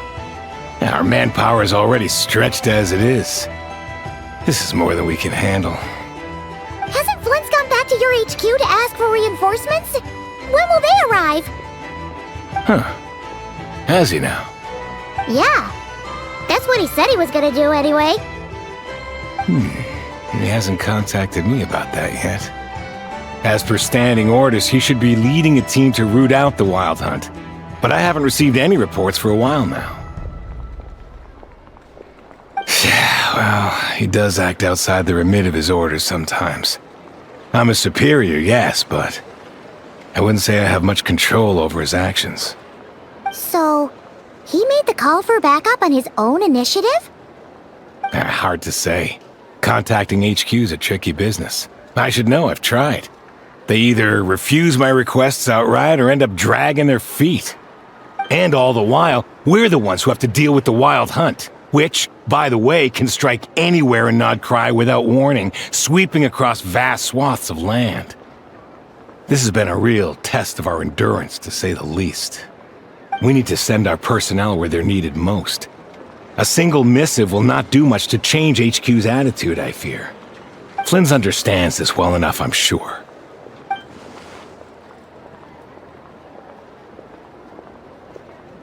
We usually sort our foes ahead of time into ones that our rat Nikki will take care of and ones that we'll target using the cannon.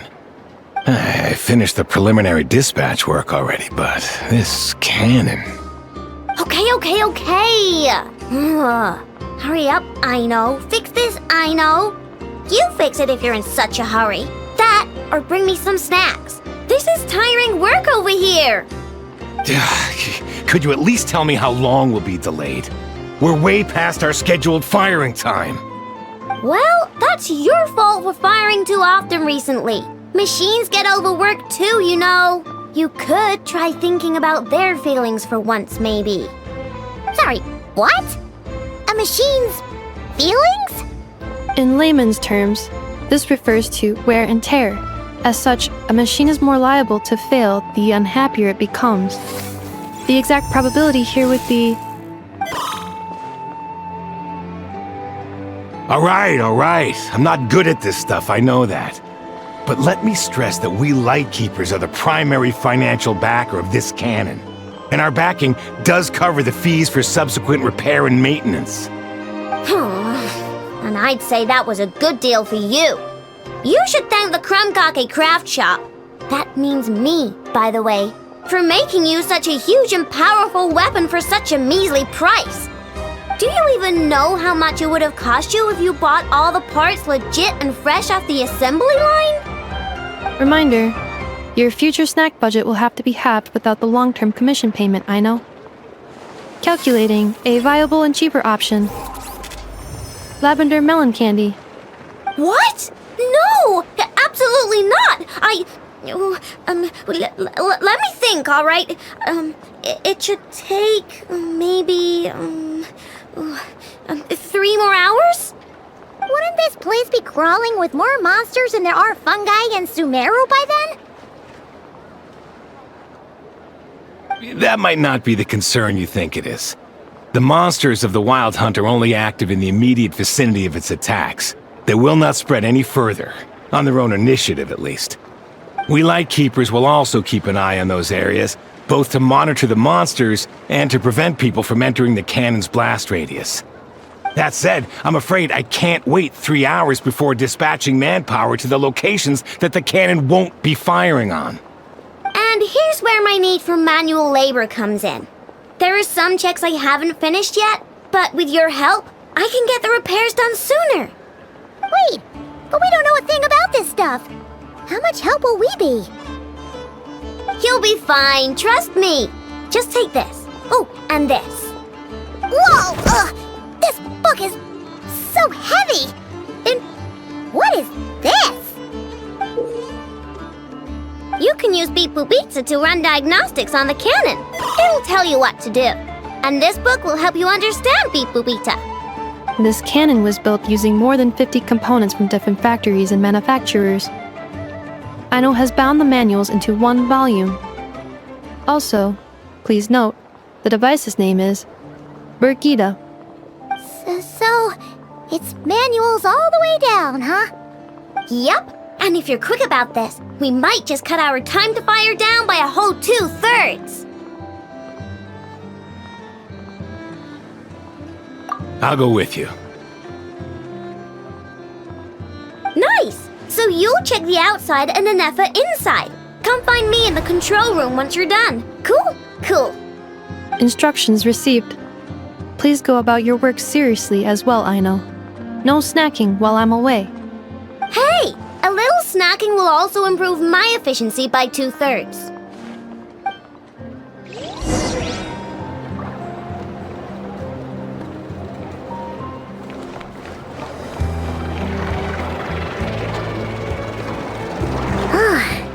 Aino's explanations for things that don't interest her are a bit meh, aren't they? Or is that just how geniuses are? Isn't Beep Boopita just following us around? Sure doesn't seem as smart as she said it is. How are we even supposed to know what to check?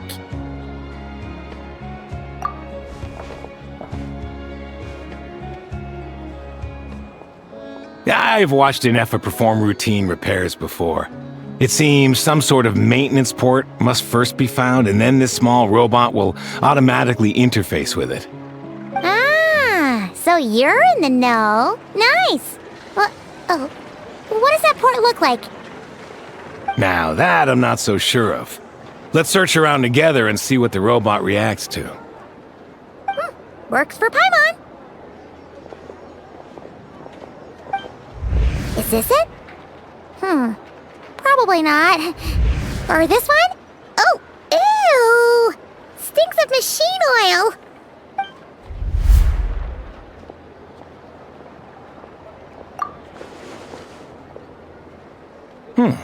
That thing over there looks promising. Where? Oh, yeah! It does! Let's try it out! Whoa! It's flying! Does that mean we got it right? So, what do we do now?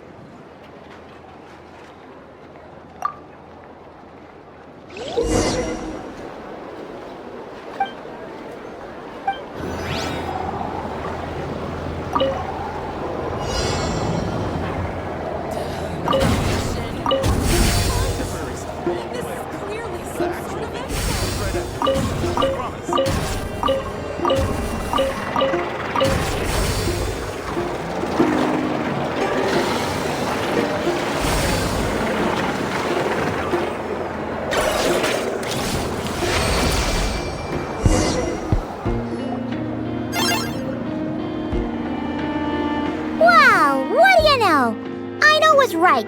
We got this working without understanding a thing Beep Boopita said. Still, it's impressive how you figured things out right away. Paimon's up next, along with this stupidly heavy book. Ugh. Let's see. Should be just like checking a dictionary, right? The matching result for this symbol is... check passed. All systems normal. Wait. Is that it? Well, as they say, no news is good news. Yeah, guess you're right. Just feels like we did all this stuff for nothing, that's all. On to the next spot, then.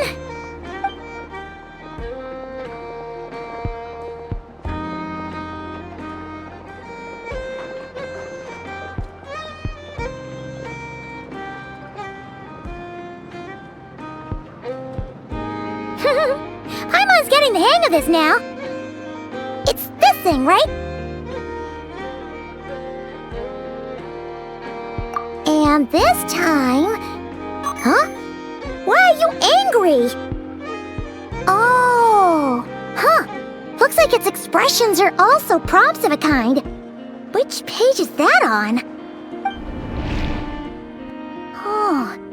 We need to take note of the order in which its eye colors change. Purple, red... Hey! Slow down! Paimon didn't catch that!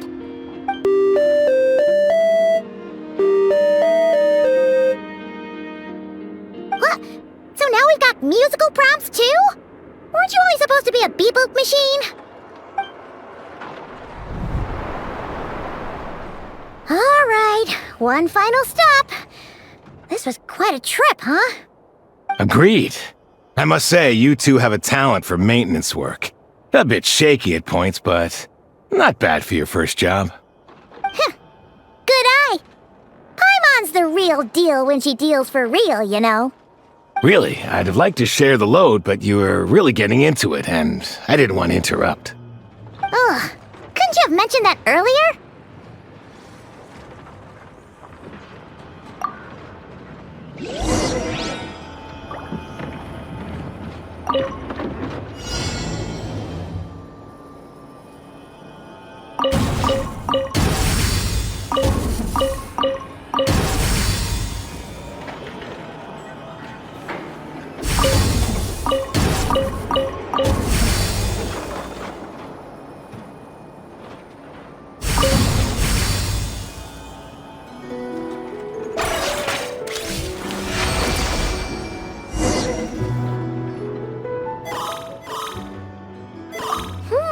A pictorial prompt this time. Don't worry, Paimon's just about gotten the hang of which prompts are listed where.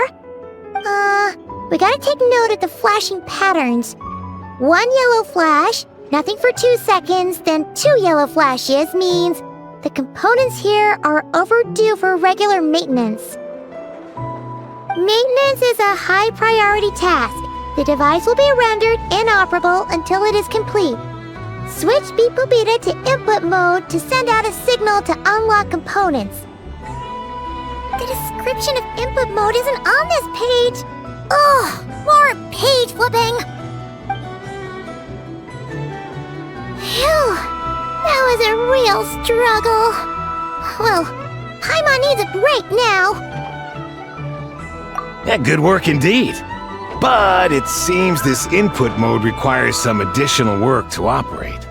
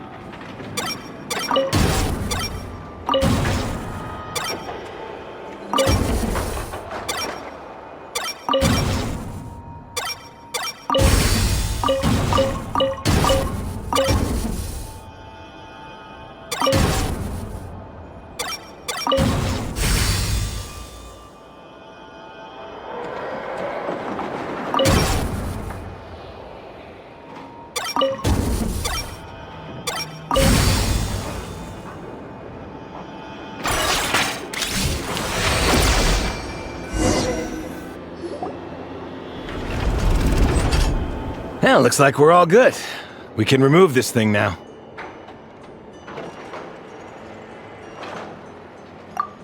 No clue, frankly. But whatever. I got a feeling we've all given up trying to figure this cannon out. I'll go get the replacement component. We should be done once we pop it in here.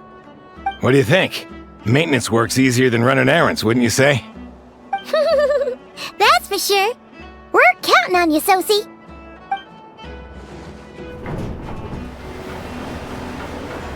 You know what? Paimon took him for the stony type at first, but he's actually a pretty nice guy. Let's wait for him here, huh?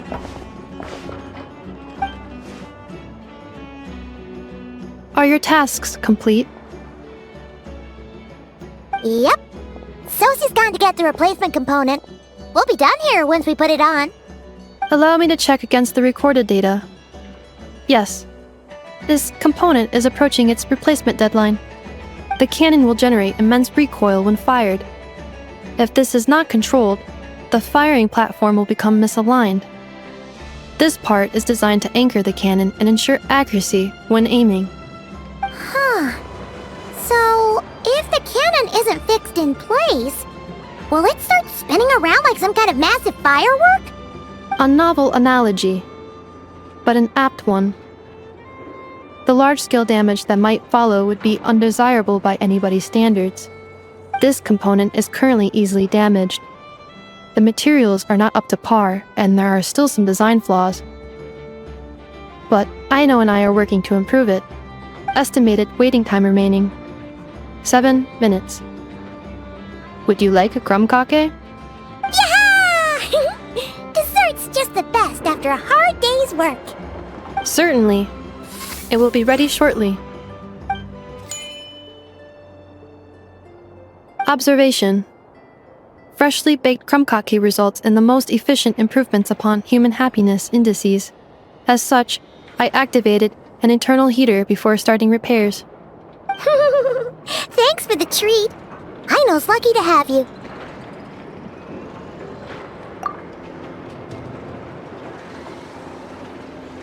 Thanks. Things went great over here, too. So, as we agreed, I'll have the cannon up and firing in no time. Understood. I will inform the inhabitants of Nasha Town and have them make preparations for the shock and noise that will inevitably ensue. And I'll inform the Ratniki stationed around Wild Hunt anomalies to make sure they fall back in a timely fashion. Thanks for your kind assistance. I better make a move. Ratniki from other sites should have sent reports back here, and I'll need to sort them out promptly. Righty then. See ya!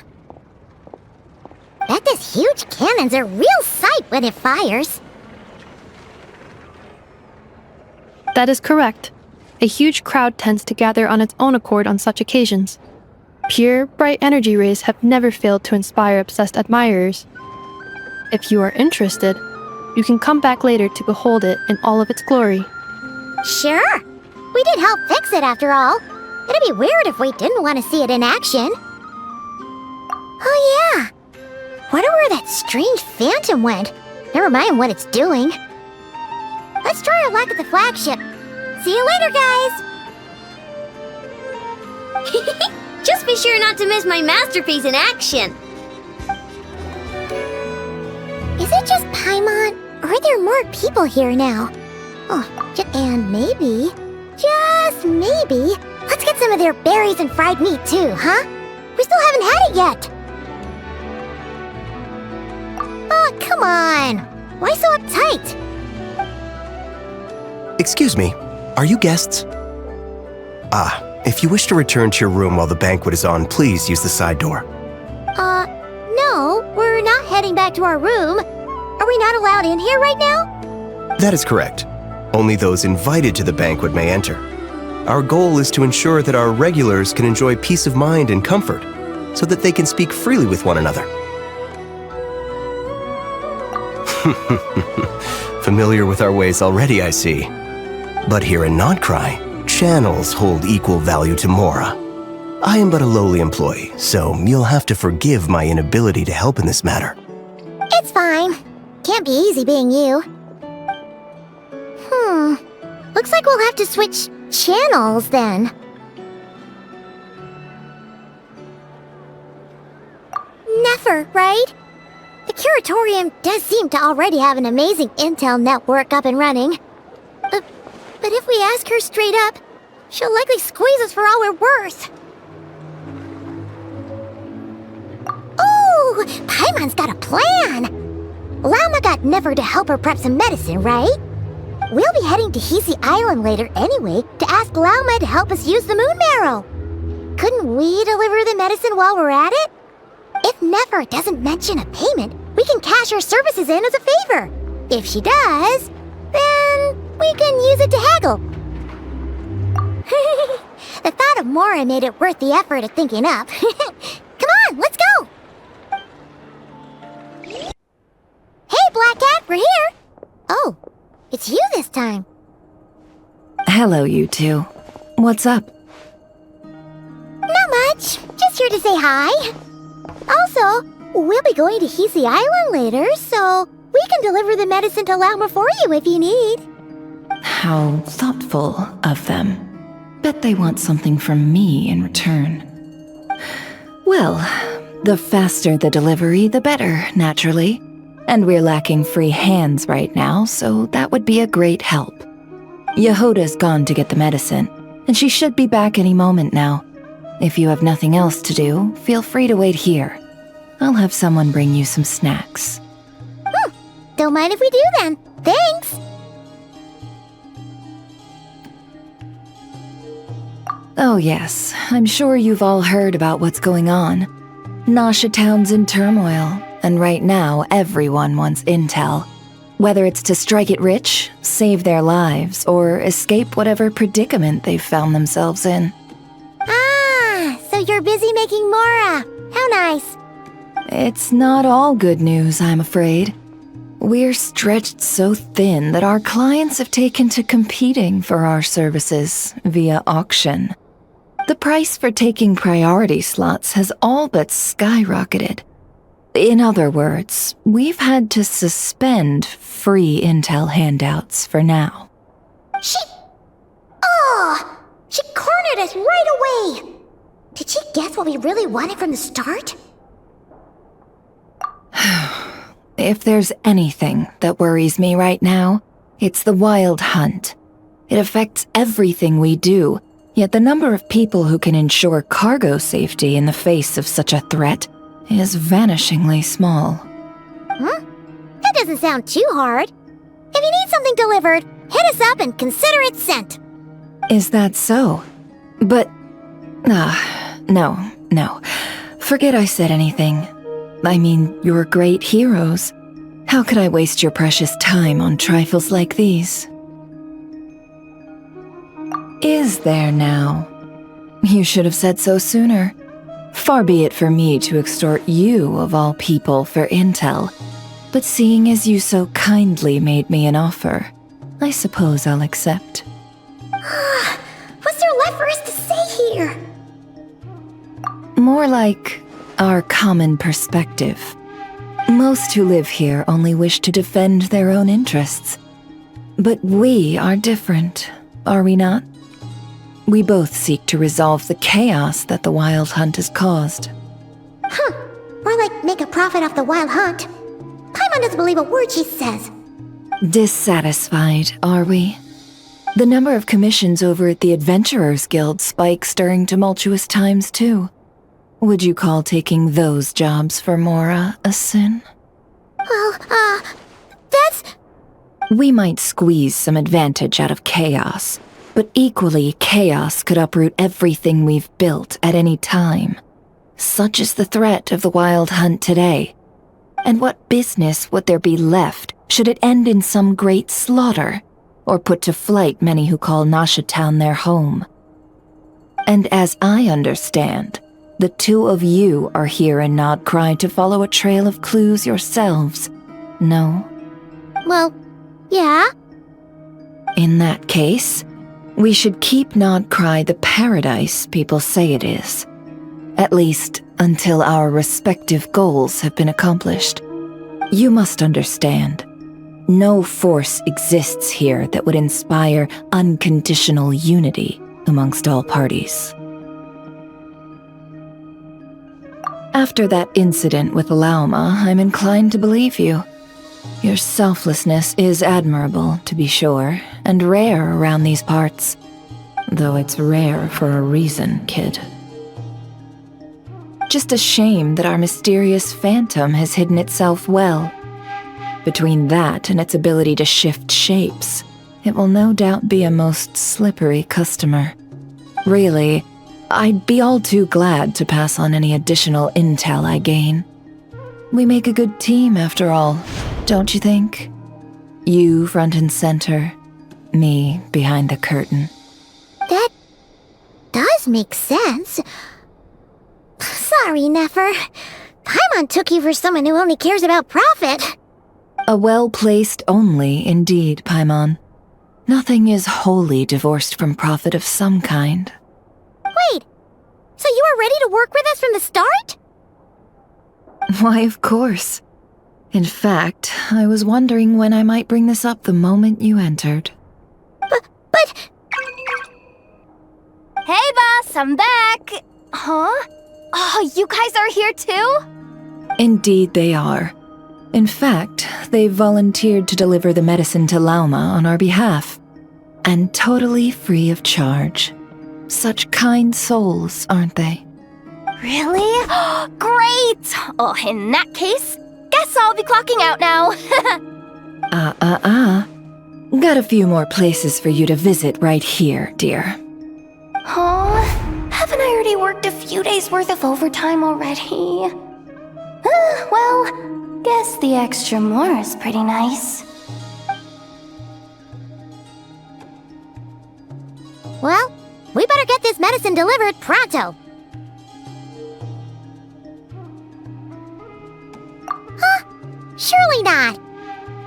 indication from before wasn't salt, was it?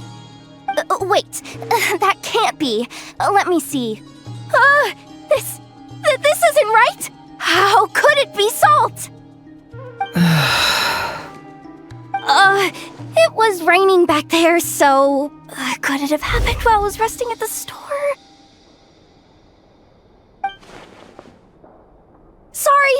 Sorry, boss. I'll get it back right now. Trust me, I'm super fast! Hey! Slow down, you might get hurt! Well then, any plans? If not, what say we go into town and ask around about the wild hunt? Oh, we were thinking of doing that, but we didn't get much out of it. The townspeople are a bit wary of us, and we can't get into the flagship right now. Ah, yes, the banquet is on today. Perfect timing. That's where we'll go. Huh? Can you get us an invitation? Oh, come now. What are we, sticklers for the rules? Lady Nefer, a pleasure to see you. Oh, and our guests from earlier, I see. That's right. My apologies. Consider it my fault for not having explained the banquet's rules to them beforehand. Oh no, it was no trouble at all. Please, do come in. Yeah, sure, thanks. Not even an invitation check? Oh, Paimon didn't realize Nefer was such a big shot. Guess channels really do take you places.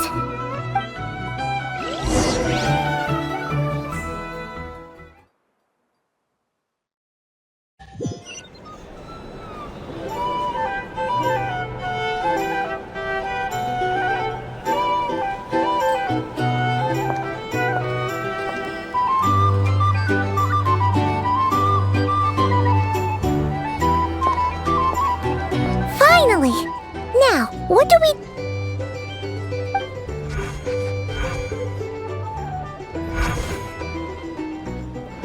Pardon me? I'm sure we're all having a good time, but I would like you all to meet a mysterious guest I invited for just this occasion. I give you tonight's special guest, a renowned mixologist from Mondstadt. Are you serious?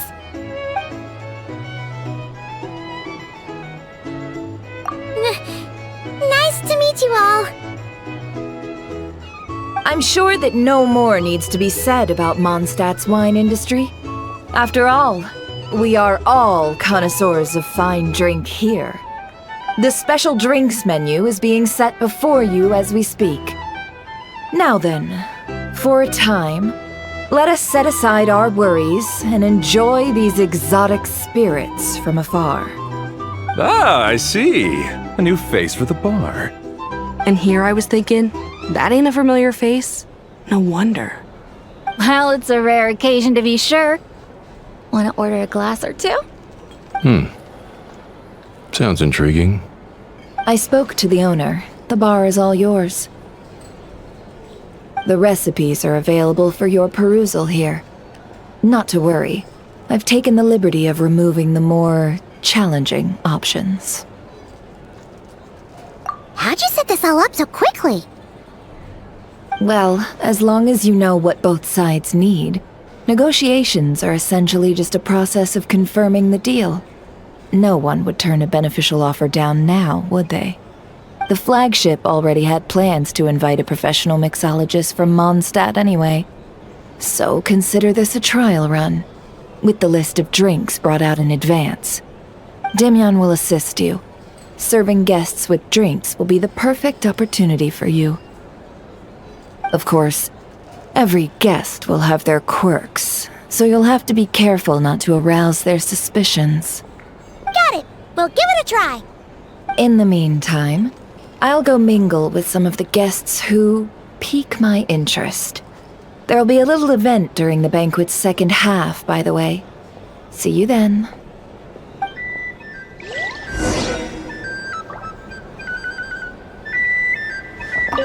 Hello.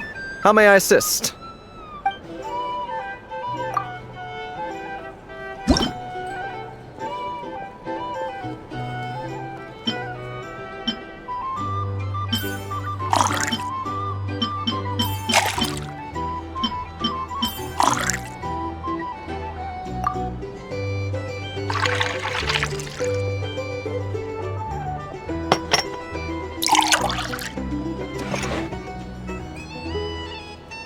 Good work! Now then, get the drink to the guest. Wouldn't want to keep them waiting.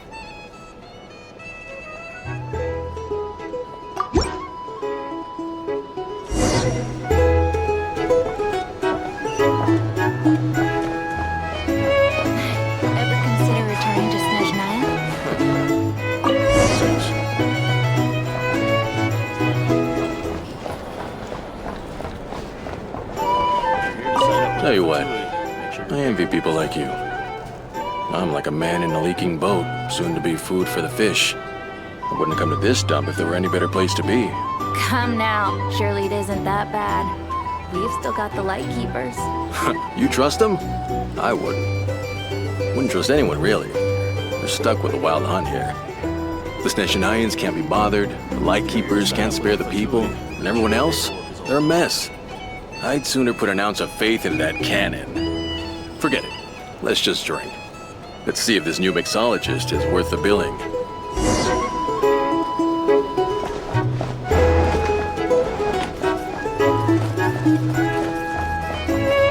Hello, how may I assist?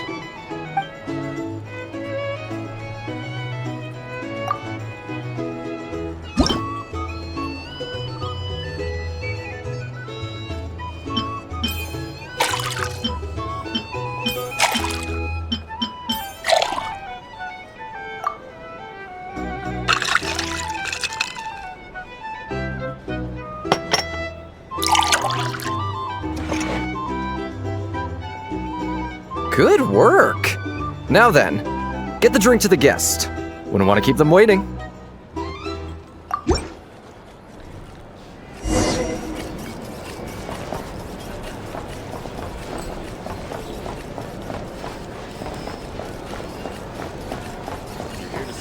I doubt the Sneshanians will just leave it over there. Bet you some people are just waiting for this place to fall further into chaos. Can't live life without a little spice. Hard to say. But what I can say is that the situation in Nashatown will get out of hand if that cannon isn't fired soon. That gun's a symbol. The most solid proof that ordinary folks like us can stand up against the wild hunt.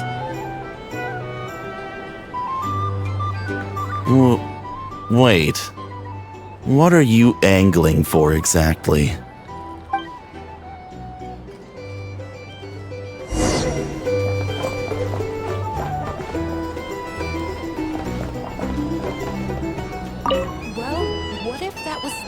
An illusion. What if, let's say, the cannon was never meant to be fired?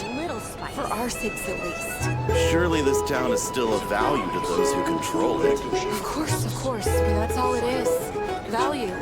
For us, though, there's no place but Nashatown. And we're putting its life and ours in their hands. I get what you mean. Let's just see how this plays out first. Seems like they're all talking about the cannon already. Guess that's why Sosie was so anxious.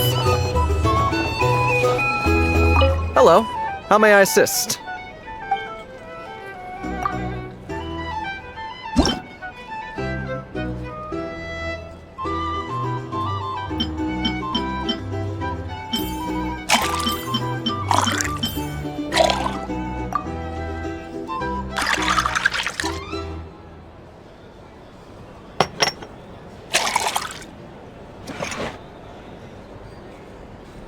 Good work!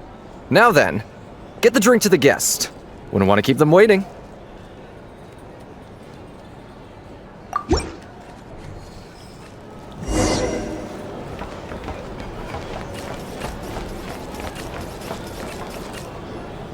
Oh, so this order was yours, huh?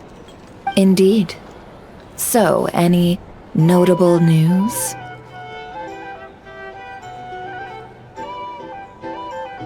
Ah, you two must be Nefer's friends. A pleasure to meet you. If you've got a moment, let's have a drink. On my tab, of course. Paimon doesn't recall there being any other orders right now.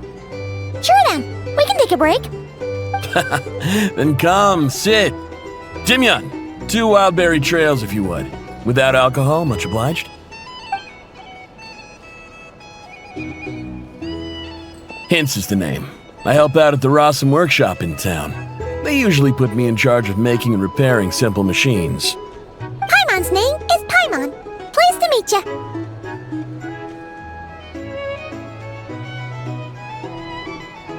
Anyway, help me keep an eye out, all right? Valuable intel will be suitably compensated. Oh, come on. Is that how it is between us? I mean, I wouldn't even have this job if it hadn't been for your help back then. So, you've known each other a long time?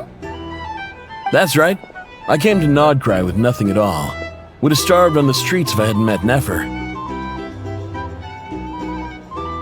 She lent me money to study a craft, and even introduced me to Aino and the Voynich Guild, which is how I slowly carved out a living for myself. That's a huge favor. Huh. So Nefer can be a nice person sometimes, huh? Well, I'd also say she needed a willing and able machinist at her disposal.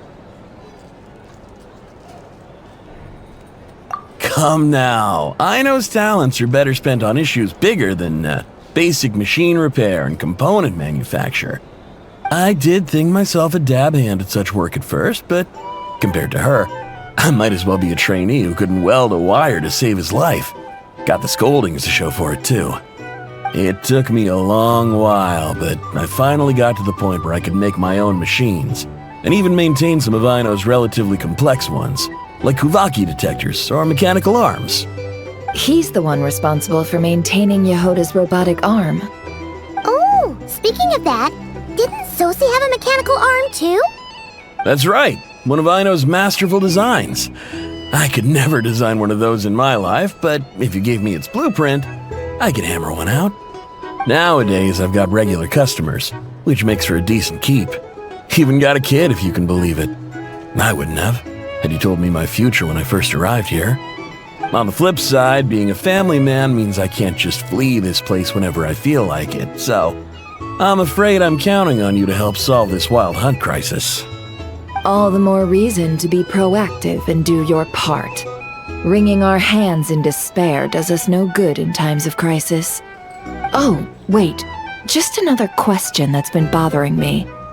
Have you heard anything about people seeing illusions within Wild Hunt anomalies? People they know, perhaps? I have heard of humanoid shapes being sighted, but familiar faces? No. Most would think they'd lost their wits from fright if they started hallucinating.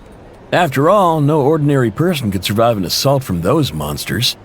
Does this have anything to do with our current Wild Hunt crisis? Perhaps. Perhaps not. All right, I get it. I'll keep my ear to the ground for you, and naturally, my lips will stay tightly sealed. Then we'll take our leave. Enjoy your drinks. He's a social man. You can often find him here chatting with friends, and he's had contact with all manner of clients.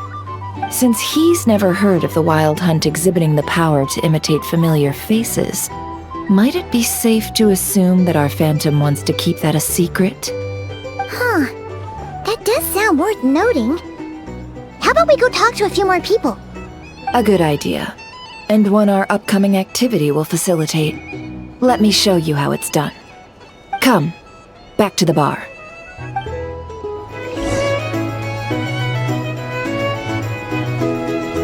Thank you for waiting, everyone! The roulette showdown is ready to begin! Finally! Come on, let's go try our hand.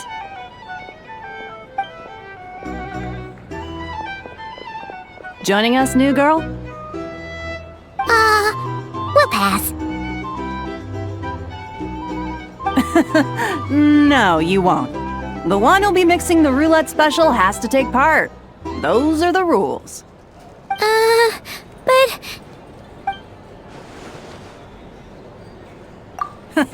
That's more like it. Since we have a new friend with us today, let me go over the rules in brief. The wheel before you is divided into an inner and outer circle. Participants must take turns to spin the pointer of the inner circle. Whatever beverage it stops at, our lucky contestant will drink. The drinks are divided into juice, tea, and alcohol, with that last further divided into 3 levels by intensity. Spin your way to a non-alcoholic beverage, and you'll score no points. Otherwise, you get 1 to 3 based on alcohol content. During a round of drinking, one participant may choose another with less points than them and pose a question, which the other party must then answer. This sounds like it might favor those who score higher, but push your luck and you might not recall any answers you were given the next day. Defeats the purpose, wouldn't you say? And that's why the person mixing the drinks has to take part. You know, just in case they decide to pour heavy, then sit back and watch the show. Not that our newcomer looks like the drinking type. Either way, looks like we're in for a show. Anything you drink will be replenished. And additionally, I have decided to sponsor a grand prize for this grand occasion. A single serving of Dark Horse. What? Do my ears deceive me? A chance to drink Dark Horse and Nod-Cray? Dark Horse. Guess we'll have to take part now, huh? Indeed. The Dark Horse could be yours to enjoy, so long as your luck holds. And so long as you can remember its taste the day after. And if our lucky winner can drain the whole serving in one go, they will gain the right to ask everyone a question, regardless of their score. High risk, high reward. That's gotta be some strong alcohol. Now, if there are no other questions, let us begin. Allow me to get the ball rolling. Intensity 3. Looks like I'll have to put my back into it today.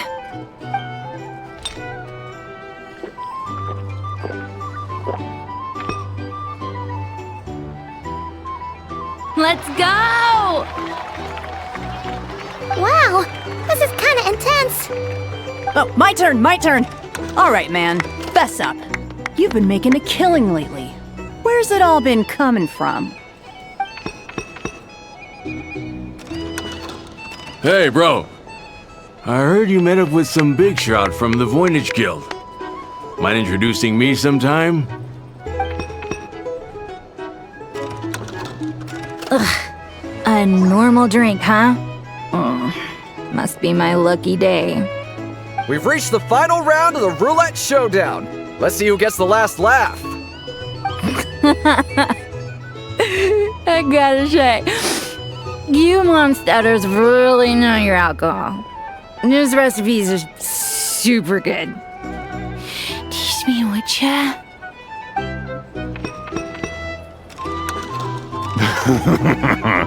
I was wanting to ask about your wife. Your wife.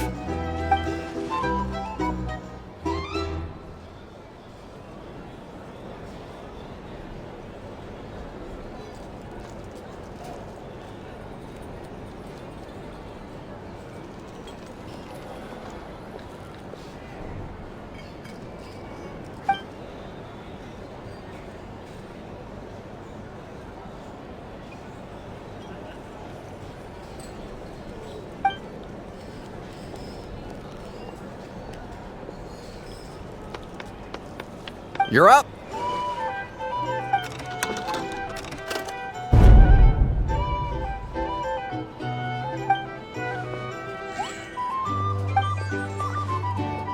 Whoa! New face here just drew the Dark Horse. Bottoms up! Bottoms up!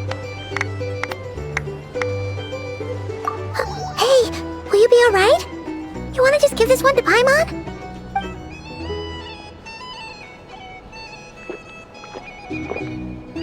Whoa, she actually downed it in one gulp.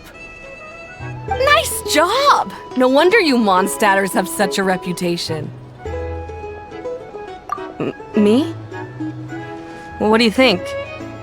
Monsters, of course. Absolutely. If there was something else, I didn't stop to see it. Just took off as fast as I could. Oh, and guess who showed up just as I'd gotten out of there? Those good-for-nothing rat Nikki, that's who. If my luck had been just a little worse, they'd have found nothing but my corpse. Or whatever was left of it anyway. Either way, there's nothing in there you'd want to see.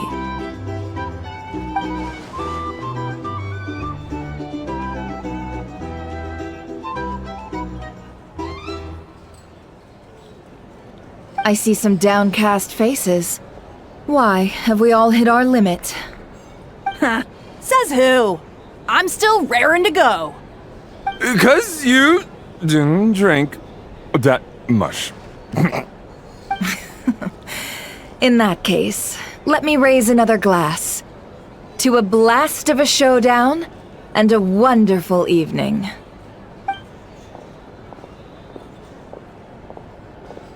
Hello, ma'am. Lady Nefer has ordered a fresh round of drinks. Could you deliver it to her?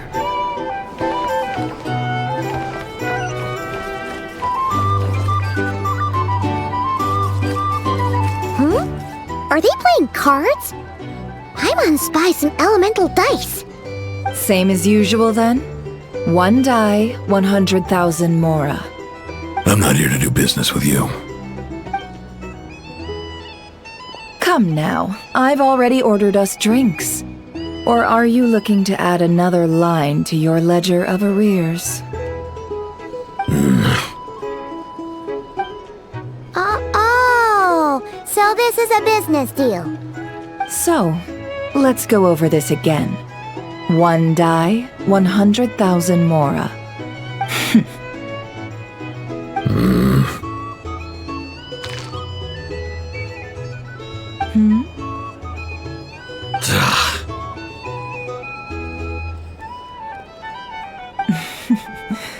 Then we have a deal.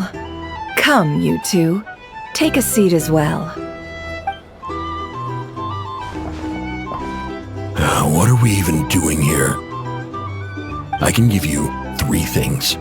The features of the Wild Hunt, the exact locations where it has appeared, and the intel we've received from the Lightkeepers. The Wild Hunt is in fact a phenomenon linked to abyssal power. Fog and monsters follow in its wake, posing a lethal danger to ordinary people. On the flip side, these monsters cannot leave the fog, so the disaster cannot spread quickly. We already know all that. Fair enough. Then I won't beat around the bush. Here's a map of current Wild Hunt anomalies that I snagged from the Lightkeepers, including the locations they'll soon be bombarding. That's a lot. We've never seen anything like this either. That's why everyone's so worked up. That's not enough. 4 dice. Cool it, all right? I'm not done. Now, the Lightkeepers don't want you to know this, but weirdly enough, more Wild Hunt sites have disappeared than their involvement would indicate.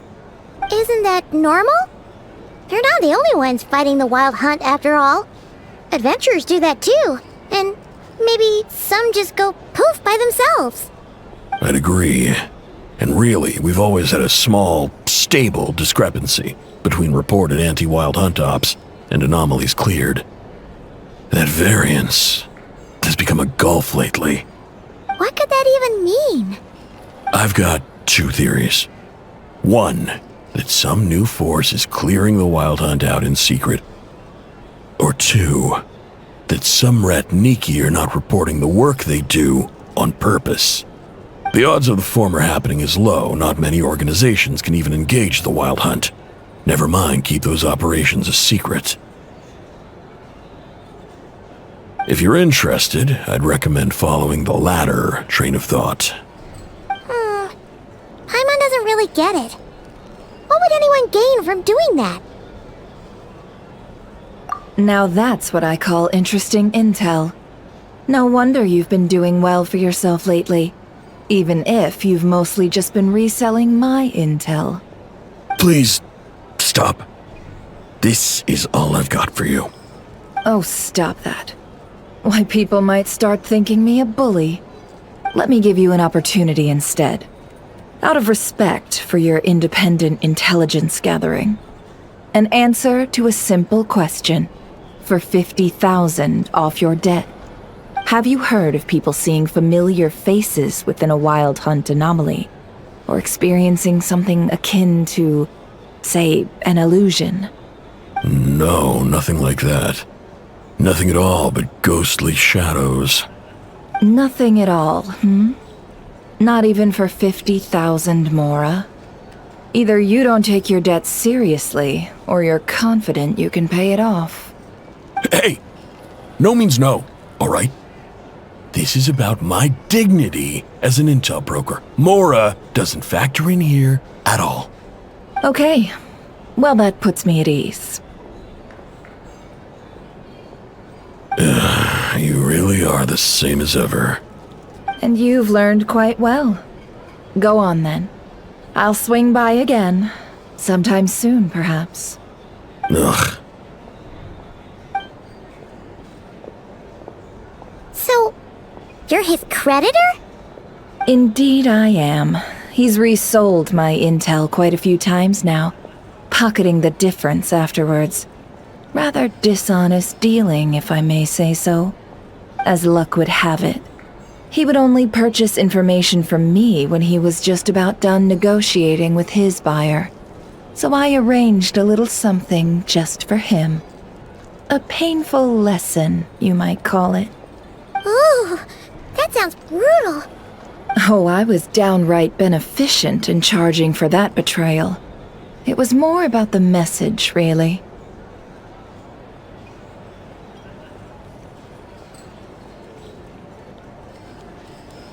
In any case, I believe that's all we'll get here.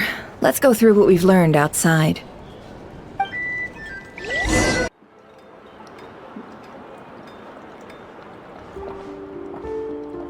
Most of our intel seems quite dispersed, so let's try piecing it all together. Well, first, no one else has seen that weird phantom, apart from our encounter on Star Sand Shoal. Indeed. And we have that from multiple accounts, so each statement corroborates the others. What in Tivat could that phantom be planning? Agreed. Instances of the wild hunt afflicting Nod-Cray in general have increased in frequency, but the phenomenon itself hasn't changed much. What you encountered must have been something special, with our mastermind concealing themselves within, in order to target the Moon Marrow. In which case, two questions arise. Who is this mastermind? And why would they want the Moon Marrow?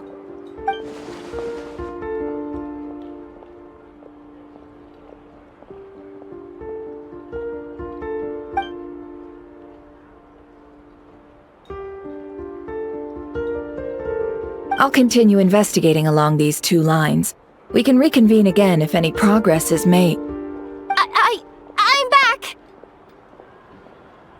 Luckily, the store owner kept the medicine bottle I left on the table safe for me. Here you go. Huh. Thanks a bunch, Yehoda. Take a break. You've earned it. Oh no, I've got work to do later. And anyway, isn't the cannon about to go off? I was watching it the whole way back, praying it wouldn't fire. Not until I got back, you know? Again, lucky me. Huh. So you're interested in that big gun? Of course. I mean, just think about it. Something that size is bound to be comprised of thousands, even tens of thousands of parts, fused in such a way that it can operate smoothly and fire off a supergiant, super strong beam! Isn't that just so cool? I mean, miraculous. Like a miracle created through countless careful calculations. It has been a while since the last time it fired. Go on, feel free to go watch. Work can wait for a while. Thanks, boss. Anyway, y'all wanna come? It'll be worth the while and worth your wait. I swear. Might as well. Fruits of our labor and everything, you know? Woohoo! Let's go! Kaboom!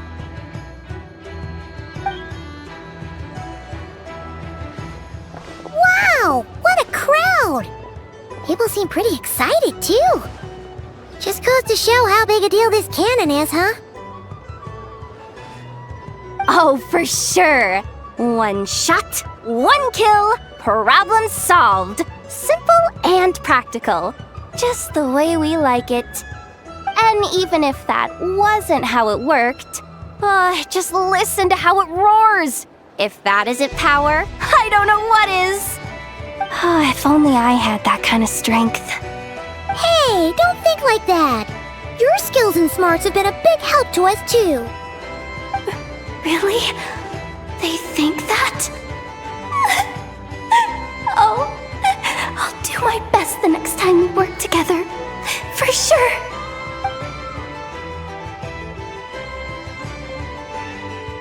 Hey, look! It's starting!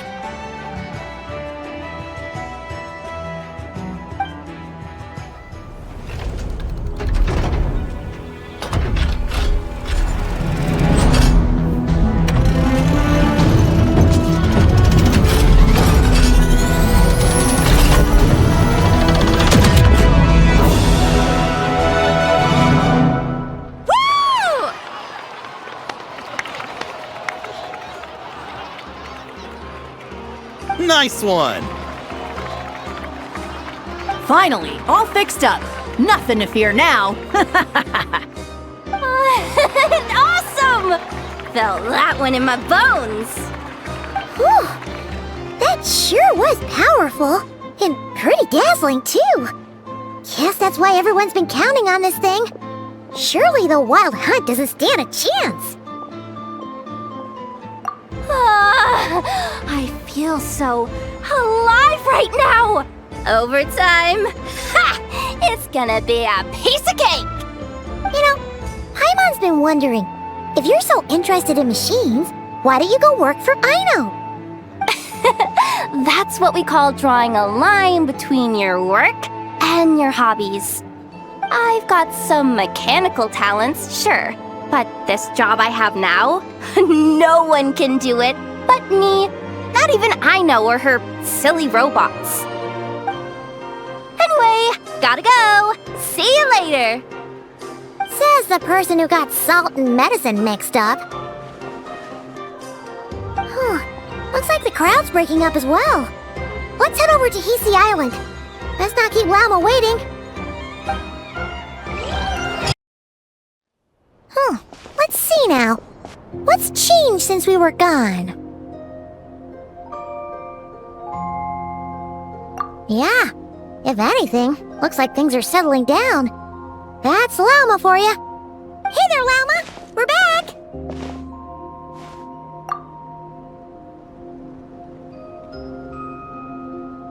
The cleanup work has been much more complicated than I expected. Solving problems that have built up over time is a tall order, to say the least. I believe it will take a few weeks more.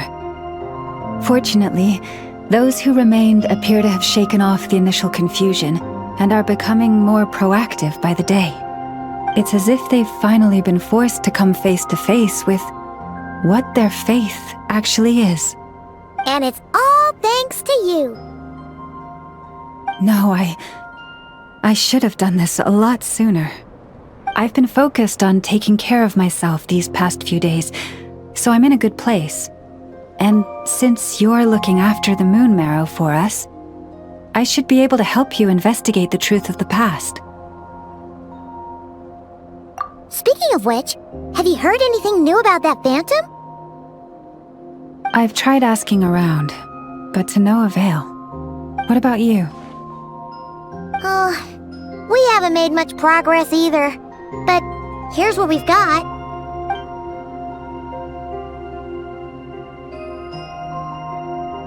I think I've got the gist of it. Sounds like you've got your work cut out for you too. Don't forget to take good care of yourselves. In any case, please, come this way.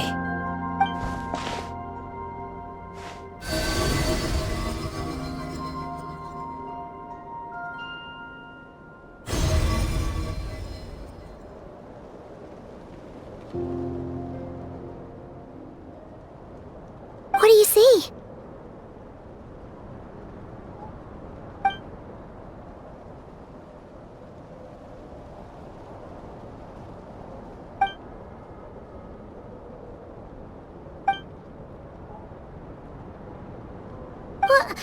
Is it over already? This appears to have occurred a long, long time ago. The memories I sensed are highly turbulent and disordered, so that is all my power allows me to discern.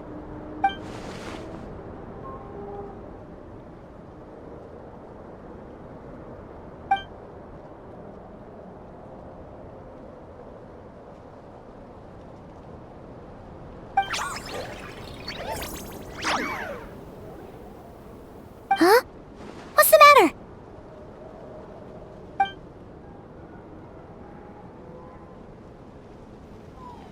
The flowers changed color.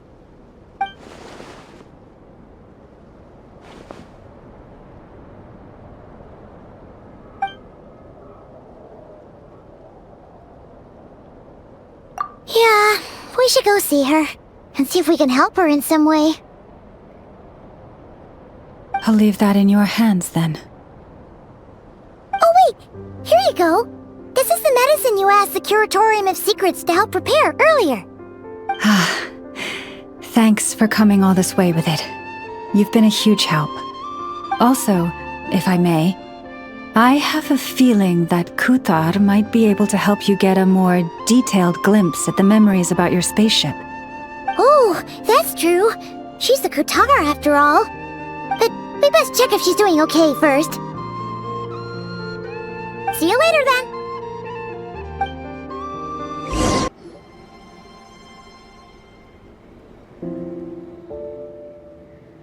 Oh, she doesn't look so good. Sorry for disturbing you, but are you okay?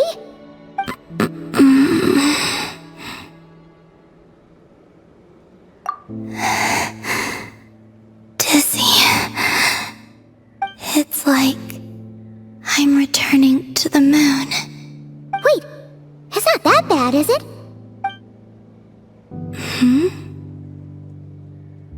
I sense the moon's power within you. We got the moon marrow back from the Fatui.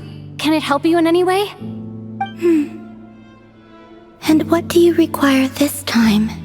Come on, don't even think about that. Right now, you gotta focus on getting better.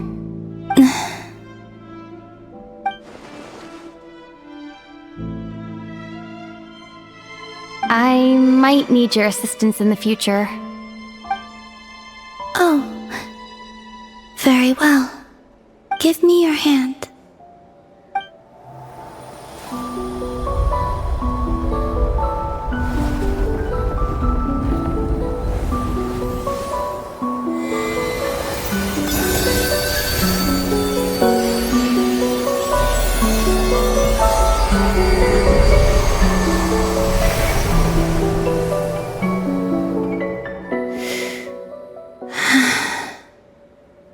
Back to Earth. My thanks. Your feet never left the ground. But anyway, feeling any better?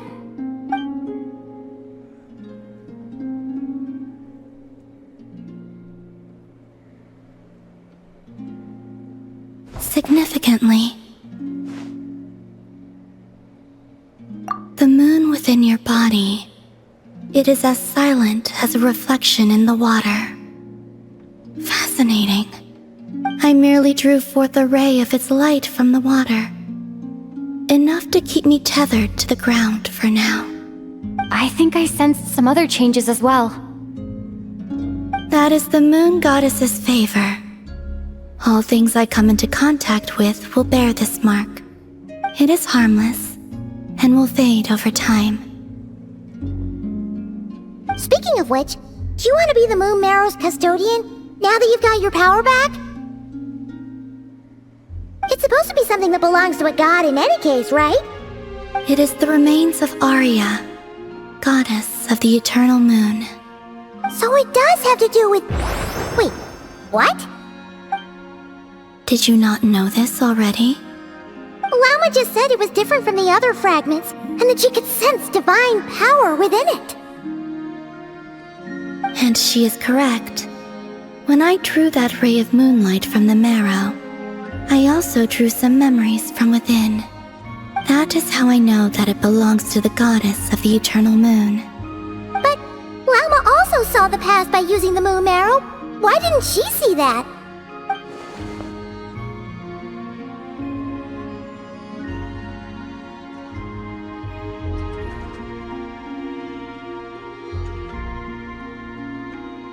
There were once 3 moons in the sky, each belonging to a goddess who ruled over it. But after the War of Funerary Flame, all 3 lay slain, and 2 of the 3 moons were shattered during the conflict. After Arya's death, her power coalesced into this moon marrow. The iridescent moon's remains have never been found. And while the Frost Moon's goddess died herself, her moon was never broken. As the prophecy stated, this moon would birth a new deity sooner or later. The entity the Frost Moon Scions call the Kujar. I can sense that my power belongs to the Frost Moon, but it lies beyond the false sky, too distant from me. Forget controlling it. Sensing it alone requires immense effort. Oh wait, let Paimon count this up. We have the Eternal Moon's marrow with us. No one can find the iridescent moons. Does that mean you have the Frost Moon's marrow inside you then? No. It can only form after the moon goddess is dead. Consider it a form of energy core. You may as well ask if there are rocks on the moon. Oh, so you're saying that you represent the Frost Moon's power, right? Yes. Now, a god with a gnosis is named an Archon. Since you bear the moon marrow, does that make you a moon goddess? You do not wish to become one? That's not really the problem here. Also, why are you so eager to pass that title on to someone else? Anyway, never mind this becoming a moon goddess stuff for now. We're asking if we should return this moon marrow to you. I do not desire it. Huh? Nor does it desire to come to me. And what does that mean? When I came into contact with its power, I sensed a kind of rejection. I can only guess that this is because I, too, am a moon goddess. 2 moons will not rise at the same time, let alone consume one another. Guess it's stuck with me for now then. You sure that's gonna be okay? Lauma did say that you've hidden its power well, but the damselette sensed it just fine. And it's the wild hunt we're dealing with here, not some run-of-the-mill enemy. If it detects the marrow... The wild hunt? You speak of that phenomenon as if you were describing a person. Well, it sure looks like there's a person behind it all. Someone with a super clear goal, too. They've been after the moon marrow non-stop. That seems to ring a bell. Huh? Does it really? My colleagues used to mention someone, back when I was still with the Fatui. He hailed from Conria, gaining abyssal power during the cataclysm, and he had a consuming fixation on the moons. Conria? Well, we don't know if the phantom we saw has anything to do with that, but the details kinda match. What was his name? I only know what others called him. The Rehir of Solnari. Huh. There was that title too. Yes. Wait a second. Dane mentioned him, didn't he? Does that mean that our enemy is Rerir, one of the 5? Huh? If that was the case, surely he'd be stronger than this, though. I have heard that he disappeared not long after the cataclysm.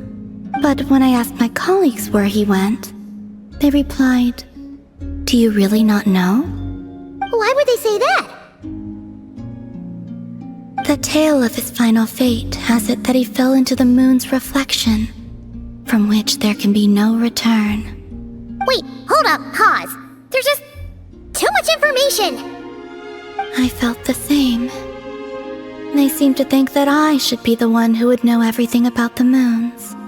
But as I said, my prologue lies beyond the false skies. I do not even remember my name.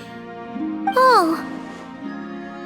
Either way, following his departure, the Wild Hunt situation worsened drastically, and it has since become a byword for abyssal disaster. The present phenomenon may have inherited the same title, but it far surpasses its past incarnation in both scale and lethality. Oh, to think that we're up against one of the infamous 5 sinners! That's way too much for us to handle! That incident on Star Sand Shoal must have been luck then! Or maybe he wasn't giving it his all. And even then, he still defeated Marionette. Oh? What did you just say? Would you mind repeating that? That's your ex-colleague? So, we were on Star Sand Shoal together, and she was beaten by the Wild Hunt too. Did you just laugh? No. She totally did. Are you two on bad terms or something? No. I simply imagined the put-out expression she must have worn in that moment, and found it interesting. She seemed quite shaken. Oh, she'll adjust soon enough. She's very good at that. Okay, anyway, we've gotten off topic. Now that we know how dangerous the guy targeting the Moon Marrow is, you sure you want to carry it around with you, Traveler? If Fatui intelligence is to be believed, Rerir would prevail even if all of Nod-Cray were to stand against him. Perhaps something restricts him, if only for the moment. Before I decide, there's a favor I'd like to ask you, Columbina. What do you need? Do you think you'd be able to show me what happened when my brother and I arrived in Nod-Cray? I mean, when our spaceship first landed? Sure. That was quick. As I said, this to me is but a single ray of moonlight. Nothing to it. Give me your hand, and ready yourself.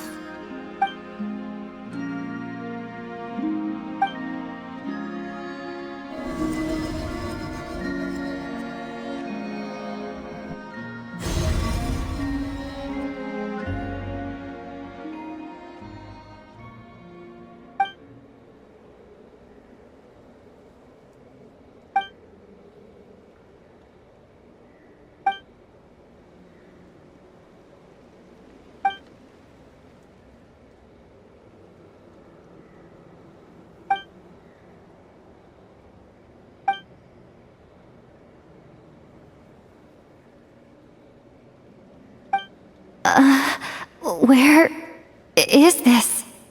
Lumine, come on, we have to leave this place! What?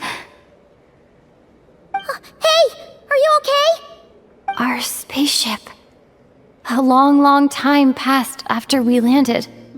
No one left the ship during that time. But Ether found me from outside of it somehow. Huh? How would that even be possible? I don't know. The secrets within memories are like cookie crumbs. Take a bite, and they go everywhere.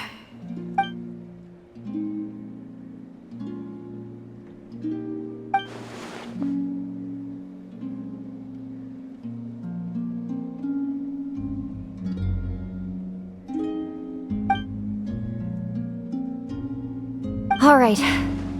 I'll keep the Moon Marrow with me. Well, if you say so.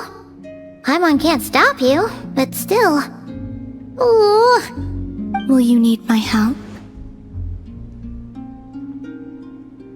I could help you conceal the marrow. You could? Oh, that'd be great. Detecting it within you is already no easy task. But I can teach you to further conceal its presence using Kuvaki. Like this.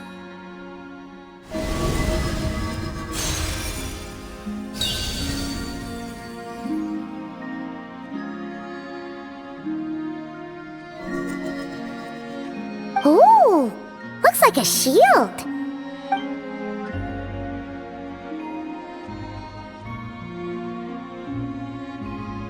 Can you sense it?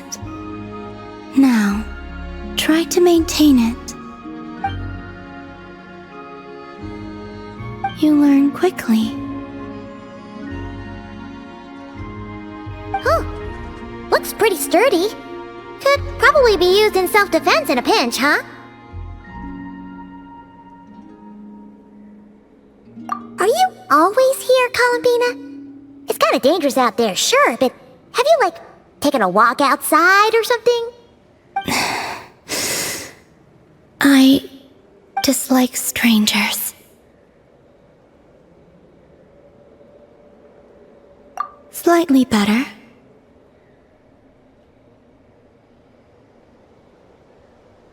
Yeah, the Frost Moon Scions have changed since you last saw them. Who knows? You might actually like them. I will consider it. She seems kinda tired. Either way, thanks for agreeing to help us. It wasn't much. The flowers here. They like guests like you.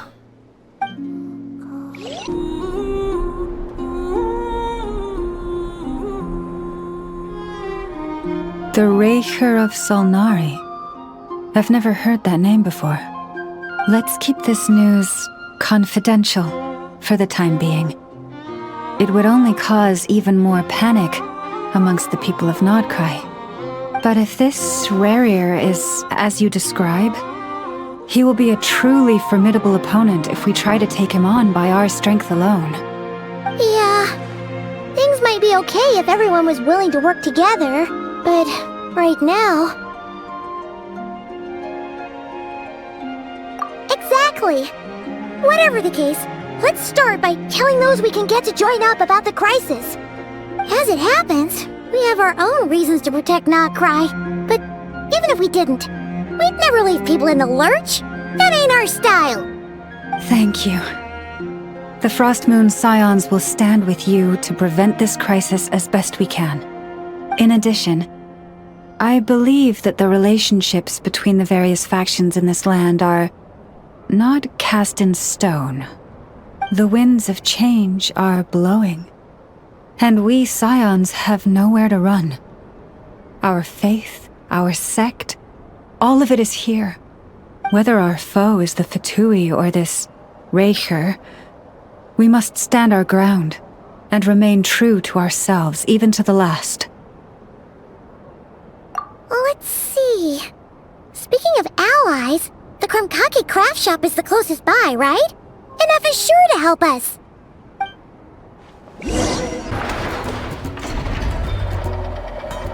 Friendly approach detected. We meet again. Listen! We've got updates on the Wild Hunt situation.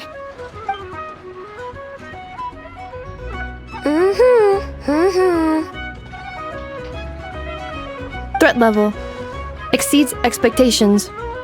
Phew, doesn't matter if he's the Rahira Solnari or Solari or whatever. One volley from my cannon, and he'll be blown to smithereens! You were there when we fired it, right? If that isn't the kind of firepower that helps you sleep at night, I don't know what is! True, but the cannon only works against shambling monsters, right? What if Rarier's super fast? Well, we'll just get an effort to go grab him and tie him down. You're not taking this seriously at all, are you? Anyways, firepower is not a concern. See those canisters over there? That's all concentrated Kuvaki, which we'll be shipping to Nasha Town. More than enough ammo in there to blast that Fatui research facility to bits in a single shot. You sure have been looking forward to this battle, huh? Of course! This is gonna be the shot that shocks the world! of Nod-Cray? Heck, all of Snezhnaya will know my name once we're through.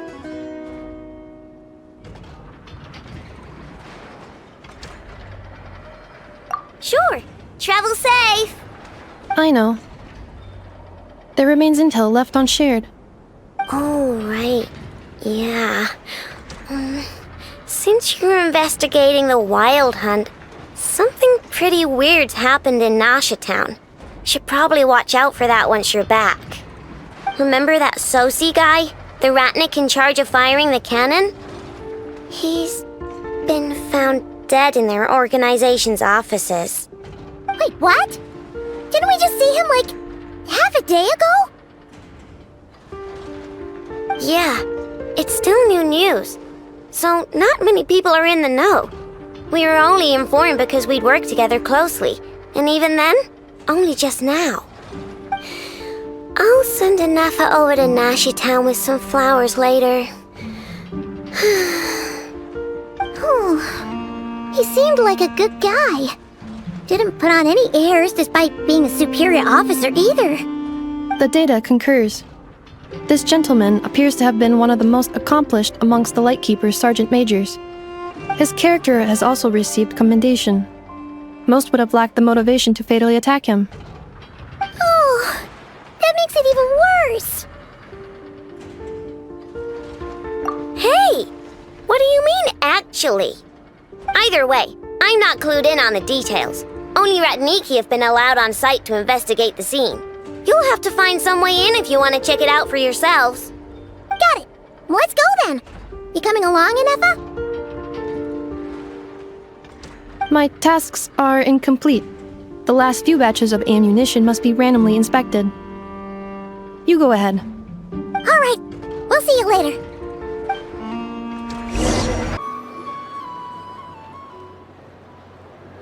This must be it. Oh. Doesn't look like there's any chance of us getting in with that Ratnik guarding the door, though.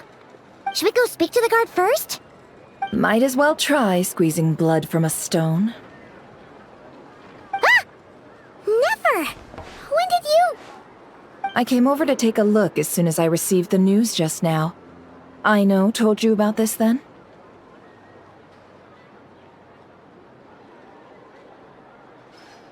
Before we start, shall we see if we've made the same guess?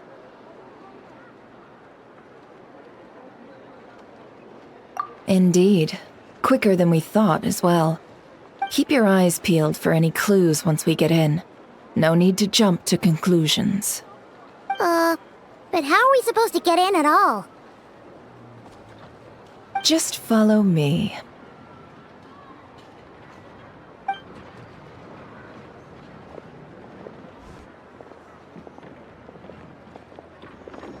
I'm sorry, but we're not open to guests right now. Sorry about that. They're here to investigate. All of them? The paperwork checks out. All right then. Enter.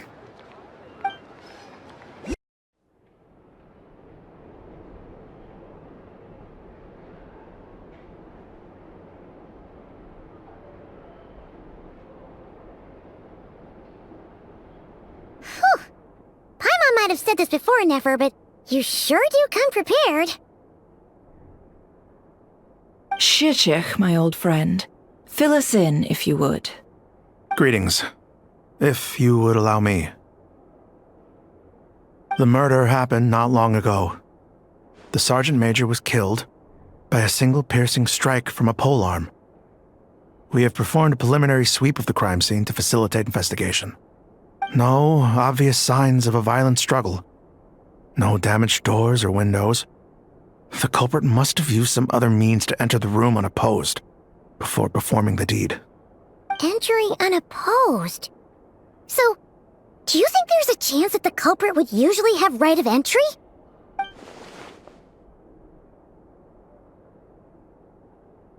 At the moment, the most valuable lead we have is based on an eyewitness report from a nearby resident.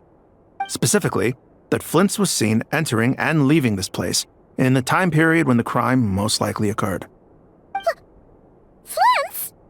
We have tried to contact him, but he has not replied. Very odd indeed. So, he's the prime suspect right now, right? To be honest, I'm not particularly inclined to believe that this was an inside job. Flint's can come across a bit eccentric, but he does well in missions on the whole. He also had no disagreements with the Sergeant Major that we know of. So he lacks the motive to commit such a terrible crime. But neither the eyewitness report nor the nature of the fatal wound itself are in his favor. So we are looking for him at present. Looks like there's not much else to dig up here. Let's go outside and discuss what we've seen.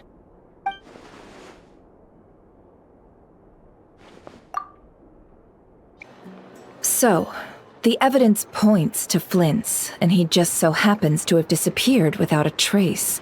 A sticky situation indeed.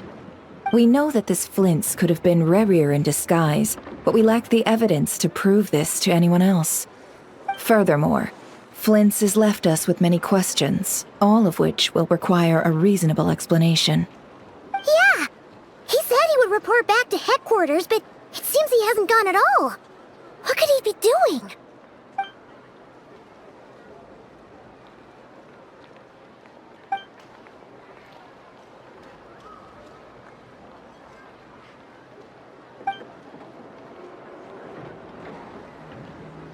Let's approach the issue this way. First, we must determine our culprit. Was it Flint's or Rerir in disguise? Yeah! What reason would Flint's have to murder Sosie anyway? None, as far as I know. And even if he had a motive, it would have been easier to do so out in the wild, rather than in Nasha Town. Yeah! They would have often gone out on missions together. Plenty of chances there. Yes, but there's one thing worth noting here. Remember the intel we got back at the tavern? No one has ever seen a phantom that can take the form of other humans within the Wild Hunt.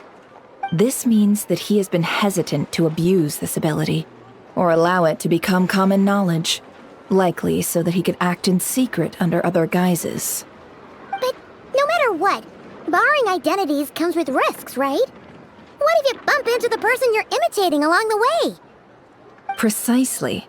In other words, his goal must have been worth the risk, similar to how he came in disguise to obtain the moon marrow. He likely knew then that the real Flint's would not appear and get in his way during this time.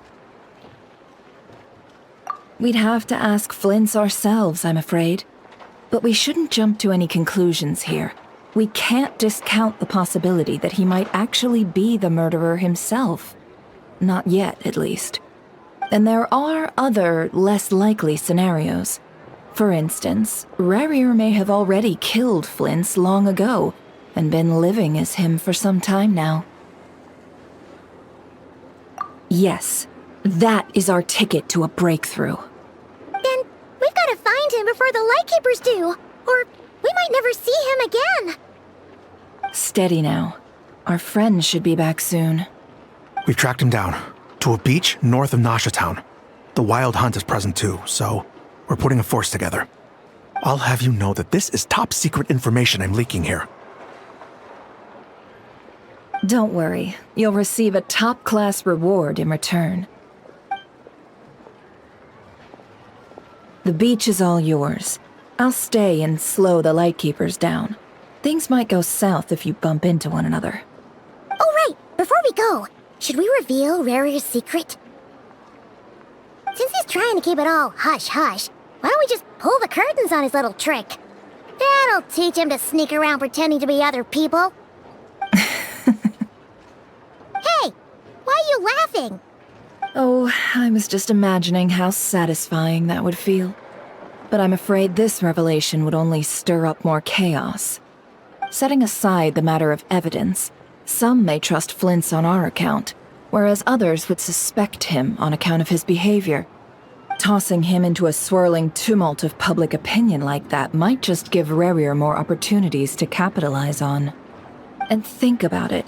Once people learn that he can masquerade as those they trust, would they continue to welcome friends into their homes with such open hearts? Unease grips the hearts of those in Nasha Town already. We should avoid throwing more fuel onto the fire. Yeah, you're right. You've really thought of everything, huh? Nothing for it then. We've just gotta find Flints. Indeed. But just in case, let me stress once more. We should neither be excessively afraid of Rerir, nor trust in Flints too lightly. This light source is of special Lightkeeper design. It provides illumination within Wild Hunt anomalies, and can briefly dispel the abyssal fog within. Oh, right. We'll have to deal with that mess, too. Yeah, this'll be important. Thanks a bunch, Nefer. You're welcome. I've charged it to your account, by the way. Hey, you! Take it easy. Whoa! The fuck? Is that a Lightkeeper's lantern? Is there someone up ahead? Come on, let's go see! Will I Monsters!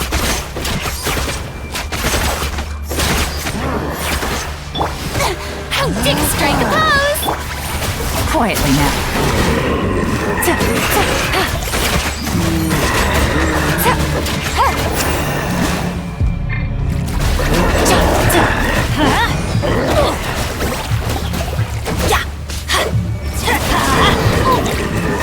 Everybody stand back!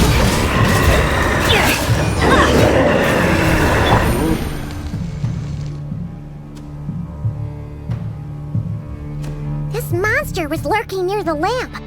That must have been a planned ambush. We're not falling for that again. There's something inside it. Some small device. Huh? Why isn't it giving off light anymore? Is it broken? Oh, we better take it with us.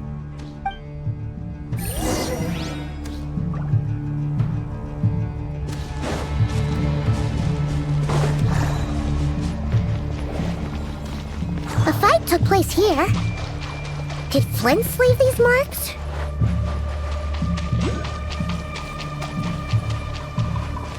Is someone there? Please, help me! Isn't that Flints' voice?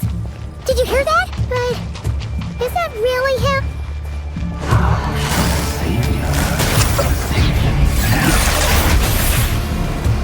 More baddies! With praise! Time to shine! Pyroclastic surge!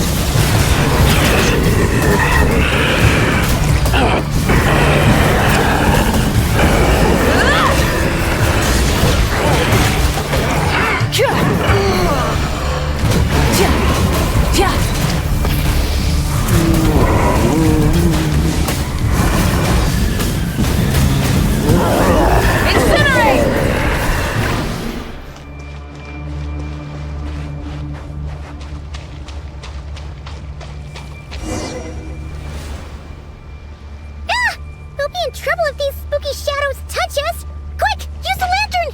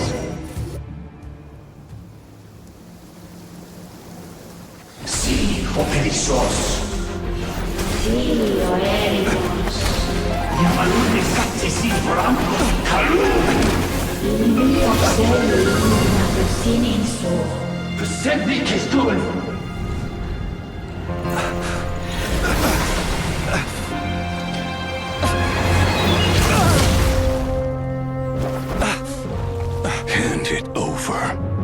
That was mine from the first. You're a fool. You again.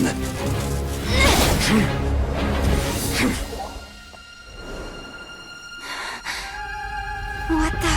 It's stronger than before. Lantern, no!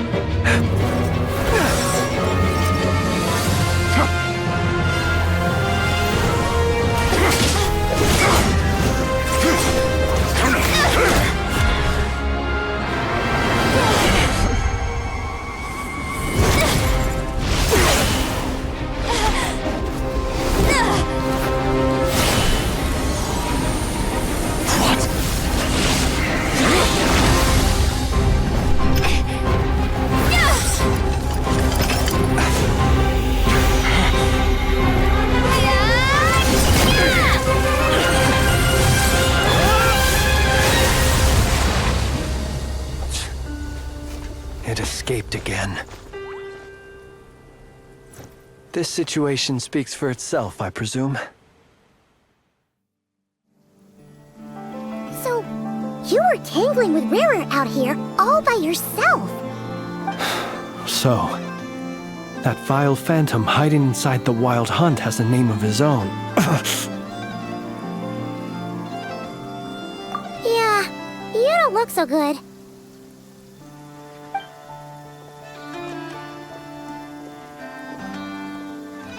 Sorry you had to see me like this. All the same, you have my sincere thanks for your aid. To think you had the power to so easily cleanse the filth staining the lantern, which tormented me so. Might I ask what magic that was? Or whose pupil you are? I believe I might have saved some face had I mastered just a fraction of such abilities. And an enviable constitution it is. A pity that such abilities cannot be acquired. Why did abyssal power just burst out of your lantern anyway? That is a long story. Many moons ago, when on Wild Hunt clearance duty, I shattered one of its cores only for a special crystalline object to fall out. I sensed a power surging within it that was at once familiar yet strangely illusory. I freely confess to being an avid collector of ancient gems, coins, and other curios. And curiosity it was that had me store this crystal inside my lantern. Afterwards, I wound up collecting a few more such crystals quite by accident, and discovered that they could merge into a single piece without my prompting. Though my understanding ends there. It was only recently that they began slowly emitting abyssal energy, which could neither be dispelled nor weakened. Is that what Rara claimed belonged to him? That must be what he's after then! I concur. And here's the kicker. Before he was exceedingly weak. In fact, I've already beaten him several times, though I could not destroy him completely. But I noticed while engaging him that the crystal fragment would restrict my powers. As such, it occurred to me that I should hide it rather than tangle with him any longer. Alas, he has proved most fixated upon this fragment. And for some reason, his strength has grown by leaps and bounds since I last encountered him. And where, might I ask, would it be safe? Or do you think it wiser I threw it away? Were our places switched, would you discard it, knowing that its perilous might was beyond your ability to counteract, yet capable of causing greater harm should it lie beyond your grasp? Yeah, throwing it away would mean giving the bad guy what he wants. But exposing yourself to its corrosion and growing weaker by the day, that sounds super dangerous too. Only those who shoulder risks are qualified to welcome in the turning of the tide. Those who flee when troubles come are nothing more than deserters. Though I shan't deny that I have your fortuitous arrival and most outstanding assistance to thank for my continued ability to speak such platitudes. Either way, it seems this fragment is now utterly still. That must have made it useless to Rerir. I doubt he would have retreated so readily otherwise. I imagine this wasn't the only reason you came looking for me, though? Well, no, but...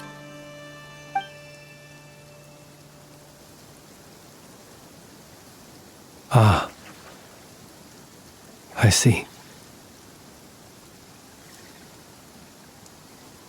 To use the Lightkeepers to find me, I suspect. I did not inform anyone of my true whereabouts, so he should have had more difficulty tracking me down. They alone have the ability to quickly pinpoint my position. Our Sergeant Major has a Kuhanki-powered device that can be used to detect others who bear a lantern. They usually don't pay my whereabouts much mind unless they absolutely must find me. You mean this thing? Yes. Where did you pick this up? We found it inside a lantern when we first charged into the Wild Hunt anomaly. It must belong to a Ratnik dispatched to investigate the area, who, it seems, dropped everything and fled the moment they saw the Wild Hunt massing to strike. Well, at least they're not dead. Guess it's not surprising how they found you so fast, then. But if Rerir could have shapeshifted into Sosi, why didn't he just use that Kuhanki device to find you himself? Were he to use it, that device would likely fail to act as it should, owing to abyssal interference. Ah, guess that explains it. So not only is this Rerir ruthless, but a purveyor of dirty tricks, too. You might not be familiar with Sergeant Major Sosi, but he put his heart and soul into every mission. Our deployments are subject to orders from headquarters, and his orders were to be stationed long-term in Nasha Town. As such, he was very seldom able to go back and visit his family. He worked so hard, seeking to produce excellent results that might convince them to transfer him out. Oh. But every year they would say, wait a little longer. Wait a little longer. He often wondered if it was because he was lacking somehow. In truth, everyone had nothing but the highest praise for him. But good work does not always lead to good outcomes. The higher-ups would think, he's doing great where he is. Let him stay there forever. A most convenient choice for them, at least. Whereas his subordinates would think, wouldn't it be a shame if we were to lose such a talented, easygoing boss? So he waited. And he waited. Until the world closed its eyes in the depths of the night, and a lantern was slowly lit for him alone, that no one could see.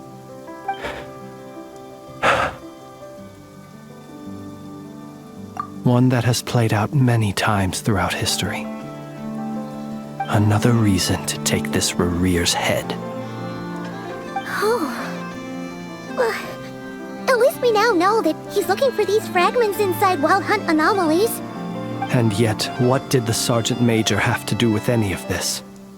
Why did he have to die? Could Rerir be angry that the cannon Sosi set up to fire destroyed the fragments he wanted to collect?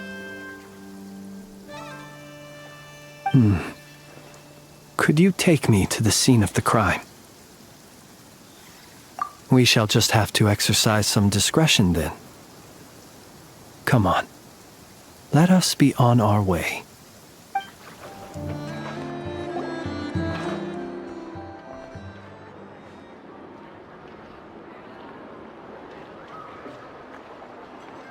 I understand the situation more or less. Much has happened, I see. Either way, I suppose we were lucky not to receive a warm welcome on the way over here. It seems my fellow Lightkeepers do not wish to make this case public just yet. Yeah. Guess Nasha Town's already been enough of a mess lately. Let's stop here. Any further and the Ratniki might detect us. Since you two can enter, I'll have to request that you kindly pick me up once you're inside. Oh? And how are we supposed to do that? You'll know when the time comes. See you later.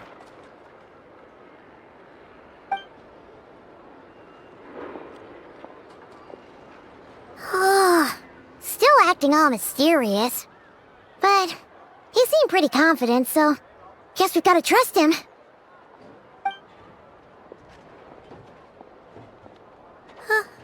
Hello? Ah, you're the special assistants for this investigation, right? Yep, that's us. Well, you're just in time. We're basically done investigating the crime scene. All that's left is to finish writing up some records. Then properly dispose of Sergeant Major Sosi's remains. If there's anything else you'd like to look into, this is your last chance to do so. Sadly, no. The motive behind the killing remains a mystery. And while we somehow managed to get news of Flint's, an unexpected accident caused us to miss him. But considering that Nefer from the Curatorium of Secrets came forward to help investigate, I have no doubt that a breakthrough's not far off. We'll do our part too. All right, we're going in. See you later. Phew, we're in. Thanks to Nefer's reputation, once again. But we still know nothing about how Flint's is gonna enter, or how we'll pick him up. Never mind how we'll leave later on.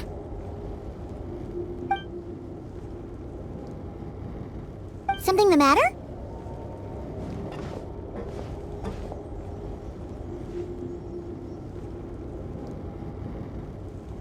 Huh. That looks like Flint's lantern. But where is he exactly?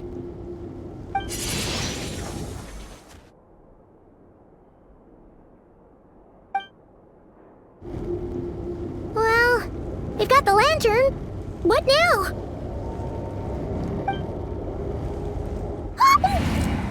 Oh, Paimon almost screamed out loud. You never said you could do magic like that. This lantern may have a rather peculiar shape, but so long as it doesn't glow, it won't stand out in the dark. I calculated that you would have already entered, so I chose a spot visible from the window before using light to send you a signal. As I thought, you're both sharp-eyed and on the ball.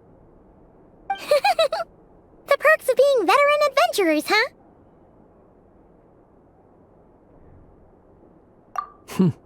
Your composure is more impressive still. You're right. That required a little trick of my own. But let us leave such trivial topics for a more relaxed moment. Our time is limited after all.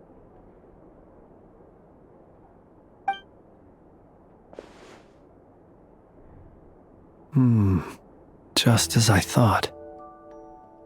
Come, try sensing it yourself.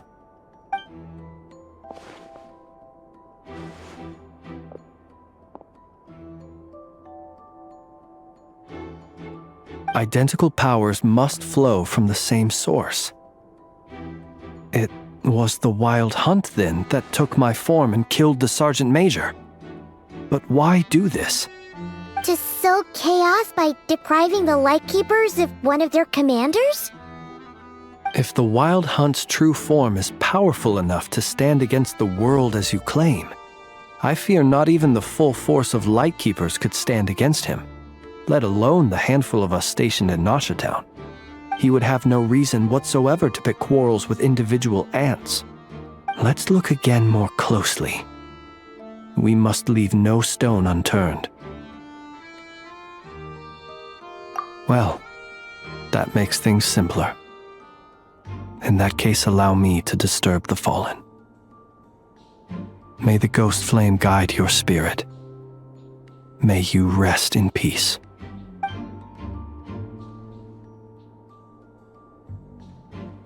When we fought, he seemed like quite a reckless foe. Certainly not the meticulous mastermind type. Yet here we are, grappling with this enigma he has left us. Oh, if we can't get any leads, we might have to go back and find Nefer. Oh, the longer we're stuck here, the likelier he is to achieve his goal. Ugh, this is so frustrating!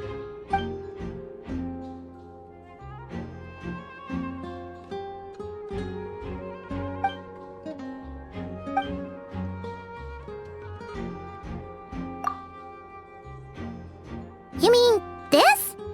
I'm not well versed in machinery, but that means his mechanical arm is malfunctioning, right? It might have been broken in combat. No, that's not right. Paimon remembers this signal. We saw it before while repairing the cannon. It doesn't mean that the components are damaged. It just means that they're due for regular maintenance, so the device has stopped operating. But the real problem is that... Yeah, he even helped us find the maintenance port. It could still be a coincidence, but considering it hasn't been long at all since we were repairing that cannon... The Sosi you met could have been Rerir in disguise. In other words, he played the Sergeant Major before disguising himself as me. That's right! If only there were some way to prove it. You mean Hintsa? We had a short chat with him once at the tavern, but it's so late. Guess it'll have to wait till tomorrow. I know where he lives. The situation is critical, so let us now take up the role of uninvited guests ourselves. Ah, yes. And one more thing. Remember to pick me up by the window.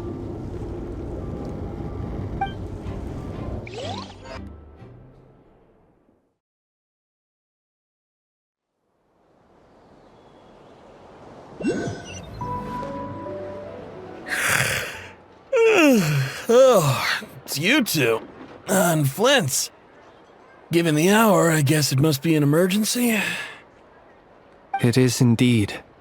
Our sincerest apologies for interrupting your rest. We are investigating a certain matter in connection with Sergeant Major Sosi. We'd like to know if he has sent you a request for maintenance to be performed on his mechanical arm. Sosi. Oh, so the rumors I heard, are they true? You know what? Forget it. I'm sure it's complicated. No further questions from me. Just a moment. I need to check my records. Thank you for your understanding.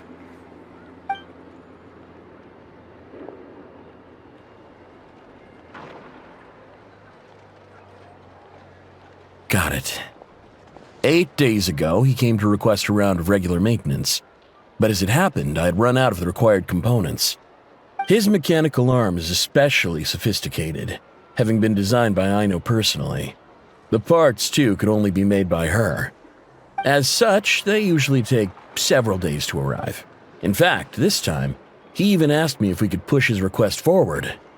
And I understood, completely. Not being able to use your hand, that's rough for anyone. But even more so if your job involves fighting out in the wild. So I did my best to convince Aino to rush the job.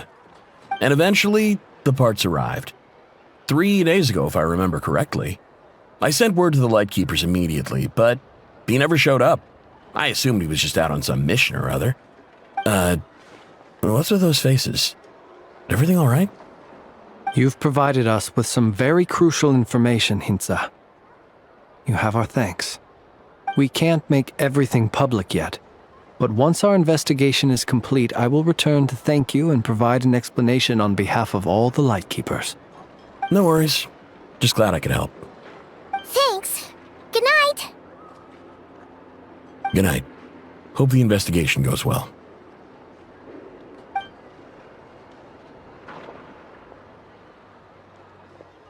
It seems that it is as we guessed.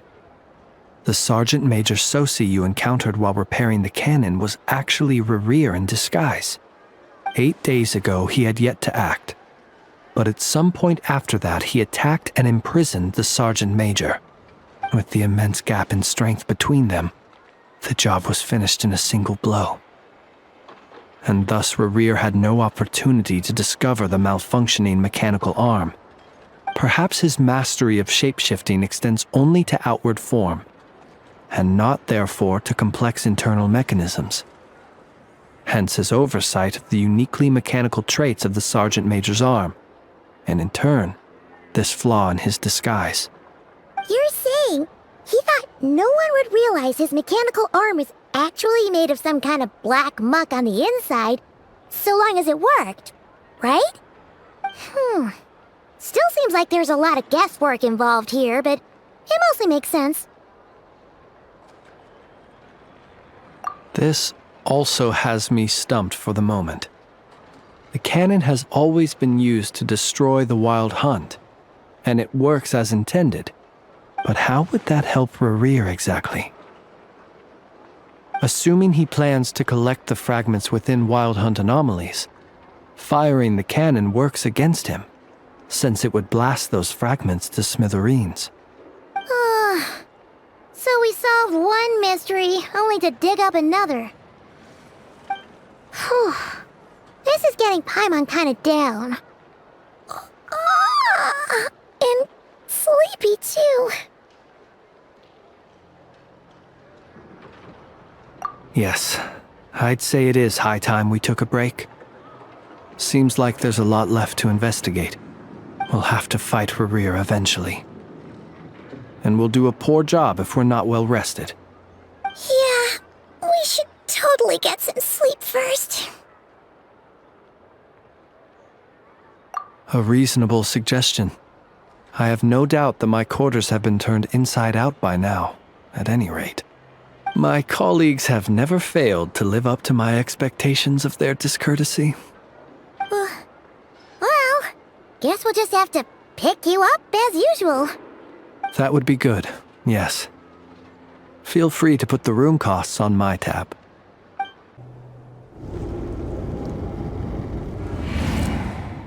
Phew, back inside. We can finally take a breather. Okay, Paimon. In and out. I suppose we could all take a moment to unwind. As I recall, our first meeting took place not far from here. The nostalgia. Had you already sensed the unique power within my lantern at that time? I see. Words truly do fail to capture your superlative insight. Fortunate then that abyssal energy was only leaking from the fragment in minuscule amounts when we first met. Or I might have been in for a real interrogation. Yeah, hard to say how that would have played out. We've had a whole bunch of unpleasant run-ins with the Abyss. You mean to ask why I'm going this far to oppose him? Well, as a light keeper, I'd say I'm simply doing my job. Yeah! You're covered in more mysteries than Paimon could shake a skewer at. You can't just get out of explaining yourself by making lame excuses. All right.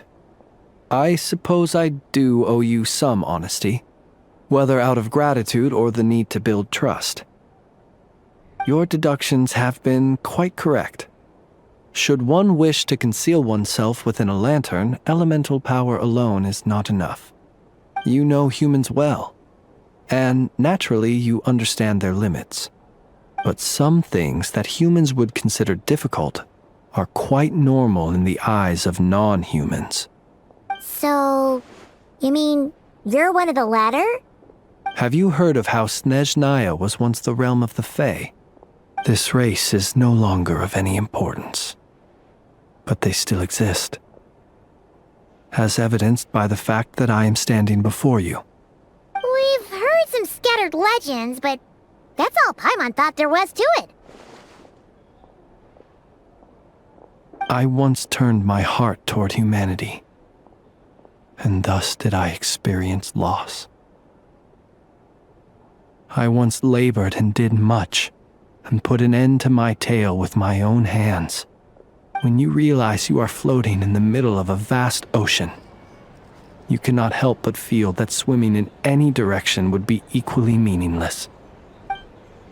Would it not be better then to simply sink? But before I could sink to truly lightless depths, chance had it that I should be awakened by a band of Ratniki. They were facing a horde of abyssal monsters, and could not last against such a disparity in strength. Yet none fled. Those who dwell in darkness for long enough become exceedingly sensitive to all light. And the first light I saw upon awakening was that which shone from their eyes. Is that why you chose to help them? Perhaps I was moved by their valor. Perhaps I simply saw my past self in them, and was moved to action for the first time in a long, long while. But I was freshly awoken, and my powers were limited. I could not prevent casualties altogether. The survivors and I buried the fallen heroes. That was the origin of the Final Night Cemetery. Well, not exactly. I was just more familiar with them, so joining up seemed the most convenient way to experience human life. Doesn't sound too believable. Well, I believe it. Besides, I'm well past the age when one might believe in things that must be done. Nonetheless, there are still some things I will not allow to happen. The chaos that Rerir has been stirring up is one of them. Tomorrow I shall go and check our records to see if I can find any connection between the Wild Hunt, Rerir, and the Canon. Will you need us to get you where you need to be? Oh, I'll be fine. I keep a backup copy at my residence in case of emergencies. Can you even go back there right now? Won't there be Ratniki watching it? Thanks for the reminder. I believe they'll have checked my place, but they won't have stayed. All things are ranked according to their priority, and we lack the manpower for such an open-ended stakeout. And even if someone is waiting, I have ways around that. I am the master of my own house, after all. All right then, we'll trust you. We sure ended up chatting for a while, huh? I'm super tired now. But, you know, feels like we can breathe easier, now that we know you better. I didn't take you for the cautious sort. Anyway, I hope you'll help me keep this a secret. I'd prefer others not to know about my past unless strictly necessary. Nor do I want to attract more trouble on account of being a fae. Paimon's lips are sealed too. All right. Thanks again for your help. Good night, you two. Finally, we can rest. Let's go get some sleep. There's tons to do tomorrow.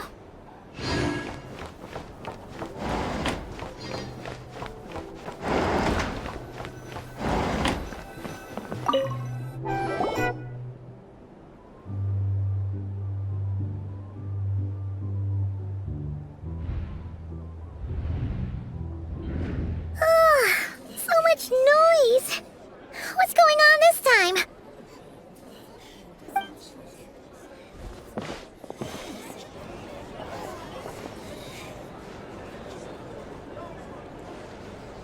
Hey! Where's Flint's? Is he here, or isn't he? We would be most obliged if you would pipe down a little, dear guest. Our other guests are resting. Resting? We're all about to be done for, and you're talking about rest? Flint's is a Wild Hunt shapeshifter, here to deceive us all! If we don't get rid of him now, there'll be no end to this! You'd better give him up. If anything happens, your business here is done for. You want that, huh? Or are you in cahoots with him? You with the Wild Hunt too, huh? What happened? Did something leak out? But we were so careful last night. How did anyone see us? What do you mean? Ugh, this is so confusing! What do we do? These people are no match for Flint's, but they're super heated right now. It's not like all the unusual stuff about him will make it any easier to explain either. Okay! Hey! Let us in now! My apologies. My apologies. Hold on!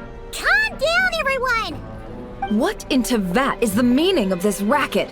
Are you intent on depriving both the Voynich Guild and the Curatorium of Secrets of even a moment's rest? Boss, do we really have to entertain people who don't respect the rules? Call a few of your boys and have them thrown out. And what hole did you crawl out of? A watering hole, of course. The one you've just disturbed. A place to get a moment's respite from all the recent unhappiness, and to escape from all this talk of the Wild Hunt, or strange ghosts and phantoms. Who'd have guessed people like you would come bursting in, shrieking louder than any ghoul?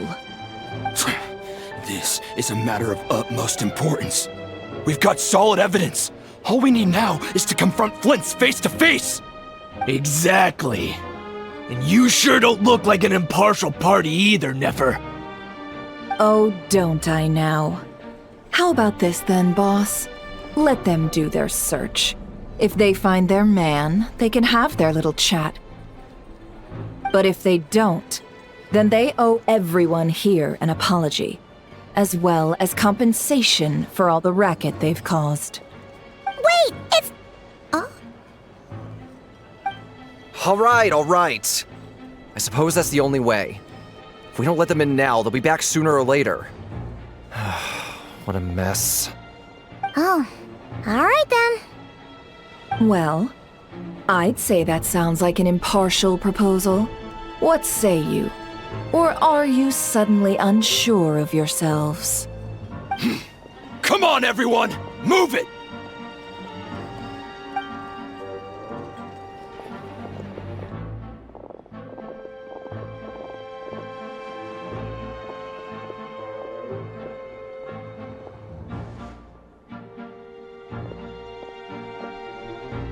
No sign of Flint. But how can that be? Hasn't he always stayed here? Done searching, are we? Guess it's time to uphold your end of the bargain, huh?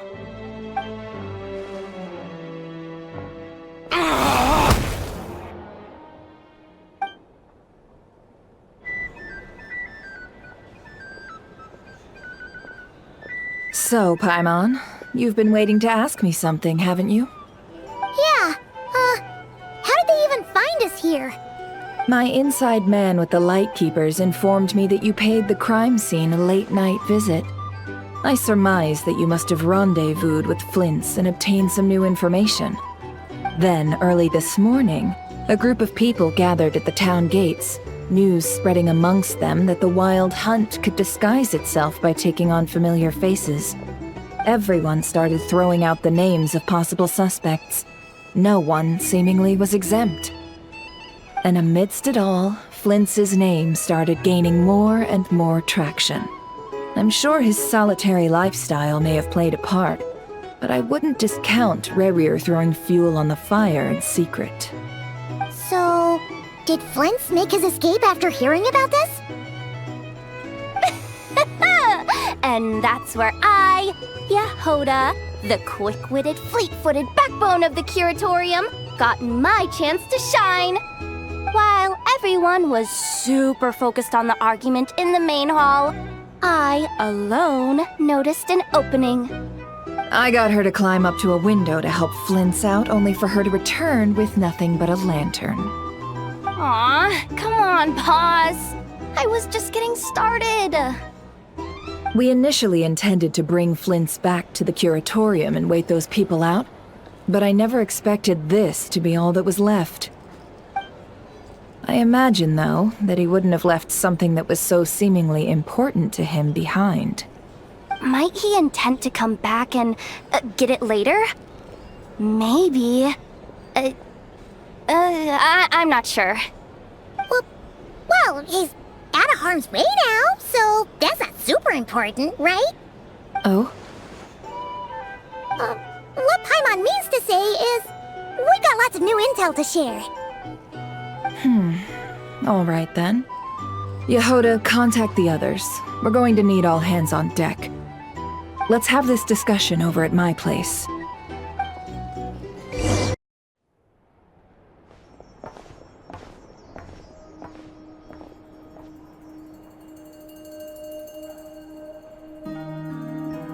I see. So Flint's has a fragment taken from within a wild hunt anomaly. Is he gonna be okay now that he's on his own again? Earlier, he said that the fragment had gone still, so it's probably of no use to Rare now. In that case, Rare shouldn't have any reason to keep pursuing him, right? So was all that ruckus back at the flagship just an act of spite? Or what? If I were him, I would have simply turned my attention to collecting other fragments. A reasonable course of action. Remember what we heard back at the tavern?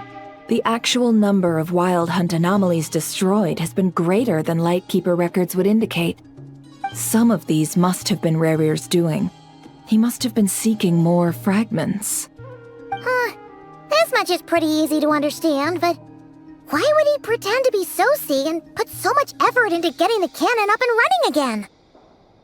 Maybe 'cause that'd be more efficient than having to clear anomalies himself? Yeah, I'm confident that the ammo we're packing has the oomph to do that. But I am a mechanic after all. For me, test data and their conclusions speak loudest. Ooh, why don't we find a few of those fragments ourselves and use Kuvaki to carry out a little experiment? Our lab could certainly accommodate such a test. In other words, we gotta destroy a couple of anomalies and collect fragments from them, right? Lightkeeper operations have just about ceased following the Sergeant Major's passing. Meanwhile, the wild hunt continues to grow in scale by the day. I fear only we can keep the situation under control now. Then we best act fast. Paimon's got a bad feeling about this. A feeling we all share, I'm afraid.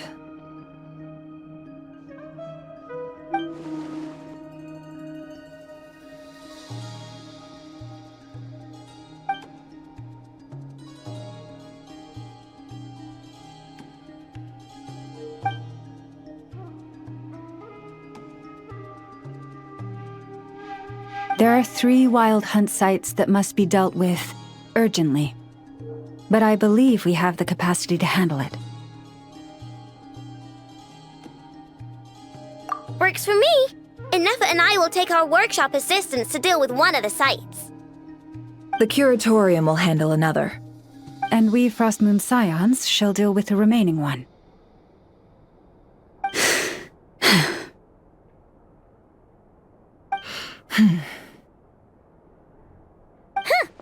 Paimon didn't think she'd ever get to see everyone here carrying out a plan together like this. Never mind you. This is a first for me, too. Let's head out then. We'll meet back up at my lab with the fragments.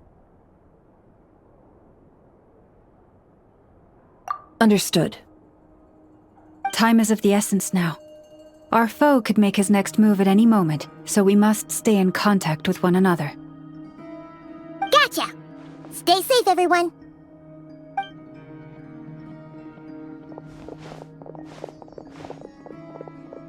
Huh. Anyone seen the lantern? Has Flint's dropped by already? Well, considering what you said earlier, you know where we're going next, right?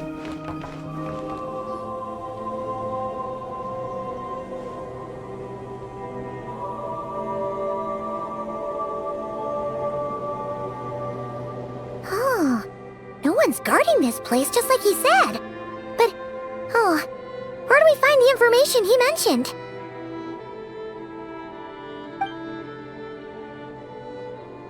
This way. Let's move. We're running out of time.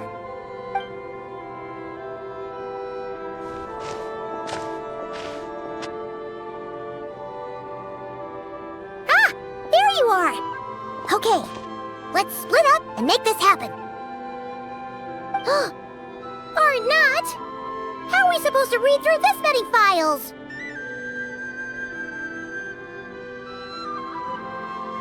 Difficult, yes, but it is also our most efficient option. To expose the true intentions of this Rereer, we need to dive into Nod-Cray's history.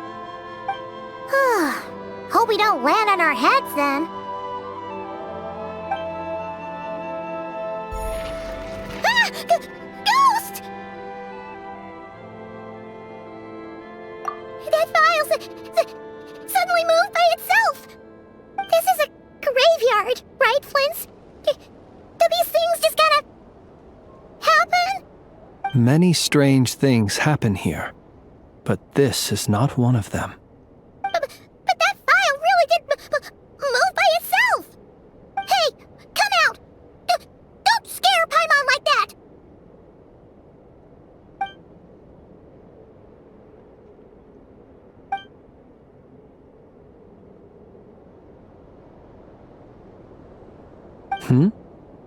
Wild Hunt Phenomenologue? Hey!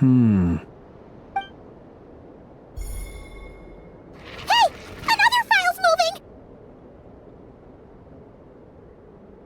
Are we being given hints? I feel no hostility.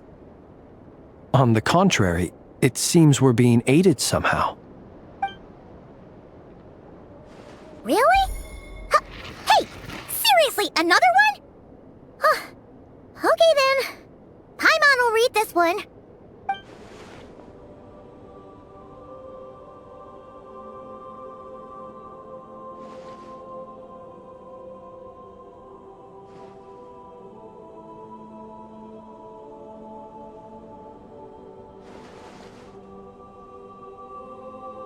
Phew!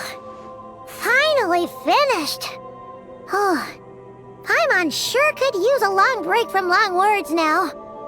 Hope she can remember it all. The material I've read through has all been about past Wild Hunt incidents of enormous scale. What about you? Paimon as well. Guess that makes 3 of us. Whatever this is, it seems to want us to notice something. Let's bring our files together and give them another look through. All right. Paimon will go fetch hers. All these incidents look pretty different. Wait. I've noticed something.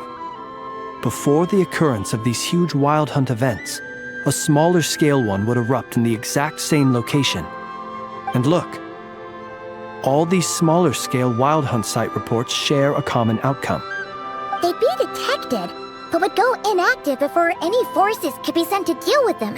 They could then be sealed directly using a tide seal stone. Huh? But why? Some of these records are too old. I doubt he had regained the ability to act freely yet, or we would have met long ago. Ah! And here's another similarity. Kuhanki in nearby soil completely drained. Could this be important somehow?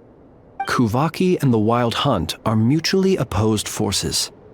We Lightkeepers previously believed that these small Wild Hunt sites would temporarily go inactive due to being neutralized by the Kuhanki present in the soil. But now that we've synthesized all this data, there is a key issue this hypothesis cannot explain. Indeed, despite the name, I would not call a tide seal stone's sealing powers watertight exactly. But for it to fail and the situation to deteriorate in such short order. Paimon feels like she's almost got it.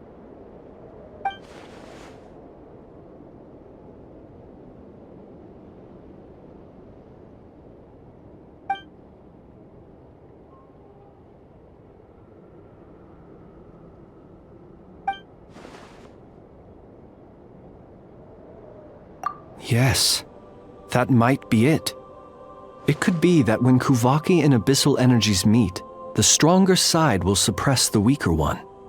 And while Kuvaki can indeed destroy small-scale wild hunt anomalies, should Rerir be strong enough, the Kuvaki might be his for the taking instead. Paimon kinda gets where we're going with this. What are you referring to? Oh, we had a real close encounter with the Abyss in Netland. It's a force that tries to taint everything. It's hard to explain in detail, but basically, your reasoning makes sense. Was there a gap between him pretending to be Sergeant Major Sosi and the cannon being fired? There was. Aino needed to make some adjustments after we finished those repairs. Rerir, disguised as Sosi, left at that point, leaving him more than enough time to shapeshift into you, return to the Lightkeeper's office and set up the crime scene, before heading over to the cannon's target area and absorbing the Kuvaki. It all makes sense. And all that just for the fragment I had with me. It begs the question, what makes it so special that he needs it so badly?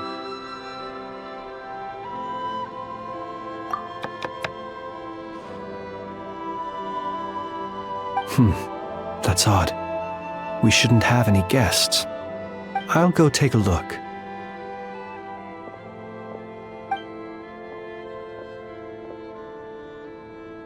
Ah, it's an ibis.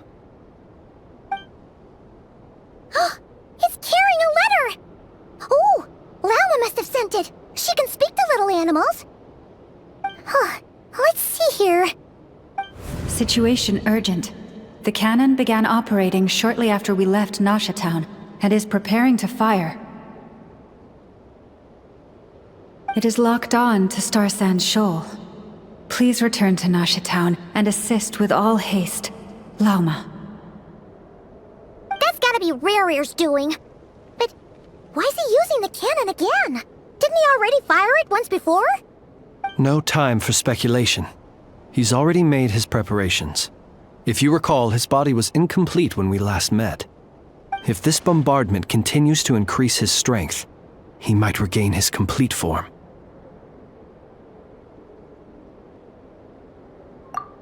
What should we do? There's no way we're getting back to Nasha Town in time. Let's go to the cannon's target site. That's where we should find Rerir, and that's where we'll stop him. One moment. Just let me get this news to Lauma. Nasha Town is in their hands now.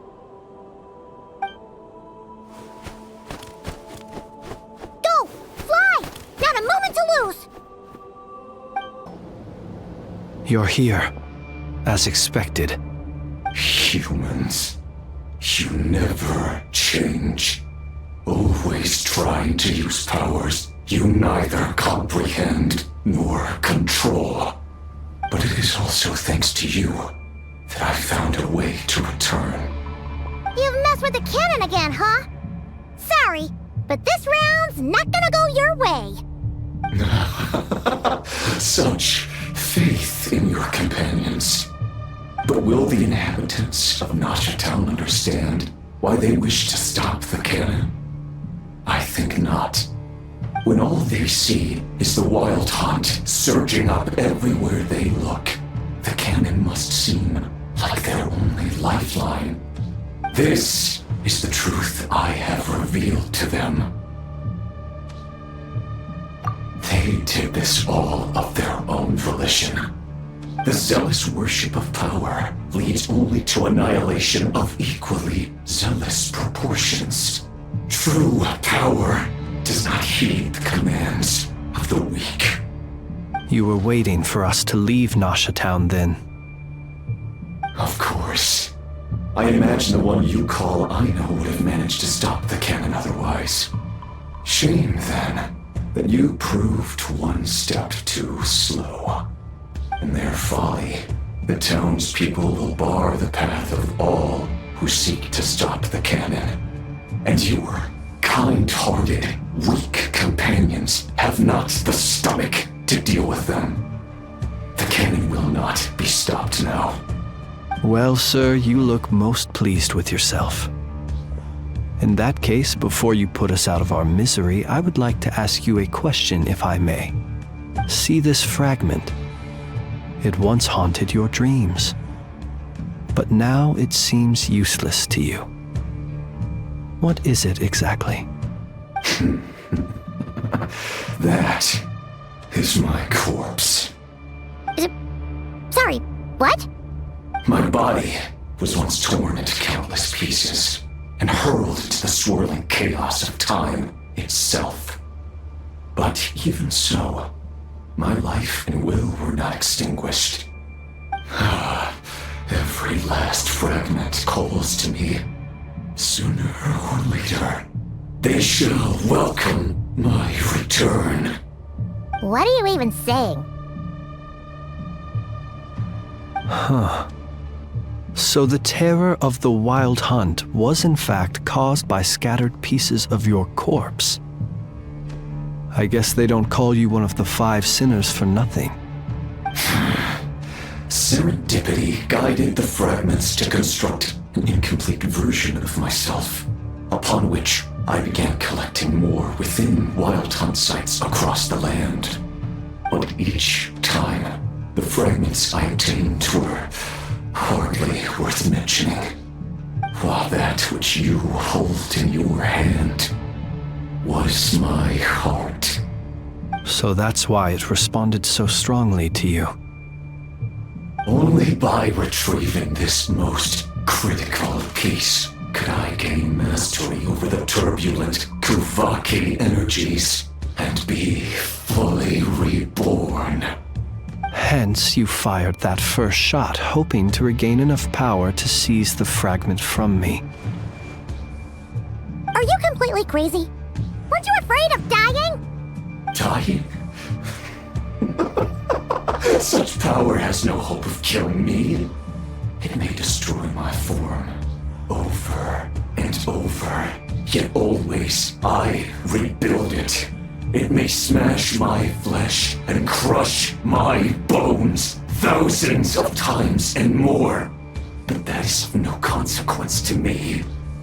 What truly infuriates me, however, is how you've destroyed my heart. All that suffering, everything I endured, and all for nothing.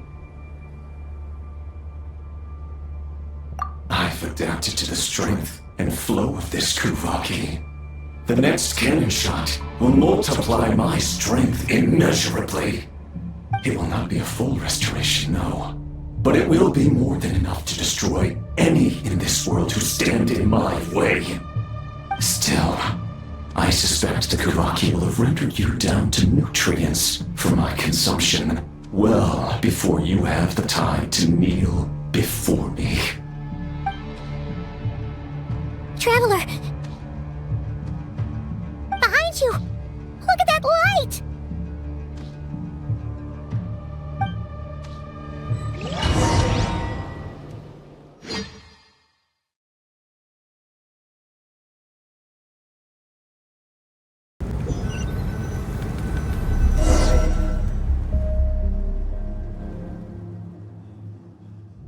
Dang it! Who fired up the cannon without my say-so? Its defensive barrier has also been activated, likely in anticipation of interference by malicious actors. The air is thick with fear and anxiety. It's spooking the birds and beasts. What exactly is going on? You're here. Looks like this was all part of Rarir's plan. Not only did he plant seeds of suspicion in people's hearts, seems he's now igniting them. Yehoda's gone in to scout out the situation. She'll be back any minute. I'm back! I'm back! Oh, it's bad out there. Rumors flying everywhere you turn. Something about the Wild Hunt preparing to spawn a wave of monsters, the likes of which we've never seen before. But that's not even the worst of it. Lots of folks don't even believe the cannon can prevent this crisis, so they're getting ready to make a run for it. Others are trying to make a quick buck out of this whole mess. How could they still be thinking about Mora when such a catastrophe is imminent? Unprecedented danger brings unprecedented opportunities in its wake. A chaotic situation can bury much wrongdoing. Even those who flee without reserve put themselves at the mercy of the divine. Is it any wonder, then, that some will aim to profit? After all, a gamble that might rewrite one's entire life is hard to come by. Even so. Well, seeing as you disapprove of their actions so strongly, Lady Moonchanter, I suggest that you be the one to handle them. Not like that's the only major problem on our plate right now. Affirmative. We must quell the chaos in Nasha Town as soon as possible. Also, the unexpected activation of the cannon entails a high risk of incorrect operation. This must be stopped in a timely manner. Well, about that, people have been talking about how someone might come to stop the cannon. They've decided they won't let anyone in. What? I made that thing! They can't just take it from me! Oh, let me over there! What are they gonna do, stop me? They might, if Rerir has already formulated some countermeasure. For example, he might have spread a rumor that the Wild Hunt would take your form.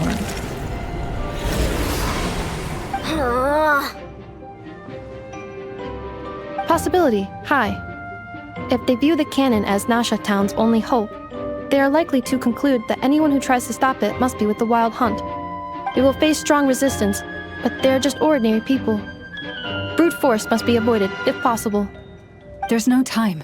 Let's go into the town. I'll find some way to calm the townspeople. You find a way to stop the cannon.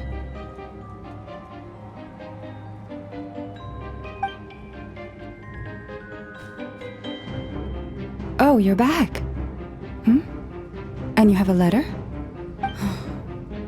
The Traveler won't make it back in time. So they're heading straight over to Star Sand Shoal instead. Wait, what? Isn't that the cannon's target? Why would she go there? Assessing risk level. Maximum. So if we can't prevent the cannon from being fired... Then she's prepared for the worst.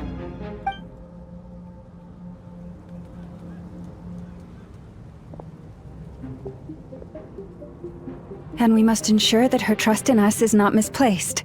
Let's go.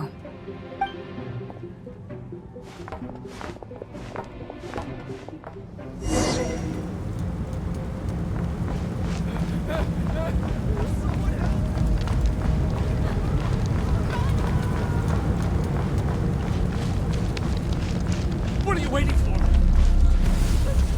This place is burning too!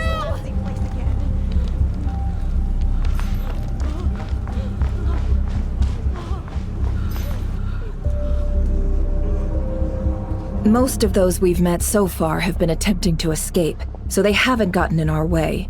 But it won't be so easy from here on out. Looks like they formed groups to protect the cannon. If they believe that we're with the Wild Hunt, we'll have no choice but to force our way through. Is that Lady Lama? But are you really her? It's you, Rixa. I believe you recognize this power, having lived on Hisi Island for so long.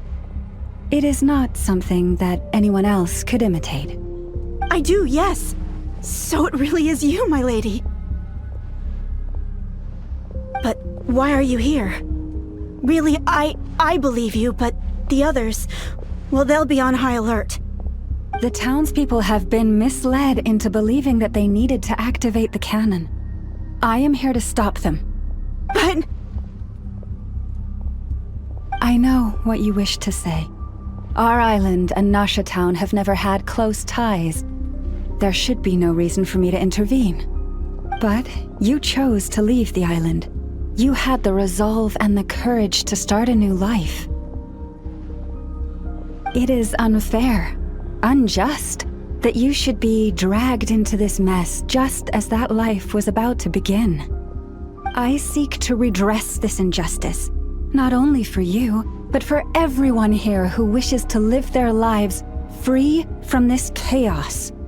Please, have faith in our long-standing friendship, and that this is where my heart has led me. Thank you, my lady. Thank you. Please help us. Then come. I need you to step forward alongside me, and to do your part too. All right, I understand. Seems we chose the right person for the job. All right, everyone. Let us meet again later. Huh? You're not coming with us? We won't be able to calm this storm by our power alone. As such, I'll need to contact some... let's call them friends in high places, shall we? Let's go, Yehoda.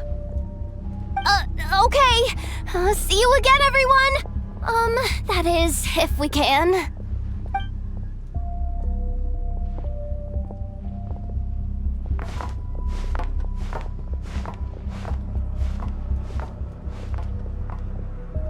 Remember these words. The road shall be paved with truth, and we shall pave it ourselves. It's you, Lady Moonchanter. It's her. Everyone, it's her. You're right, my lady. At times like these, we must rely on ourselves. I always knew something was off about you. We won't let you pass. Some abyssal creature, aren't you? Go.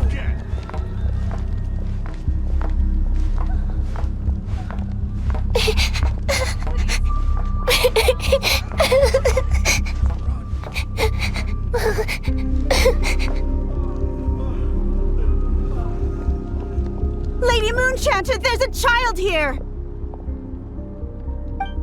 It's all right now. Go, quickly.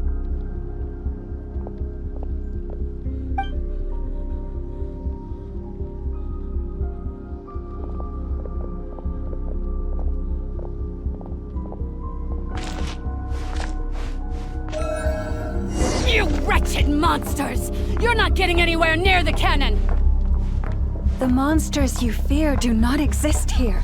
The madness you have fallen to has been the source of untold disasters. You think we had a choice? Destiny is no excuse for greed and destruction. The choice has always been yours to make, and it remains so, even now.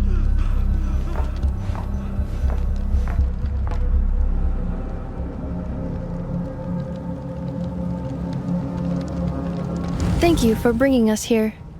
We can quickly overcome the barrier by going upward from over there. The cannon is all yours now. Got it. Thanks, Lauma. Inefa, give her a crankake. Orders received and immediately deferred. Departure takes priority. Please, everyone, listen to me. I will not deny that we hold different beliefs. But in the face of the immense threat that hangs above us all, we must persist in trusting one another. Otherwise, rifts will surely form, prized open by those who harbor ulterior motives. If your fear is born of helplessness, if you flee because you know not how to fight, then follow me, you who are lost. I am no god. But so long as we hold our candles steady and unite beneath the same moonlight, no deception or rumors can be concealed from us. Let us resolve then to defend ourselves and to stand firm against the false illusions by which our foe seeks to beguile us.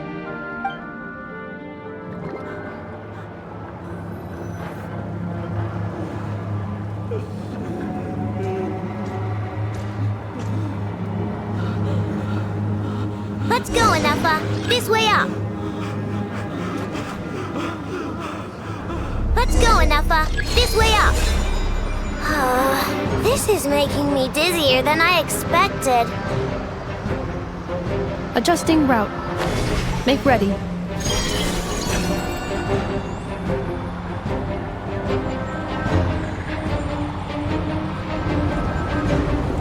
Out of the way, small fry.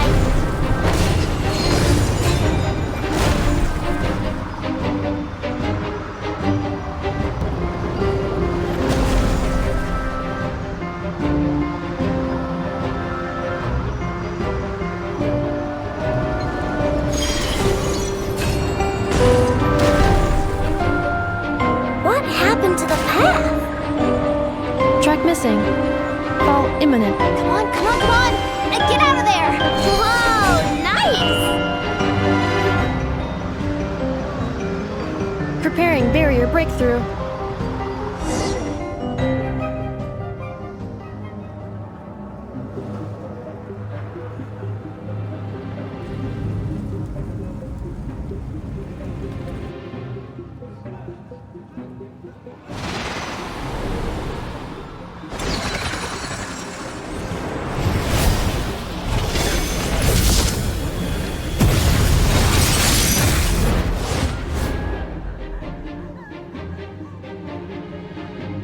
What are you doing here?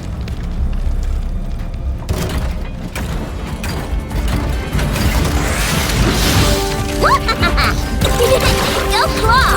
Let's attack! Cleanup sequence initiated. Preparing for dust up. Cleanup sequence initiated.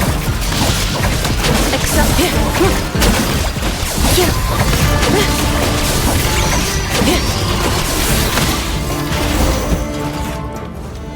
This isn't good enough, we gotta hurry!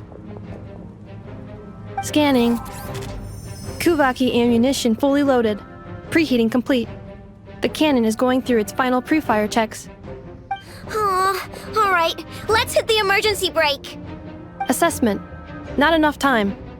Emergency brake will cause internal explosion of stored Kuhanki. Damage assessment. Incalculable. Nasha Town likely to be blasted skyward. No, I mean a manual brake, the primitive kind. A manual brake. Understood. Roger that.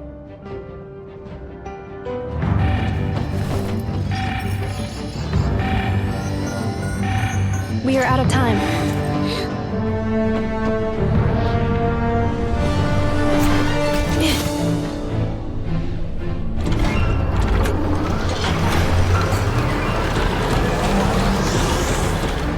All your efforts have been futile. It is too late now. Perhaps you're right. Why aren't you running?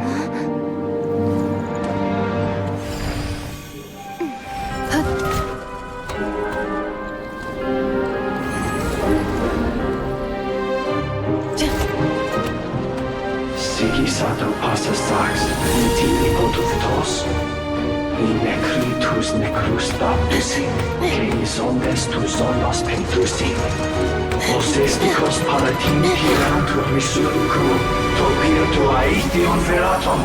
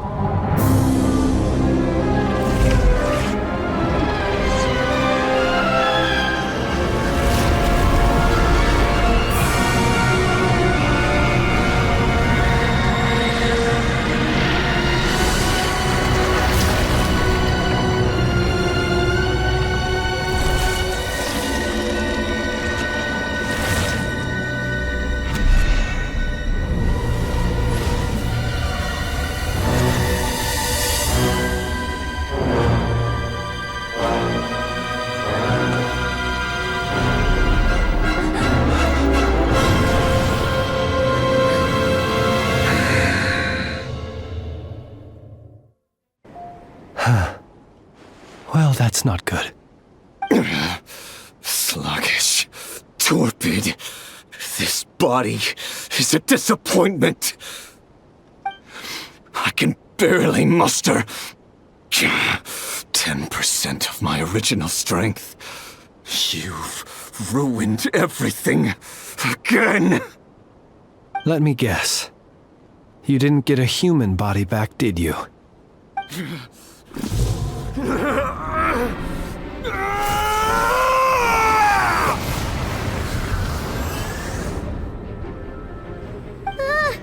What's with him?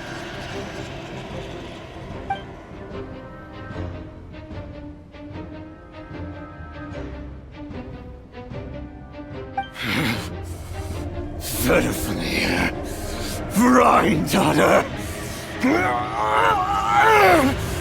Flinders. Watch out! Whatever rationality he still had when he was searching for his body is gone. All that's left is the calamity you see before you. A monster fueled by nothing but his own obsession. Matters not. Having a heart, being human, it's all irrelevant. Completely and utterly insignificant. You matter not. Does anything in this world? None of it matters to me!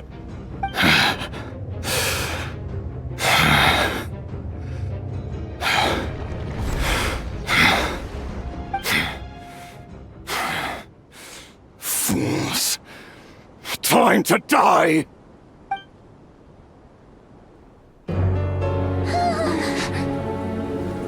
You too have the potential to be driven mad by knowledge. But the truths you seek are so insipid, how laughable that you should die for their sake.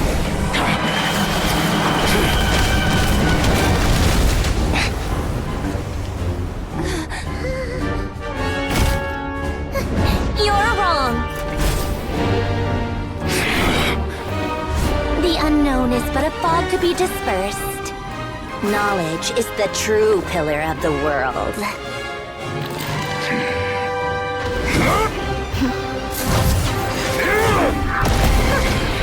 You're not the only one who got stronger.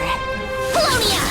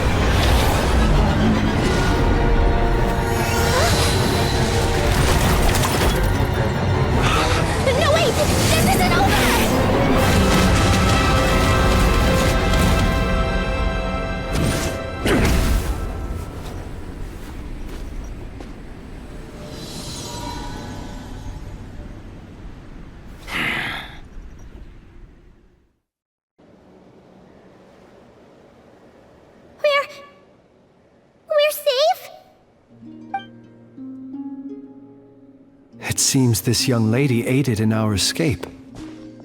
You have my sincere gratitude, dear madam. The flowers here bloom in such peaceful silence. I imagine you would not have invited anyone here were it not an emergency. Oh? I take it that means you've been here before then.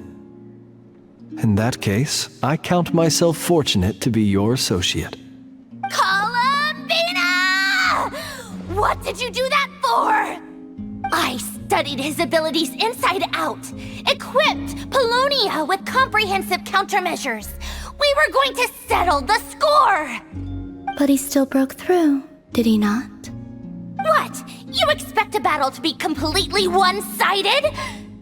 I just didn't expect him to have no sense of honor whatsoever. Polonia would have been fine in a head-on clash, but battles just get chaotic. Oh, so you actually thought you could win. Have you been taking care of yourself lately? Your calculations seem to have deviated quite seriously. Perhaps you could try sleeping and rising earlier. Or you could adopt my previous recommendation and... Hey, listen here, Columbina! I tolerated your nonsense previously because we were colleagues. There's a Fatui warrant out on your head, and don't you forget that. Don't make me fight you right here and now. Oh, I was just a little concerned about you, that's all. Just like that time when you weren't making any progress with your research. So you went and cooped yourself up all alone. That was none of your business! And don't you ever drag me out to one of your freaky hovels again! Come on, Polonia! We're leaving!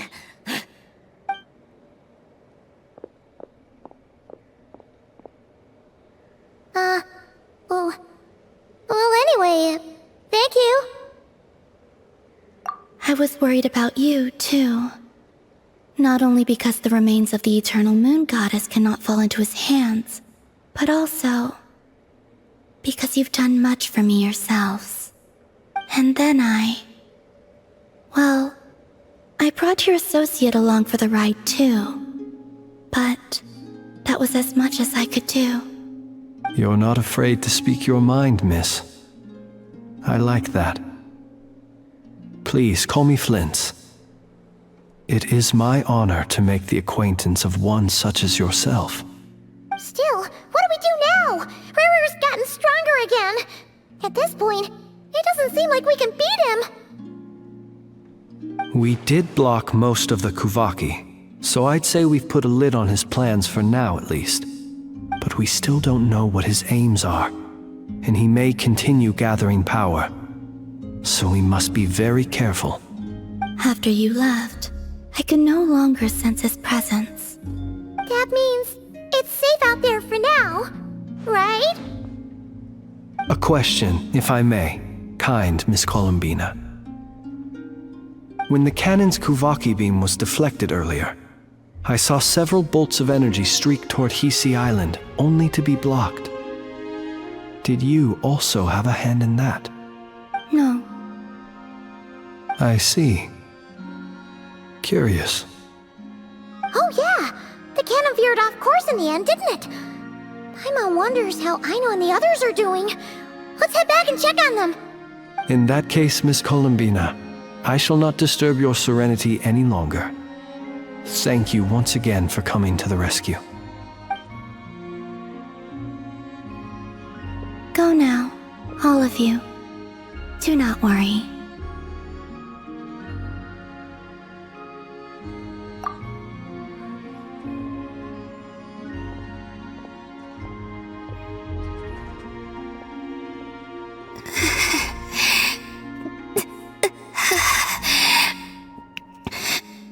My strength still isn't returning. It seems my time is running out.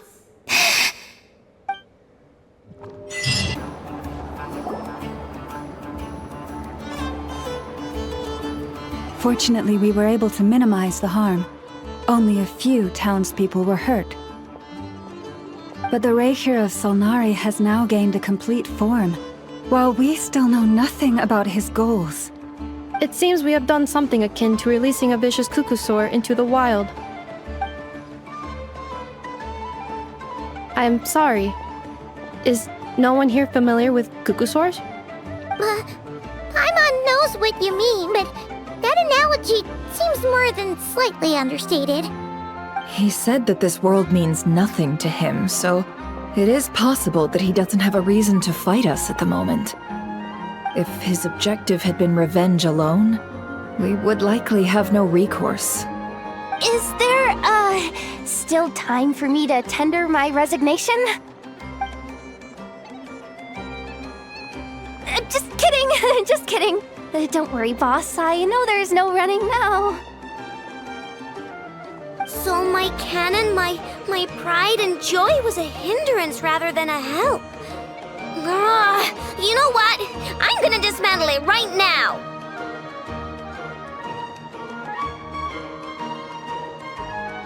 That's right! And it still works on normal Wild Hunt anomalies. Don't let this get you down, I know. Flint's, we'll need you to attend to the aftermath with the Lightkeepers. Don't worry, I've explained everything to them. You're in the clear. My thanks. For that and for everything else I hear you did to help us arrive at the truth. Had you been willing to show yourself in public more often, you would not have been so easy to isolate, you know. Point taken. I will give that some thought. I suppose that's one way I'd benefit from replacing Sergeant Major Sosi. You mean you're being promoted? Was Paimon the only one who didn't get that? Well, if you've got a moment, would you like to come with me? There's a certain gentleman I'd like to send off on his final journey.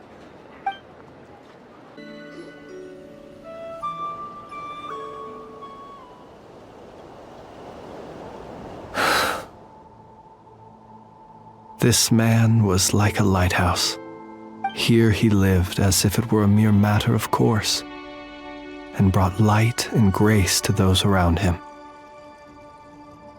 But people, once used to illumination, are apt to ignore the lantern's presence. Slowly, gradually, he came to think as such himself. I have achieved too little. I must do better. There is more work to be done. Perhaps his end was tragic. But I remain proud of the way in which he illuminated the path for others. Every shadow born of the light shall remember it. Oh, poor guy.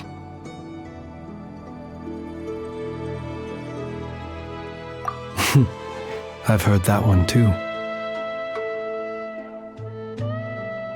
Is that so? Well, you're right. It may seem that our efforts were in vain, that Rerir achieved his goals, but we will pursue him to the last, even if the outcome is not what we wish for. It is not dissimilar to the role of a graveyard keeper. We do not seek to bring the dead back to life, only to grant them peace.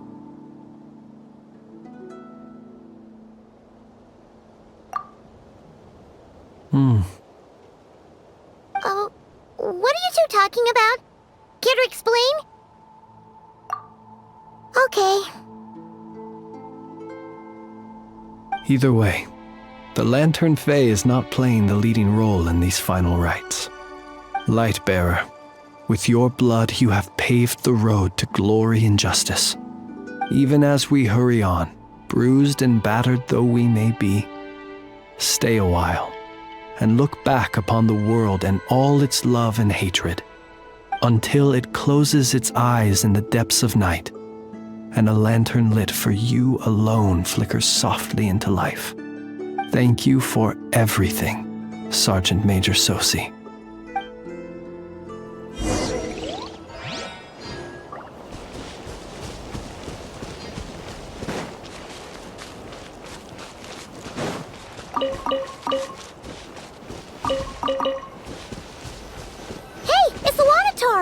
Should we go after her?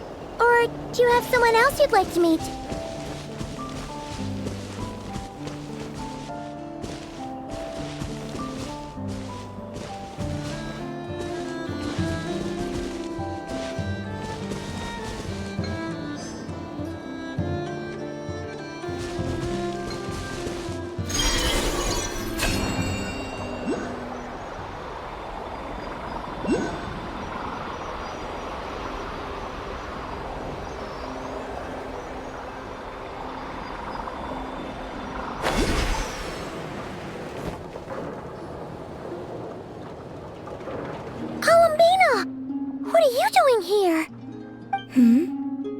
Was it not you who recommended such walkabouts to me? Yeah, but aren't you afraid the Fatui will see you? Zandrone seems uninterested in my capture, and the others are unlikely to risk making contact at all. They have more troublesome affairs to deal with.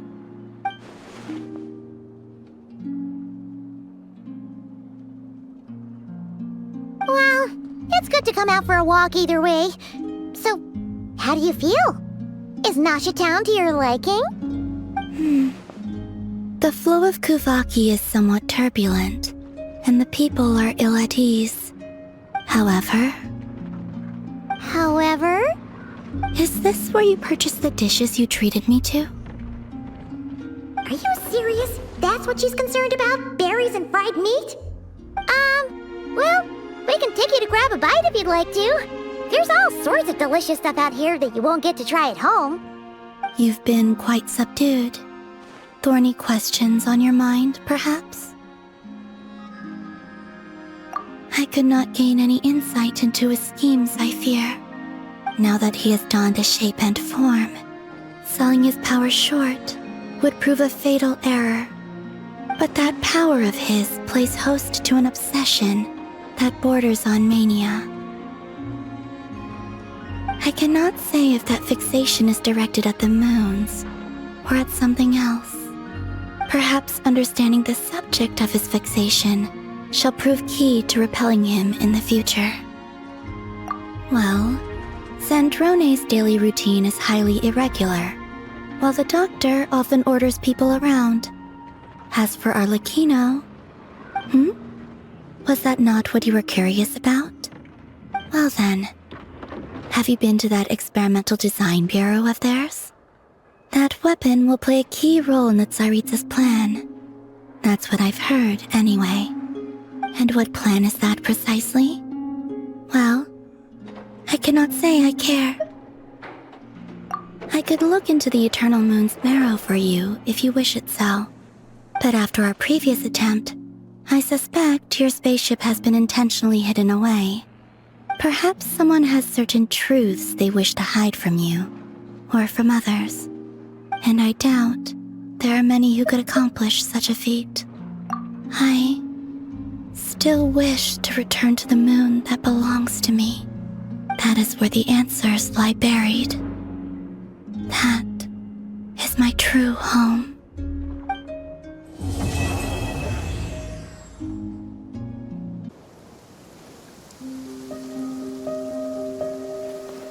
Interesting. You followed me this far. Why not show your face? Haha! Right! Right you are. I forgot to introduce myself. The name's Varka, Knight of Boreas, and Grand Master of the Knights of Favonius.